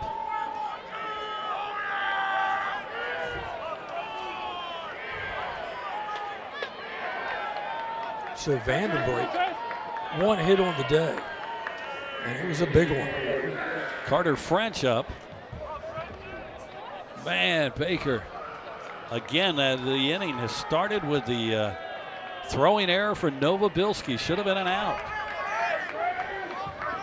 6-3 Tar Heels. Here's a strike. Baker looked like he was going to get out of it, but he just grooved one in there, and Vanderbrake made him suffer. 6-3, North Carolina on top. Here's the pitch. Oh, that got away from Martin. It's now going to be 7-3. Well, things are falling apart for the Seahawks now here in the top of the inning. 7-3. So you give the Tar Heels a little opening. Yep, get that extra. They got the extra out. Mark didn't have a chance on that one. Hit right in front of the plate. So now 7-3. Fans might be confused. The scoreboard says 7-6, but it's 7-3. That pitch inside, 1-1. Or it should be, I think, 2-1, right? 2-1? Gotta be 2-1. Yeah, I think it's 2-1 is the count. Bouncing ball. Well, this is going to be a tough play. I don't know if Baker can make it. Either can a third baseman, Lucas. Watch out behind you. Runner coming home, and they will throw. Oh, they're going to say he's safe. Well, the Seahawks will go to the replay on this. Carolina scores another run. The umpire said he's safe at home. It's now 8-3. And they'll go right away to replay. Yeah, they'll go to replay on this. It looked like the ball beat him to the plate. The question is, did he avoid the tag? Well, Lucas had trouble picking the ball up, and as he turned away from the plate, Scott Forbes just said go with the runner. He sent him home. Here's the replay. Let's take a look, Marty. Well, he didn't even know. They're right here. Here he drops it. Throws it to home, and no, I think he's out. Yeah, I think the tag on the shoulder before the hand gets down. I think they're going to get him. It almost looked like he got the bottom part of the arm here first.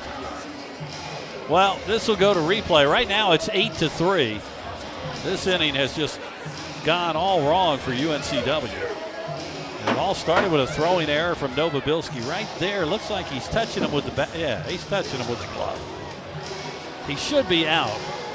So we hopefully will be at 7-3, and the Tar Heels will be out of the inning. First replay of the night. Home plate umpire does not go in to look. It's the first and third base umpires that are gone to the Seahawk dugout. Boy, one strike away from getting out of it. Vanderbrake with that big hit. And the wild pitch. He is out at the plate. So that'll end the inning. We go to the bottom of the 10th. It is 7-3.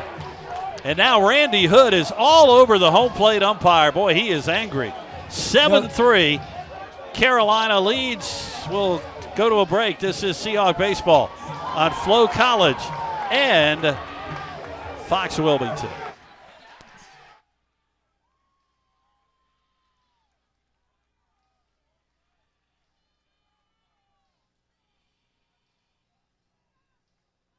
It's Truck Month with the Ford Crew. It's time for the best deals across the full lineup.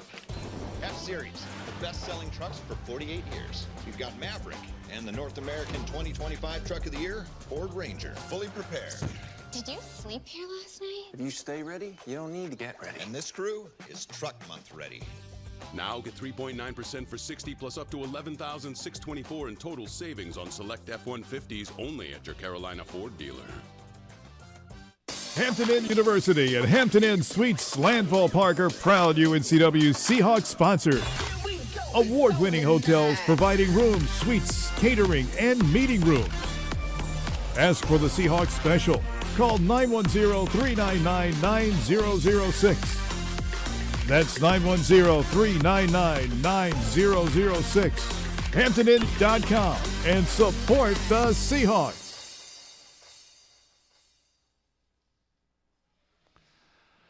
Well, welcome back. Randy Hood, as you see there, he has been thrown out by our umpire in charge tonight as Coach had had enough, and at the end of the inning, he went after the home plate umpire and was tossed. Seahawks will come up bottom of the 10th, down 7-3, and all of those runs unearned for the Tar Heels in the top of the 10th, all starting with that throwing error from Novobilski. The ball just sailed and pulled the first baseman Thatch off the bag, and then you're one strike away from getting out of it.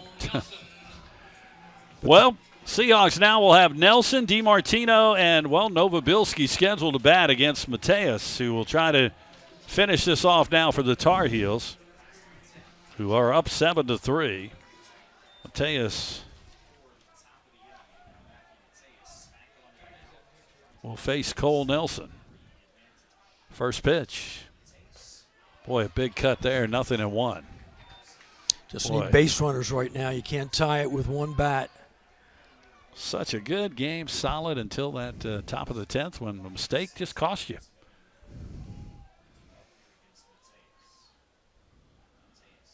Here's the pitch.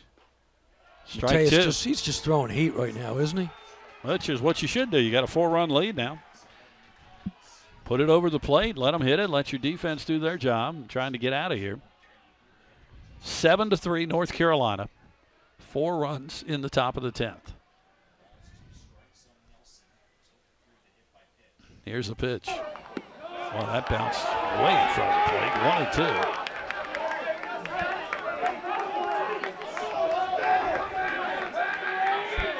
Seahawks had the lead all night. Tar Heels tied it up, 3-3. Both teams had chances to win before we went to extra innings. The Tar Heels put a 4 spot up. 2-2 now to Nelson. Marty said for the Seahawks, they just need base runners.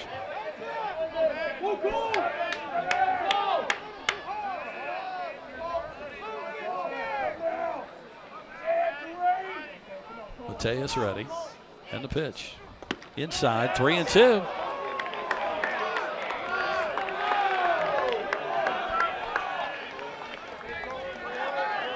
See behind home plate. Some of the fans have left tonight. Of course, a lot of people had some kids out here. It's been a long one, over 3.5 hours. 3-2. Called strike 3. 1-1.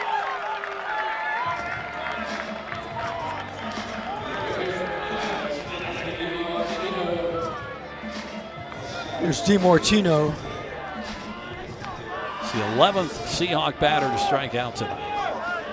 DiMartino has struck out twice. He's also grounded out twice. 1 away here in the bottom of the 10th. 7-3 Tar Heels.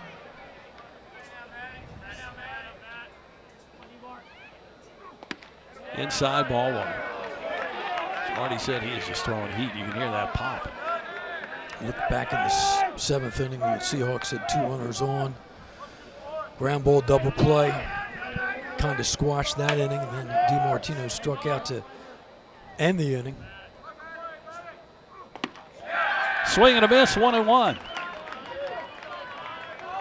As we said, the Seahawks back here on Friday against Charlotte. Tar Heels will be on the road at Louisville this weekend for an ACC series starting Friday. Barring a huge comeback, Seahawks will be looking to break a 3-game losing streak. Popped way up in the air in the infield. Let's see, second baseman Vanderbrake says he's got it.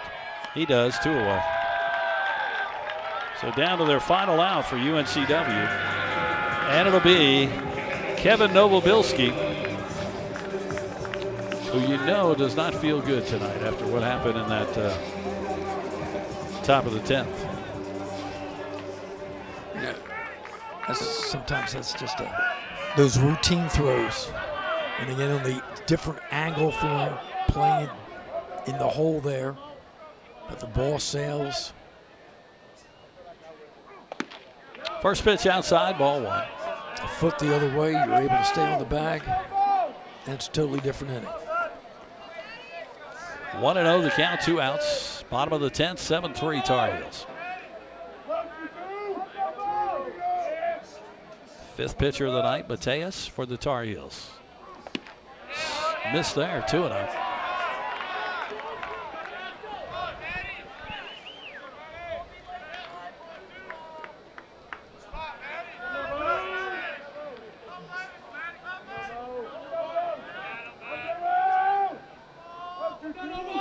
Mateus set. Here's the 2-0 pitch.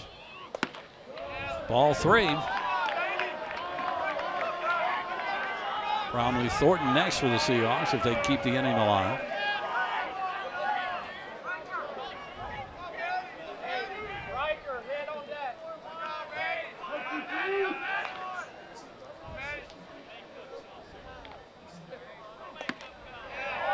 Take it on the way. 3-1.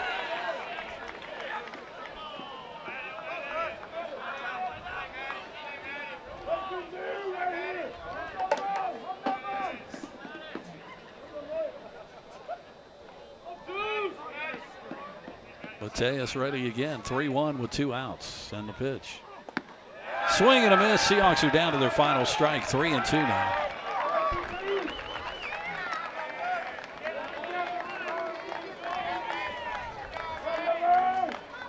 North Carolina looking for their 15th win of the season.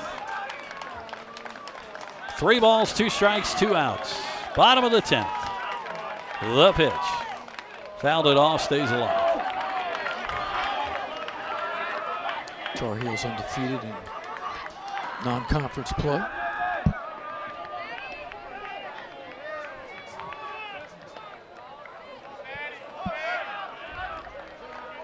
Well, we'll try it again. 3-2 with 2 outs.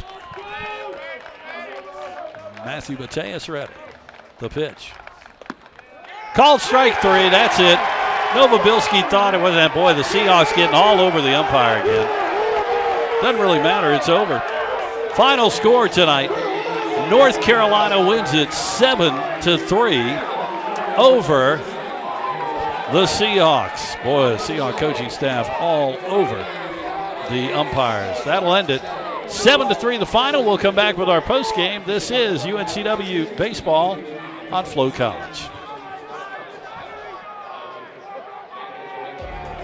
Unlock your career potential with the Cameron School of Business at UNCW.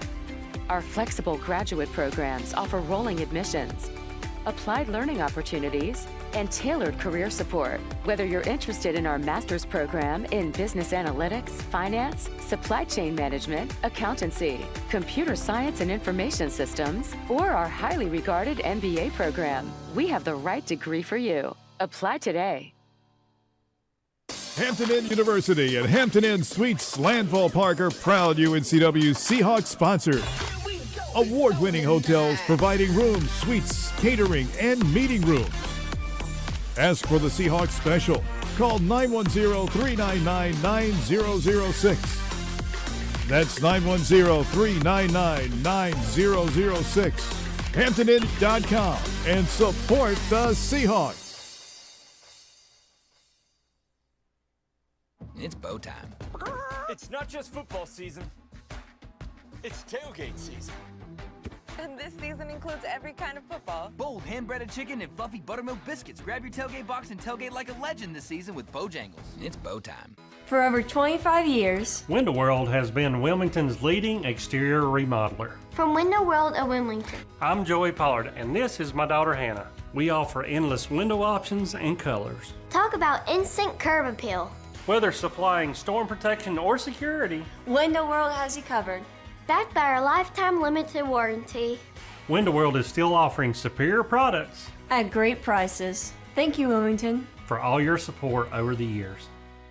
Hi, my name is Dr. Claude Jarrett with Wilmington Health Orthopedics and Sports Medicine, here for your Medical Minute on UNCW's campus. Here in Wilmington, we are fortunate enough to enjoy a lot of sports and outdoor activities. One of the more common injuries that we see this time of year are wrist fractures. The 2 most common type of wrist fractures are distal radius and scaphoid fractures. Both are successfully can be treated. However, prevention is always the best. When possible, it's good to remember how to fall. You want to be able to tuck and roll. When you're falling, be aware of your surroundings as well. With Wilmington Health Orthopedics and Sports Medicine, our job is to help patients avoid long lines and expected cost of emergency rooms. We're able to tackle many orthopedic injuries such as acute traumas, fractures, and sprains.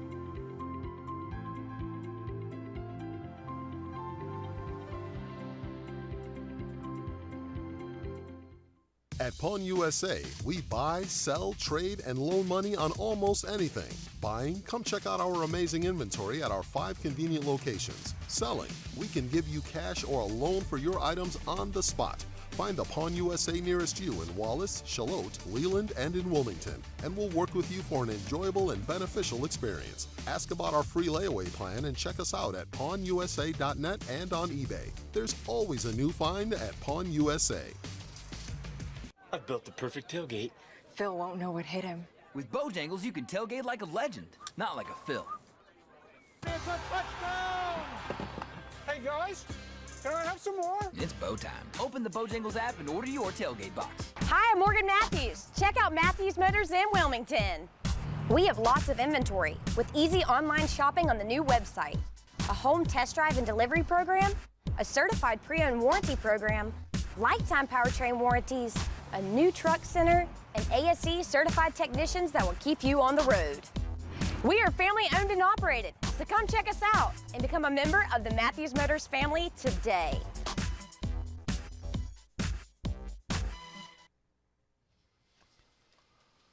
Welcome back to Brooks Field. Jim Woodmeyer, Marty Fuhrer. The final score tonight in 10 innings. North Carolina beats UNCW 7-3. It's the Window World Wilmington Clubhouse Report. Wilmington's exterior remodeler, high-impact windows, doors, siding, roofing, and more.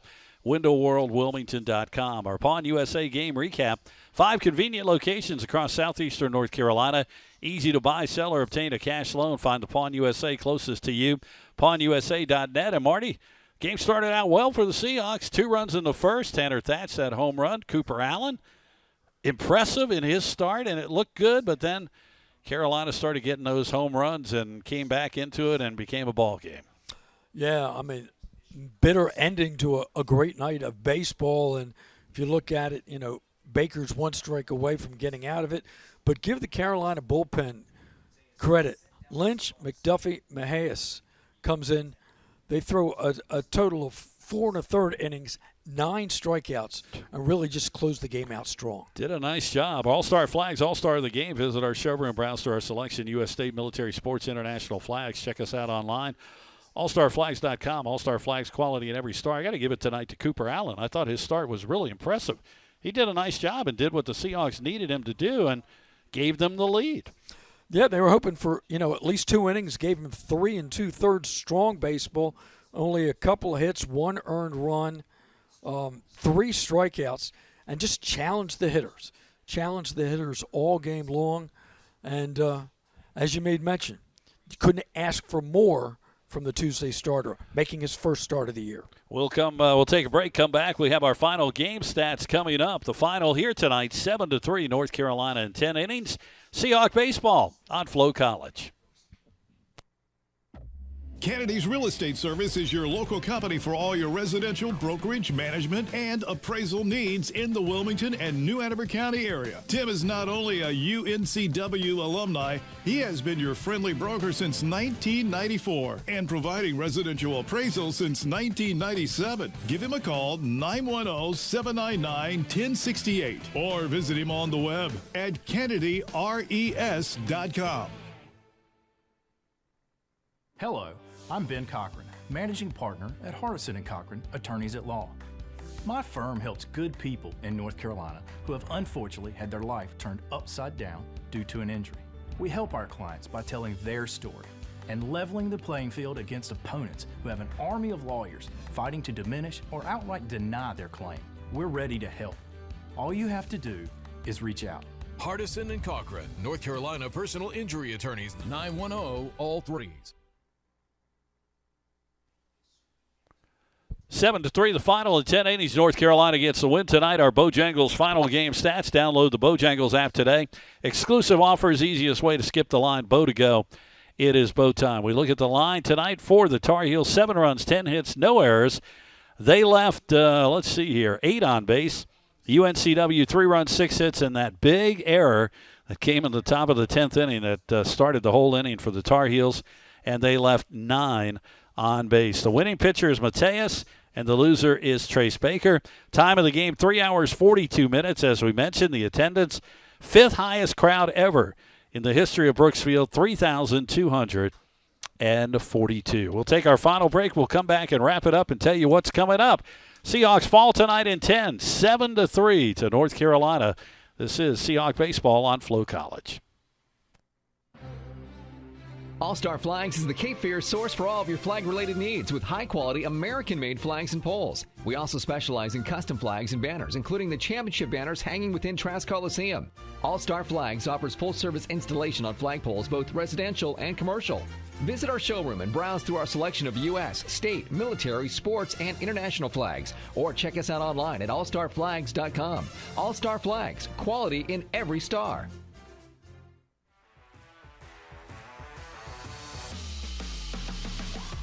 Keith Altman with Alpha Mortgage. As a former Seahawk, I know the importance of teamwork.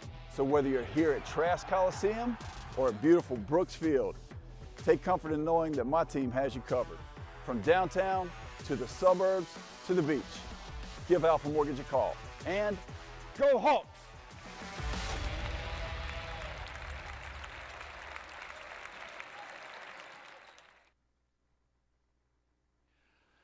Welcome back to Brooks Field. You'll see some of the highlights as we wrap things up tonight from this game. We started at daylight. The Seahawks fall tonight to North Carolina in 10 innings. The final score is 7-3. My fault. Hardison and Cochran, upcoming game. Hardison and Cochran, attorneys at law, personal injury lawyers in Wilmington. Call now for a free consultation.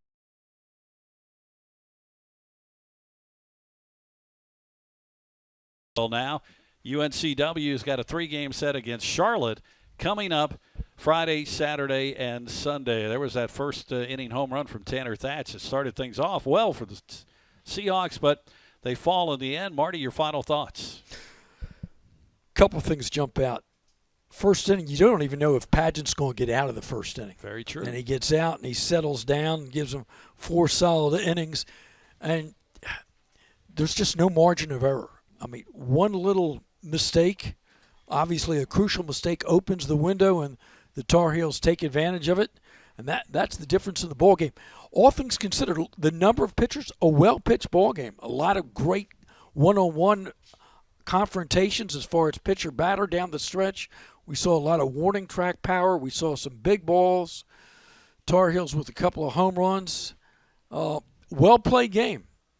And just an empty feeling right now for Seahawk fans as they head home with this one. Well, we'll see the Tar Heels again in May up in Chapel Hill. For Seahawks, though, next it is Charlotte coming up this weekend. It's been a lot of fun, Marty. Appreciate all your help. This has been a special sports presentation of the Seahawk Digital Network and Flow College. Information provided by UNCW Athletic Communications. Thanks to Tom Reardon for all his help. Join us again on Friday, airtime 5:45, when the Seahawks will host the Charlotte 49ers from right here at Brooks Field. For our entire crew, Riley, Jordan, Seth, Nate, Madeline, Richard, Ryan, and a big shout-out to Cameron Snowden. Good luck to her in the NCAA Women's Swimming and Diving Championships later this month in Washington. I'm Jim Whitmire. Final score tonight, in 10 innings, North Carolina beats UNCW 7-3. Thanks for being with us. Have a good night, everybody.